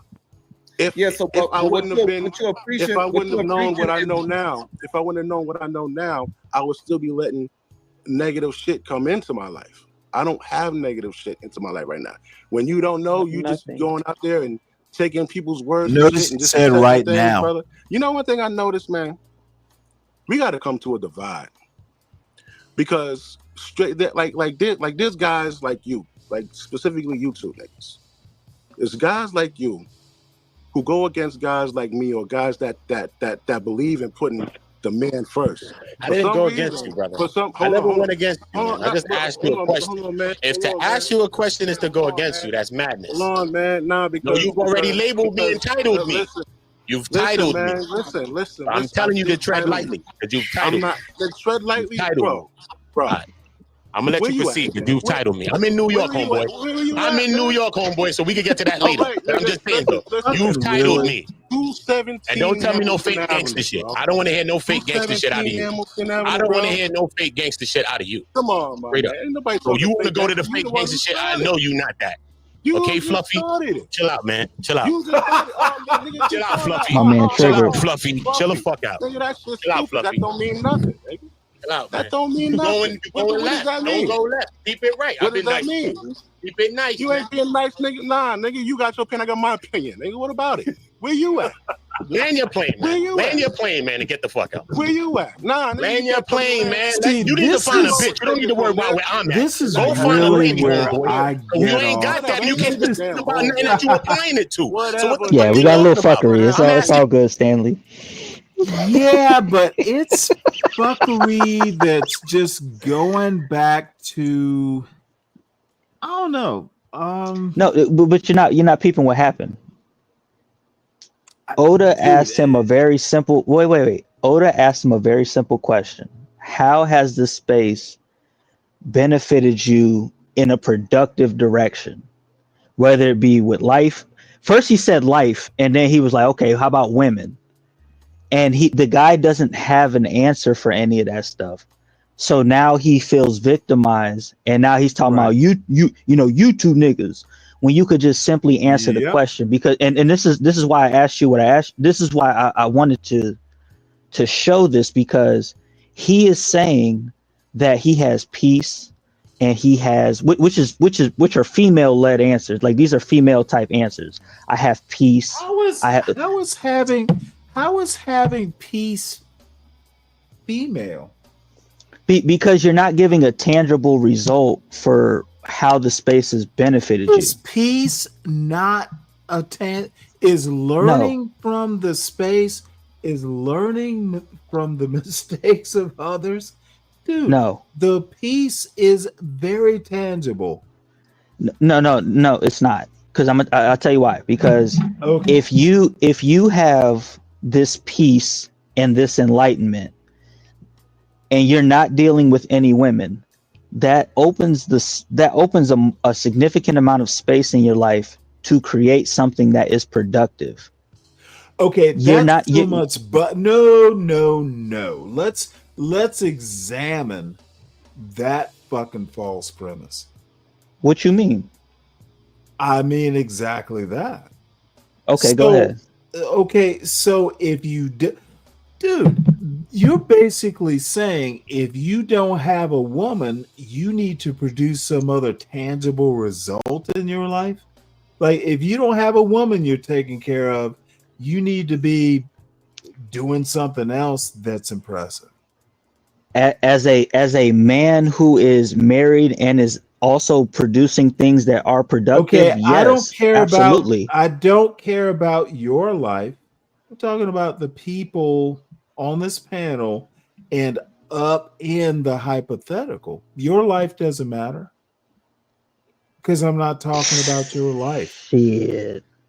I'm literally not talking about you and your life, Lou. I'm talking about the hypothetical YN. Peace to me. No, but I'm dead. Who else would I? Why would I be talking? You're not up on this video. You didn't give any of the answers, and no one asked you questions. Why? Well, neither of these guys are YNs, though. These aren't YNs. These are for God's sake, get over the jokes. No.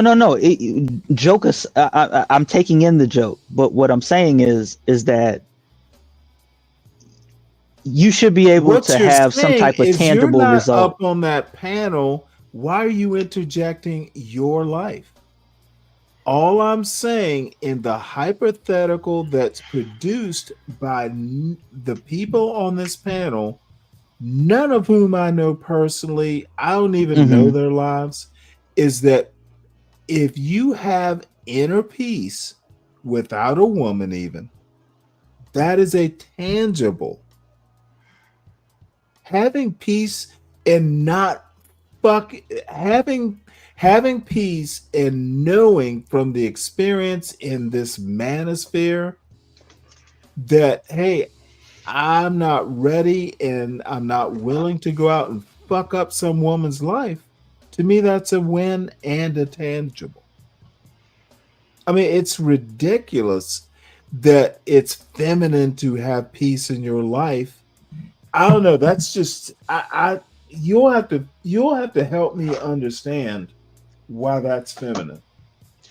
If I ask you what tangible results have been achieved by you joining the military, you're not going to tell me some intangible result. You're going to tell me some tangible things that happen from you joining the military. Okay. And again, you need to not deal with my anecdotal experience. You need to talk about the hypothetical, the one presented on this panel. But it's not a hypothetical. Talk about what this man said. It's not a hypothetical. They're not talking in hypothetical. You don't think having inner peace, and I assume he means inner peace, that's not a tangible? No. Okay, well then you and I are just fundamentally going to disagree. Okay, well, hold on one sec. if you have inner peace, I assume you have some self-knowledge. It takes people lifetimes to kind of be at peace with yourself sometimes. I think that's, maybe it's too zen, but having inner peace is huge. No, it is huge, but it usually transfers into some type of tangible result. Okay, usually, but does it have to? As a man, yes. Okay, then you and I fundamentally disagree.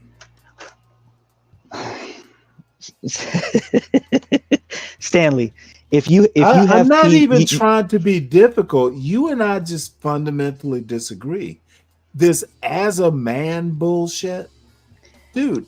How about just as a human, having inner peace and not wrecking other people's lives? In what's his name in his driveway? The motherfucker sounds like a wreck. That he has enough inner peace to know that, hey, I'm not ready to go out, because if I do it now, I'm gonna fuck up somebody else's life. Nope, that's a tangible to me. He's not making the world worse.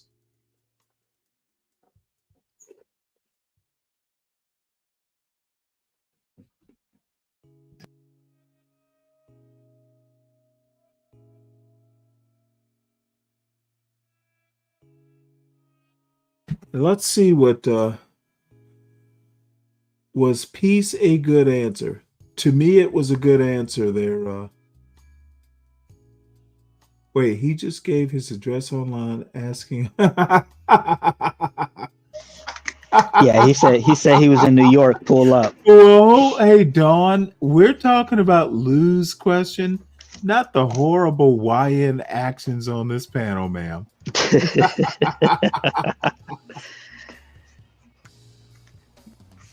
See, again, dude, we're not talking about the actions. It was a hypothetical that Lou wanted to draw. And y'all keep up.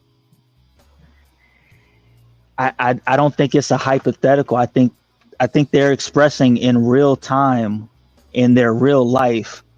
They're asking you in your real life what has all of this stuff achieved, and you're just saying peace, which is a fine answer. Peace. But I maybe if he had no inner peace.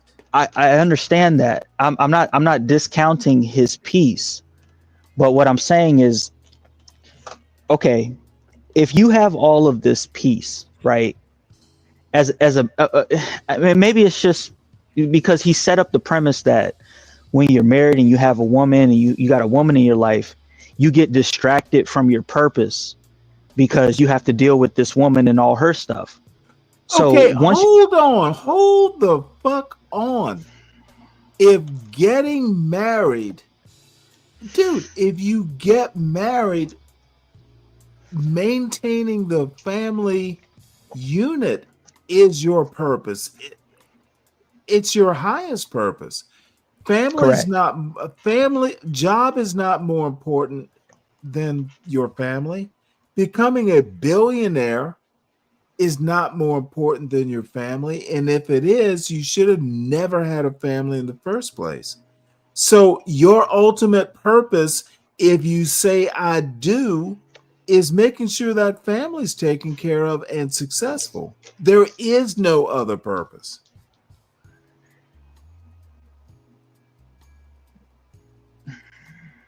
And I'm going to sound kind of religious here, but and you know me, I'm not particularly religious, but the fuck, dude, I have said so many times that if these idiots like John Galt and all these other fucking anti-black blacks think that black culture is so broken, it's broke.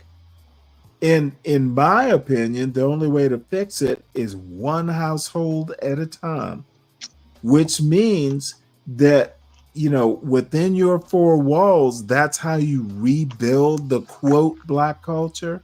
So in that context, getting married is huge. It's a huge responsibility to rebuild the culture.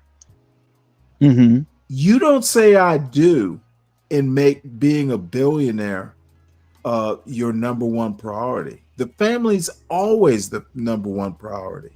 This bullshit, it's a bullshit question, and the answer is bullshit too. Your higher purpose is making sure your kids do better than you do. And if there's another purpose, then motherfucker, you are a menace to your family and society. In again, my opinion. Other purpose? What the fuck? No, well, no, I wouldn't. I agree with you, but that's not what I'm saying. Because ultimately, I'm talking about what he said. Well, no, but ultimately, if we're bringing women into the situation, right? Okay, who else are you gonna marry? A man? No. What I'm saying is, real quick, because you're Stanley, you're responding to something that I'm not saying. The thing that would attract a woman to you is most of the time will be your purpose, because she's asking why should I get involved with you? We disagree on that. A woman's not fucking attracted to your purpose. She's attracted to you. Your purpose is part of you. No. Well, then she's attracted to you, and the purpose is a part of the you she's attracted to. Again, not the other way around. She's not. No, you didn't say that, Lou. She's not attracted to the purpose. She's attracted to the person. Okay. Okay. So you're saying that what woman is attracted to a purpose? No, she's attracted to you because you have something going on in your life that is going somewhere. Now we got it right. She's attracted to the person because the person has a purpose. Dude, semantics matter. Whether you like it or not, whether Deacon Dave likes it or not. The woman is not attracted to a purpose. Yeah, she's attracted to a man with a purpose. Okay. Because the purpose is part of you. But this guy doesn't have a purpose. He hasn't expressed a purpose. Let's say that. He has not expressed a purpose at this point. Okay. That's what I'm saying. Like, if he would have said, okay, here's what I'm thinking, right? And I could be wrong for thinking it, of course, right? But if you don't have all of these distractions of a woman in your life or any of that stuff, right? Which is what he said. When you have a woman in your life, it distracts you. Wait, let me finish. But I'm using his argument, right? Why? He said because he's the one making the argument. I'm not talking about myself. I'm talking about what he said. He's the one that said, okay, he learned in this space that when you're 18 to 30, you should focus on your purpose and what you have going on, because a woman distracts from that. But okay, now hold on one sec. Let me make sure I understand where you're going with this. Single guy, girlfriend, some woman he's not particularly committed to. Yeah, okay. But once you get married, your purpose becomes whatever your purpose was before you got married. If it wasn't getting married in the first place, and most young guys, I wouldn't. It depends. But right. But I'm saying a very different thing. Once you get married, whatever purpose you had before you got married changes to a secondary. Once you get married, your purpose is maintaining the marriage and making sure the potential family thrives. Right. The billionaire, the business, whatever becomes secondary. Do we agree on that? I agree. Okay, then we have no more argument. Whatever you were before you're married, more than likely you're not going to be the same after you get married, and definitely not once you have kids, or it shouldn't. Right. But what I'm saying is that if that is the case and you're a single man, then even by his own argument, if you're single, you have all of this space and all of this time to actually work on whatever that purpose is. Right. If you're single and have nothing better to do. Right. So what I'm saying is that he has not expressed at any point in this conversation at this point what he is working on now that he has all of this distraction-free life. He hasn't expressed anything that he's working on. Well, didn't he say something about peace? Okay, maybe I wasn't clear. I thought I mentioned. My impression is this guy fucked up some woman's life, and he's just trying to fucking put some pieces back together. That's what he's accomplished. He's got inner peace after wrecking some woman's life. This dude, this dude fucked up some woman's life. Okay, you don't get to have the beard that gray standing out in your fucking something's going on. That's why I'm kind of reacting the way I am. This motherfucker's got something going on, or something he's recovering from. Dude, you're in your goddamn driveway. What is he? He's probably just dropping off his kids or something. Just something isn't quite right with the picture, Lou. That's why I'm putting up a fuss. No, I got you. I got you. There's a narrative that I'm detecting. I got you, man. I got you. Go ahead. Let the clip rock. Okay. Oh, and so King Pick says John Galt had a good interview with Pastor Manning. Well, bless his little heart.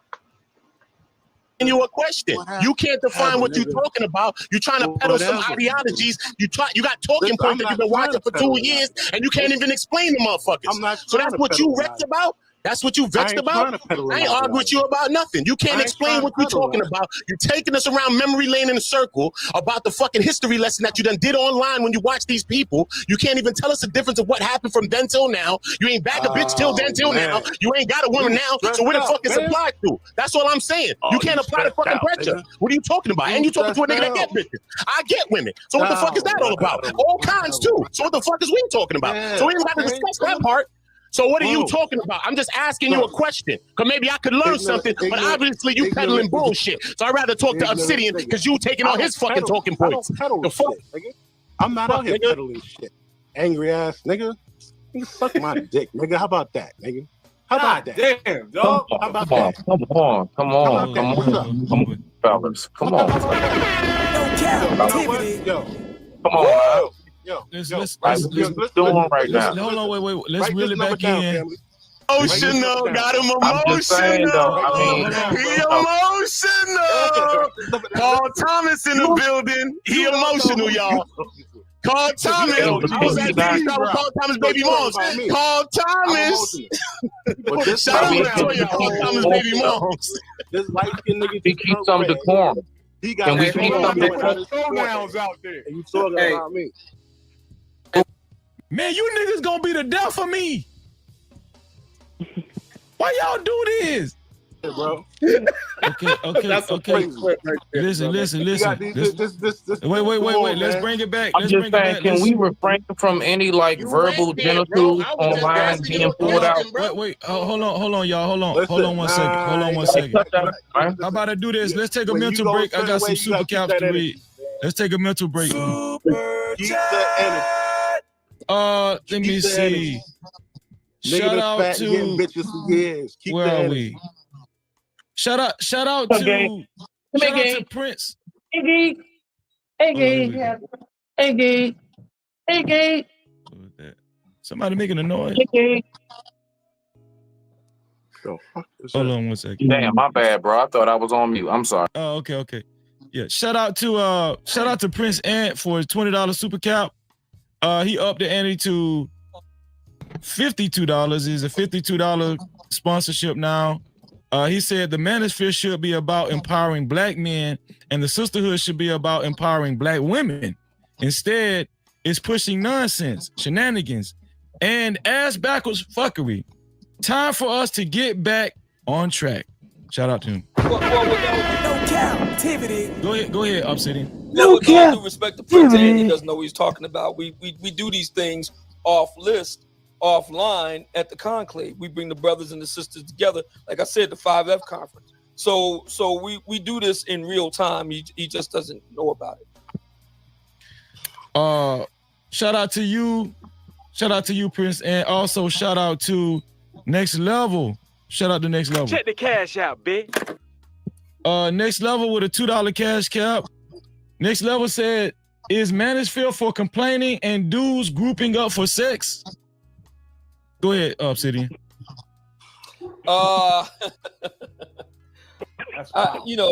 These types of statements by people that really don't know what they're talking about. They've never been to a conclave. You have to understand, we've been around now for 5 years. So a lot of people, you'll notice that come up here, they will always refer to, remember back in 2016 when you said this? Remember back in 2019 when you said that? You know, that sort of thing. I mean, come on. I mean, what are we doing here? We're living in the past or what? It's about to be 2026 and they're still talking about what went down 10 years ago. I mean, come on. Shout out to Next Level again. He said, what started the manosphere? Rage for black women? Go ahead, Obsidian. What started the black manosphere is that there were brothers that was tired of the bull crap and tired of being marginalized, tired of being gaslit, tired of being misrepresented in the media. And we decided to do something about it. Also, Next Level said, thank you for the $2 cash cap. Next Level said, do the manosphere fall under the life coach hustle?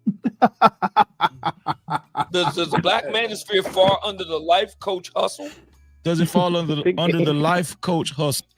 Well, Don, you know, I might be slow on the uptake sometimes, but dude, I noticed why is he outside? And there could be a perfectly good reason, you know. I just find it rather odd. Now, you know, it looks like he's got a cigar or something. Maybe that's why he's outside, and I accept that. You know, you shouldn't smoke inside. So there's got to be a reason, but yeah, I would put it on the cigar. Hey, did Dawn think I was just a raving lunatic? Uh-oh. I think she probably did. The cigar is a good reason. I have a bad habit of just assuming everybody's inside my head. So maybe I didn't explain it right. No, I get it. I mean, I can look at this. Oh, this is awesome. King Pick says he or she could be a woman king. I'd compare Obsidian to Socrates. Dude, that's nasty work. That is literally like, oh my God. That's fucking asinine, bro. That's like, dude, I might have to ban you from this goddamn channel. What the fuck? That might be a show title. No way. I'm not, dude. That would be like, even Dante. What was it? Virgil? It was Virgil, not Socrates. Dude, that is. Not even buddy. Homer. That's crazy. That's Damn, that's bold. So that's what he had. That's supersized. Absolutely not. Obsidian Okay, Newton. shout out to Next Level. Cash Cap, he says, so Manosphere is teaching dudes to separate from women? Absolutely not. We're trying to be as connected to them as possible. Super chat. Oh, Shout out Jesus to goddamn Menina Subpoena Christ. for his $2 super cap. Menina says, advocate for your A1C levels. Diabetes is real. Yes. Apparently it is. You know about it a lot more than I do. I don't have sugar diabetes, but you do. I mean, you and your heifer lady there. So keep on spending your money. Keep on spending your pennies. We appreciate it. Thank you. Thank you. Shout out to JC for the $5 Yes, super cap. towards Jefferson. JC said, Brutal got a freezer full of Oreo cream as ice cream. Super chat. Shout out to Drew for his $20 super chat. Drew said, "Can the panel match my super chat? Can the panel match my super chat for the host Freezy? Keep bringing the fire, Freezy. Appreciate you, bro." No captivity. Super chat. Tyrus for the $20 super cap. Tyrus said, "For the fluffy guys do you addicted to DoorDash." understand how fucking annoying that shit is? It's like a kid's show. Super chat, no activity. Super, dude. This is like fucking Nickelodeon. God bless you. Whew. Shout out to El Cheapo. Shout out to El Cheapo for a $20 super cap. El Cheapo said, Let's see, I never see El Cheapo with this fucking picture on T's channel. I might have to give her more respect. Said, I want to hear Obsidian sing "There's Some Holes in This House." Yeah, you know what? These motherfucking woman bashers, I'm getting bored with this shit. And look at Freezy. That's the only time I've seen him smile, the woman bashing. Here's the other thing. Why the fuck do black women support these assholes? Why is Cheapo contributing to this shit? Any idea? I think he just wants to keep the effery going. He or she. I don't know who El Cheapo is. What? Well, dude. Who is El Cheapo? I mean, I've seen that name in the chat. I know her from T's channel. She's got a daughter. I don't know. I'm just being snooty right now. I think none of these motherfuckers are worth the time. I would think they're just entertained by what they're seeing, so they're contributing. That's it's not that entertaining. Super chat. You know, I wonder what Freezy would do if I just fucking clip that sound, and every time, you know, I get like a Cash App, I just use that tone. I might do that just to see what happens. Stanley chat.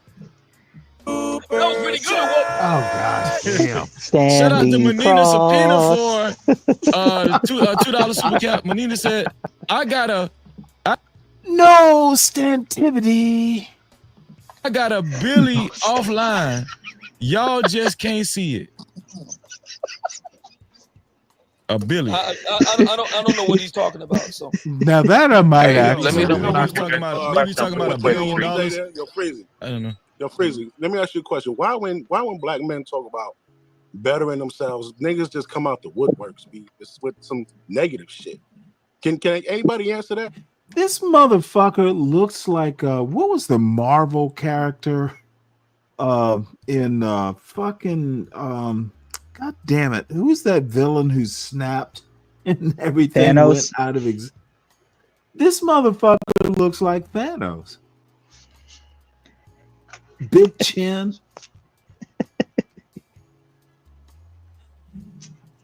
I'm gonna rewind this a little bit.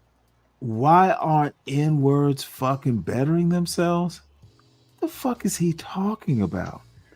Dude, you're on a panel with a bunch of woman haters, and one of them hasn't said shit yet. Does information deficit theory ever say anything? Oh, he's about to say something. Yeah. He just hasn't, they haven't gotten to him yet. Damn, it was a long time coming. Come out the woodwork, speed. It's with some negative shit. Can anybody answer He's that? trying to do a Kevin Samuels. Because I want to answer it. Can I answer it, please? It's always I want negativity, bro. to answer this. Respectfully, I want to answer this because listen to me. I was not against you. I'm not against anybody's ways of life, anybody's thoughts, anything. I'm literally asking you questions. I ain't attack Obsidian. I ain't attack you. We just talking. I was just asking you to understand something because you said you've been understanding this and you came to say I'm a representative. You said I'm an advocate. So to advocate for something, that's what I'm saying. So to be able to advocate for something, to show a person a change, I could show a person a thing to show it, for me to be able to advocate for something. That's what I was asking you. Then you went to lump me and Sharon and something talking about guys like you. So you started that first because now you naming and you labeling people, stereotyping people for no reason. And I never said nothing to you like that. That's all I'm saying. That's all I'm saying, bro. Whatever you feel, you can feel it. This earth, bro. Whatever you think on earth, you can feel it. You're a man, so I don't care. But I'm just saying, you started that. Is all I'm saying, brother.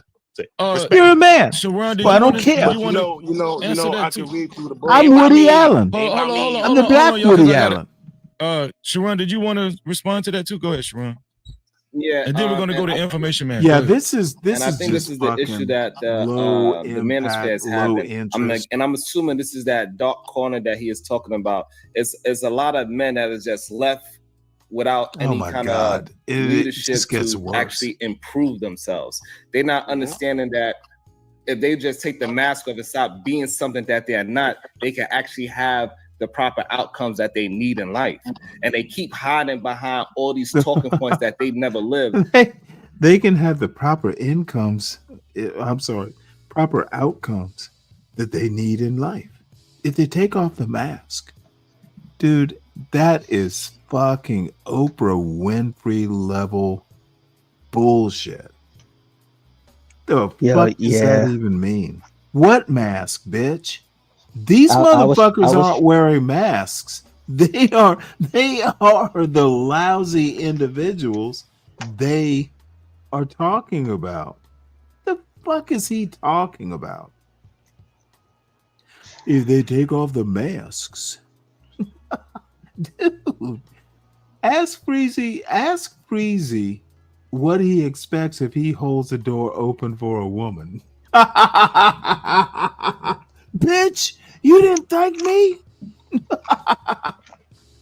So yes, Obsidian is very charismatic and he's a funny guy. Charismatic. However, when he say those things, he is influencing men that do not have the mental capacity to understand his jokes from what real life is. And so when he's saying being he's being out there being promiscuous. Dude, you know what? Take me back to the fucking MAGA morons. They don't have the mental. He literally says they don't have the mental capacity to. I gotta play this again. The mental capacity to appreciate a joke. He literally is calling these people stupid. He's charismatic and he's a funny guy. But however, when he say those things, he is influencing men that do not have the mental capacity to understand his jokes from what real life is. And so when he's saying being so this man's admirers are low intellect and can't appreciate a joke. Thank you, Sharon. The spokesman for the Boule and the fucking Talented 10. I wouldn't say all that, bro. I would just say that. What he is. I would just say that this motherfucker just called a bunch of black men stupid. Yeah, I would just say that Sharon is like the head simp in charge. That's it, man. That's really all that it is. He's in it for the women. And I said this earlier. I think PH Diva would have did a better job of beating Obsidian than Sharon did. Just because she's smarter than him, she's wittier than him, and she would have been able to catch the fact that Obsidian was on bullshit and would have adjusted a lot better. But wait, I I mean, coming into the program, most people should know he's on bullshit. Now, if you agree with him, you don't think it's bullshit, but why did... Man of Tomorrow probably had the best thing. This motherfucker's not going to change. Mm-hmm. So, Obsidian. So Obsidian, being in the space for as long as he's been in, realized real quick that the people that come to him for what he has to say aren't like serious people. So he figures, why not make as much money as I can off of these people, because they're not serious people. And his fan base isn't, I'm not going to say they're not smart enough. I want to say that, but I would say that they're there for a different purpose, because they want to do the black female fuckery. And that's what he's giving. Let me ask you a question. When you say his fans aren't serious, do they know they're not serious? Are they? Do you actually mean that you don't take them serious? Because they obviously think they're serious. People are giving their money to support something. They're probably pretty serious. I mean, if you think that it benefits your life, if you think black female fuckery benefits your life, then I don't know what to tell you.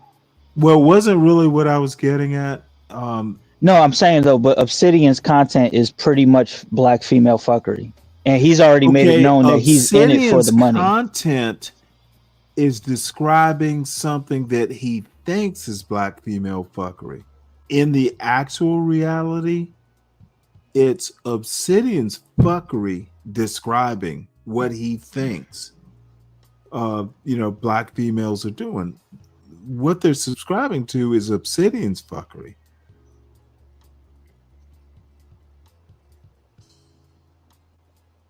Well, you're silent. Okay. Do you take Obsidian's opinions? And I don't know them well. I've heard of Obsidian, never really examined him closely. But do you think any of Obsidian's views on black female fuckery, and that's in quotes, are valid? I'm sure they are. Yeah. You're sure they are, but you don't know? I'm sure that.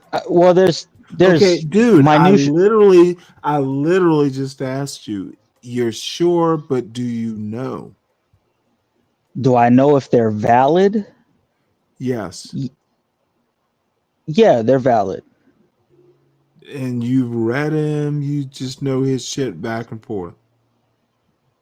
He's been gone from YouTube for like a year and a half or so. So I don't know what his.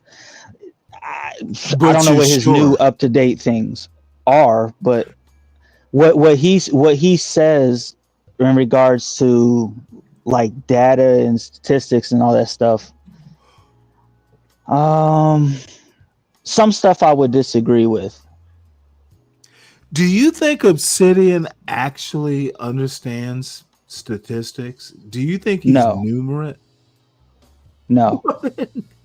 Well, then the only thing, you know what? I'm not going to go there. I think he is providing a service to the people who want black female fuckery. He will say whatever he needs to say to appease that fan base, because that's his fan base. Because even before, he was saying that he does what he does. He punches on black women because they are low-hanging fruit, and that's what the men want to hear. So he gives it to them. He's here for the money. Those are his exact words. He is here to get paid. He's trying to make money off of black female fuckery, which is fine. That's cool. But he often says things that are completely incorrect. But his charisma, and this is what Sharon doesn't realize when he's debating with him, because Sharon happens to think, he thinks that this stuff is about what's true and what's real and the facts and all that stuff.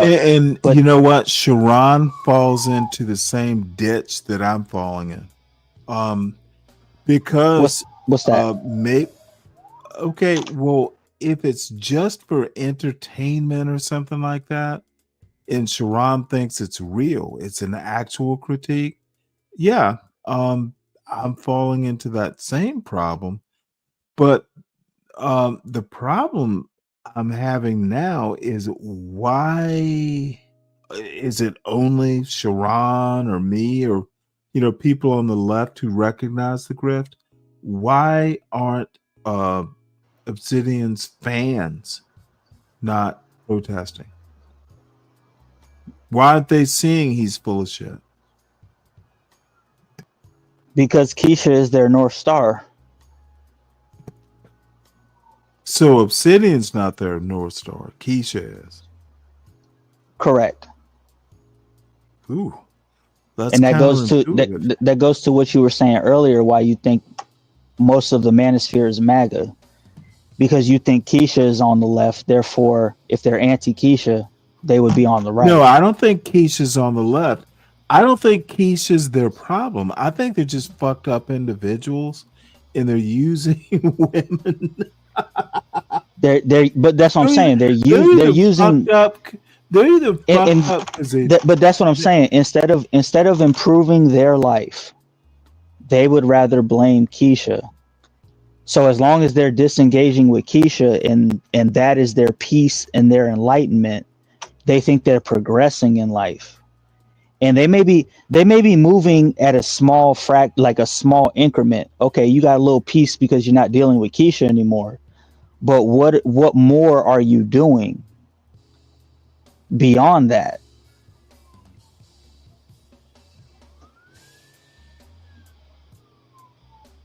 Yeah. And that's what the Oda,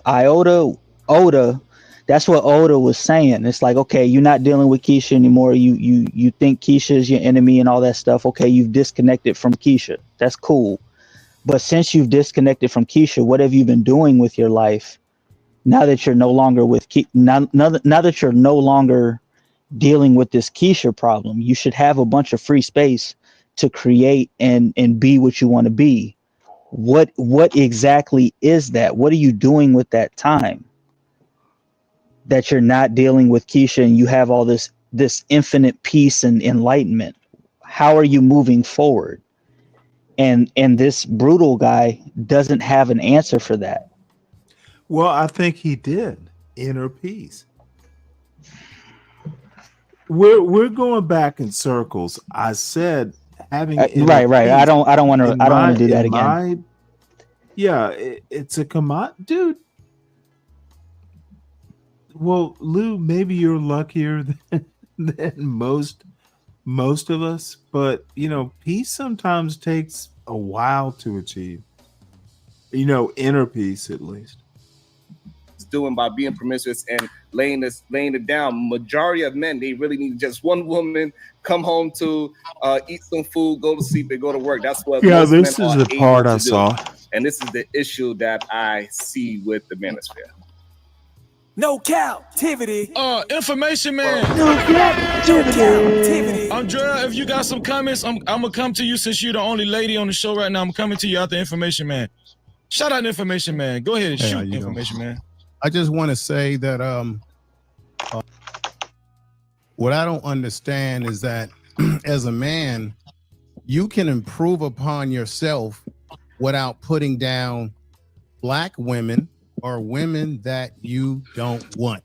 What I've observed over the years within the manosphere or with brothers online is that it's too much talk. It's supposed to be, people are saying, well, it's about self-improvement, black men supporting black men, But what I observed was more people just spending more time talking about women that they don't want, that they don't have any desire about.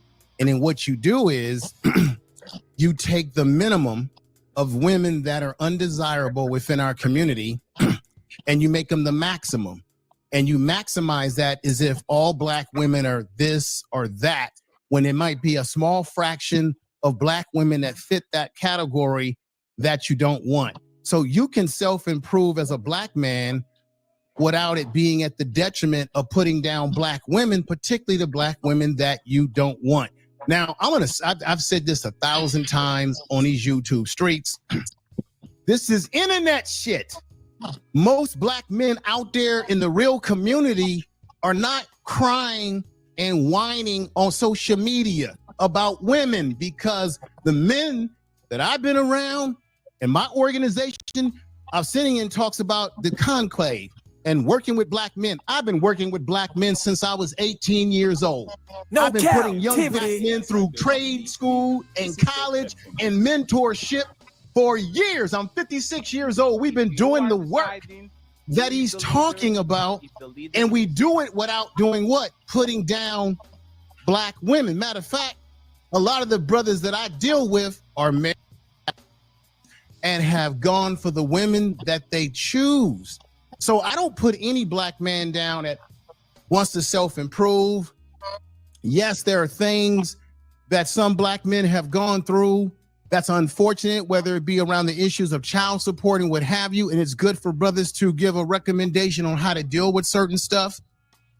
But I just don't see where the constant beating down on women because it looks feminine for you as a man or any man to spend all your time browbeating and talking down about women that 9 out of 10 times you don't even want. And then we find out over the years that you got a lot of these ninjas on here who be talking all this stuff, and behind the scenes they with baby mamas and every damn thing else that they telling you that you shouldn't be with. I think the conversation is outdated, and I'm gonna tell you why. For it's you old, as Jason Black always say, or Julian Lewis Smith, his real name. Okay, I know some shit around here. He said it'd be these old niggas that keep up this bullshit, because the Z generation, they don't give a damn about none of this stuff. The young men, we keep sitting up here talking about, well, what are we gonna do to help the young men? Most of these young generation, not baby boomers, not Gen Xers, but the younger generation, they not even on this shit. Most of them don't even want to either get married. They on some other shit. So a lot of this stuff rings very hollow with them, but rings very loud with Negroes who got problems that they're trying to overcome, or they need. What happens is you talk to an audience of Black men that are in pain, and you're able to feed into their pain by feeding it with the very negative things that maybe they've been traumatized by, whether it be bad relationships, a woman taking all their money, whatever it may be doing. And what's happening is, in my organization, we ain't charging Black men no money to help them. We're not charging Black youngsters to get them where they need to be.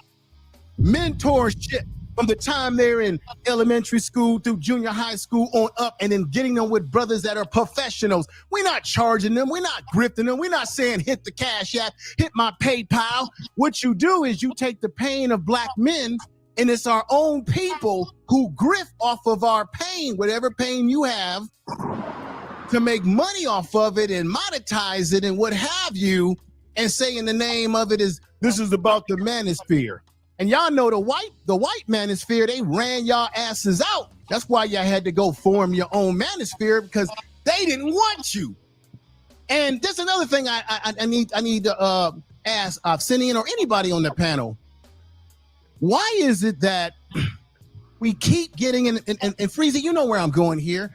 We keep talking about all Black men were kicked out of the household by Black women during the warfare years. Negro, if you're a strong man, ain't nobody knocking you out the damn house. Now, we forget that originally Black women or black families were not allowed to have welfare programs. Welfare programs were created for white people first. Black people didn't even apply for them. Now, we know that white people are on SNAP benefits at 35%, black people at 26%, Hispanics are somewhere between 14%, Native Americans 1%, and then overall welfare programs like SNAP, welfare programs, various social programs that the government has been giving out money. White people are at about 43%. They lead in all welfare benefits, and they've been getting welfare since the very beginning when it was created coming out of the Great Depression. So why is it that the white man wasn't pushed out of his household when more white women and white people in general are on welfare programs? They didn't get pushed out because we forget that there's an economic difference. White people have generational wealth. They were able to get a leg up. They were able to benefit from their welfare programs and still strive. Black people were not allowed to generate at that time generational wealth. But then we sit up here and we say black men were pushed out of the house. Can anybody tell me why the white man didn't get pushed out of his house?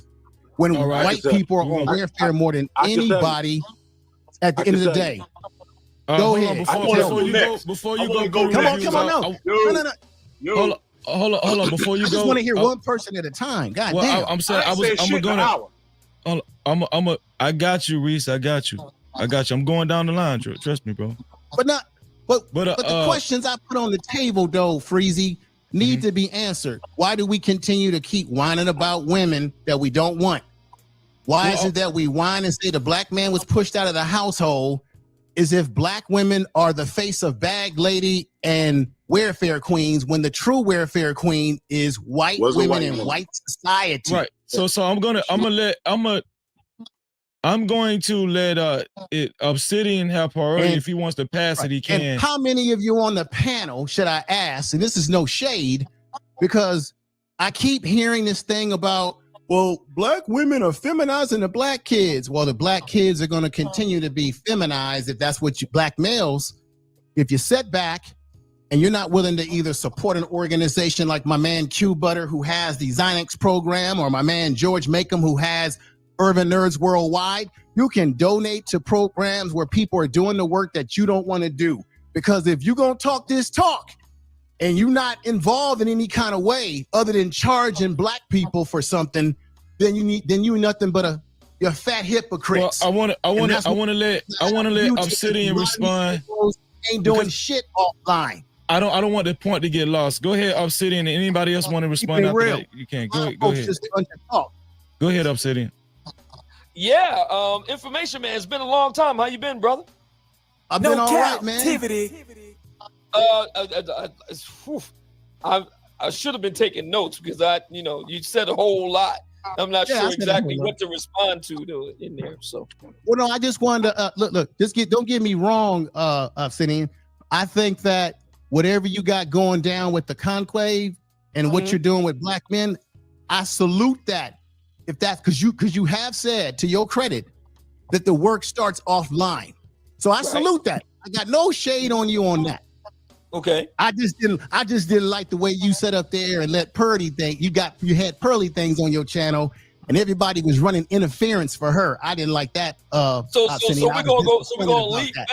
So we're gonna leap back just about 3 years. I was disappointed about that. That's all. Right. That's the only thing I had with you.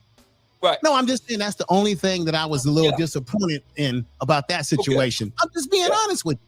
I know. I mean, this is how we do it, black folks. You remember what happened in 1975? I was still feeling some kind of way about what you did in 1975. Because you know why? Because this is the thing, Obsidian. We all on these streets, we always talking about black women need to be held accountable, right? Well, sometimes black men need to hold other black men accountable. Come on. How can we say hold black women accountable? I don't talk about that. Don't hold each other accountable. I don't talk about holding black women accountable. I do. I don't talk about that at all. I do. Okay, brother. I just want to talk about him. Go ahead. I mean, no. Sinan, do your thing, man. I'm not hating on you. So I wanted to make. There's a lady on the panel, Miss Muse. Yeah, I'm gonna. Thank you. I don't know if I think Obsidian was kind of. He was just kind of lost a little bit with, but if anybody else wants to respond to what information, man, go ahead, Brutal Reviews, and go ahead. All right. I want thought to. I was next. Who that? No, I'm gonna give you the floor, the main floor, in 1 second, Reese. I got you. Go ahead. Yeah, go ahead. All right. Two things, real quick about yes, sir. The man at home rule, right? We all know back in those days, well, even today, that they were highly racist, right? So of course they would let certain things slide, or they wouldn't enforce things to the fullest, or they wouldn't even report certain things for Brad and Becky the way that they would with us. The same way they have cops over policing black areas. They had those people out there over checking our areas. That's one. Yeah. Number two, when you say black men can't be pushed out of the house, black men had to make a hard decision. Imagine you got fired, or you don't have enough money to cover for your family. And if you leave your home, your family can eat. Your wife and your 2 kids can eat, right? But if you stay, none of you can eat. So men, real men, even no matter how hard that decision is going to make a decision. You know what? I'm going to step, and I'm going to sneak back and stuff like that. But I'm going to step out the picture so that my kids and my wife can eat, because I'm not able to feed them. And that was a big blow to their ego. Let me make this last statement to you, what you're saying. Yes, there were certainly men who left the house. All right, well, we seem to have lost Free Zone Lou, and we seem it is getting late. So Reese is always going to say something crazy. Probably won't even pick this up for tomorrow. I was overall unimpressed by Obsidian, and so we go. I don't necessarily need to let's see here. So whites on welfare but stays in the house because they got Jen. No, actually, Anton, that point is correct. There are just some dots that need to be that a lot of the generational wealth came because of the welfare benefits. It's actually very provable.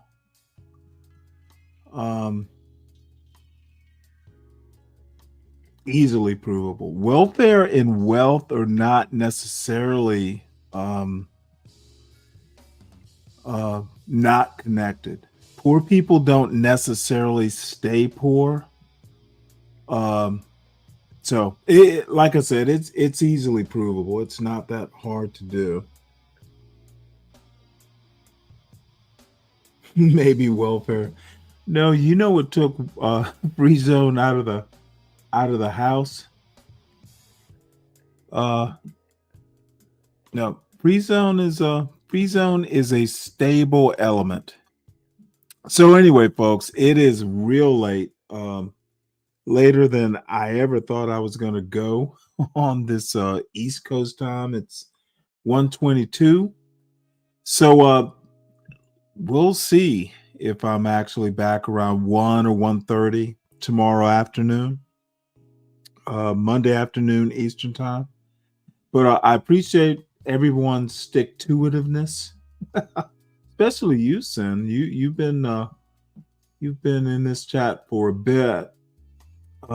King Picks, good to see you. You need to come around as often as you want. Anton, of course, good to see. Dawn,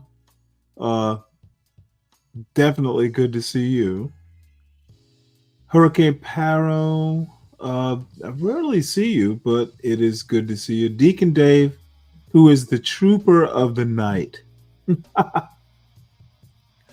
He wants to love this manosphere. What? Actively avoiding your family? Now, don't make me the cause of you avoiding your family. Now I feel guilty, Sin. Don't bring me into this sort of stuff. Free Zone's a beast. Free Zone's not a beast. Free Zone, while he is a good guy, dude, he's a neophyte.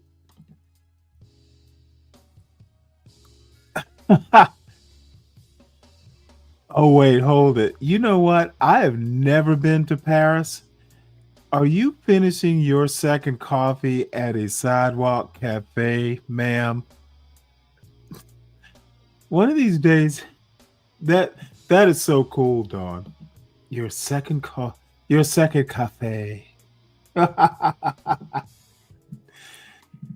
Oh, the croissant. So, yeah, Anton, dude, I'm not as good at this YouTube stuff as I think I am. But then I get to hear this young lady, Dawn, talking about the sun coming up in Paris. Talking about her second coffee. Damn. Must be awesome. So anyway, I'm just fucking with Dawn. Dawn, salute to you. It must be awesome though. I've never been. I'm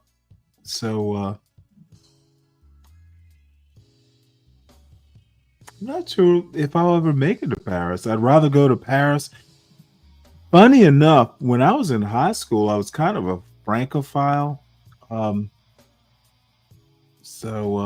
Funny how time changes us. So, folks, until tomorrow, I'll be in tow. I will see everyone tomorrow. Y'all have a good night. And who knows? I guess I haven't really, my phone is on a night setting. So I may wind up going to listen to Mo's show for a little while. And Dawn, salute. I hope one of these days you come up, or we can do a separate interview about your music. Salute to you, man. So, see y'all later.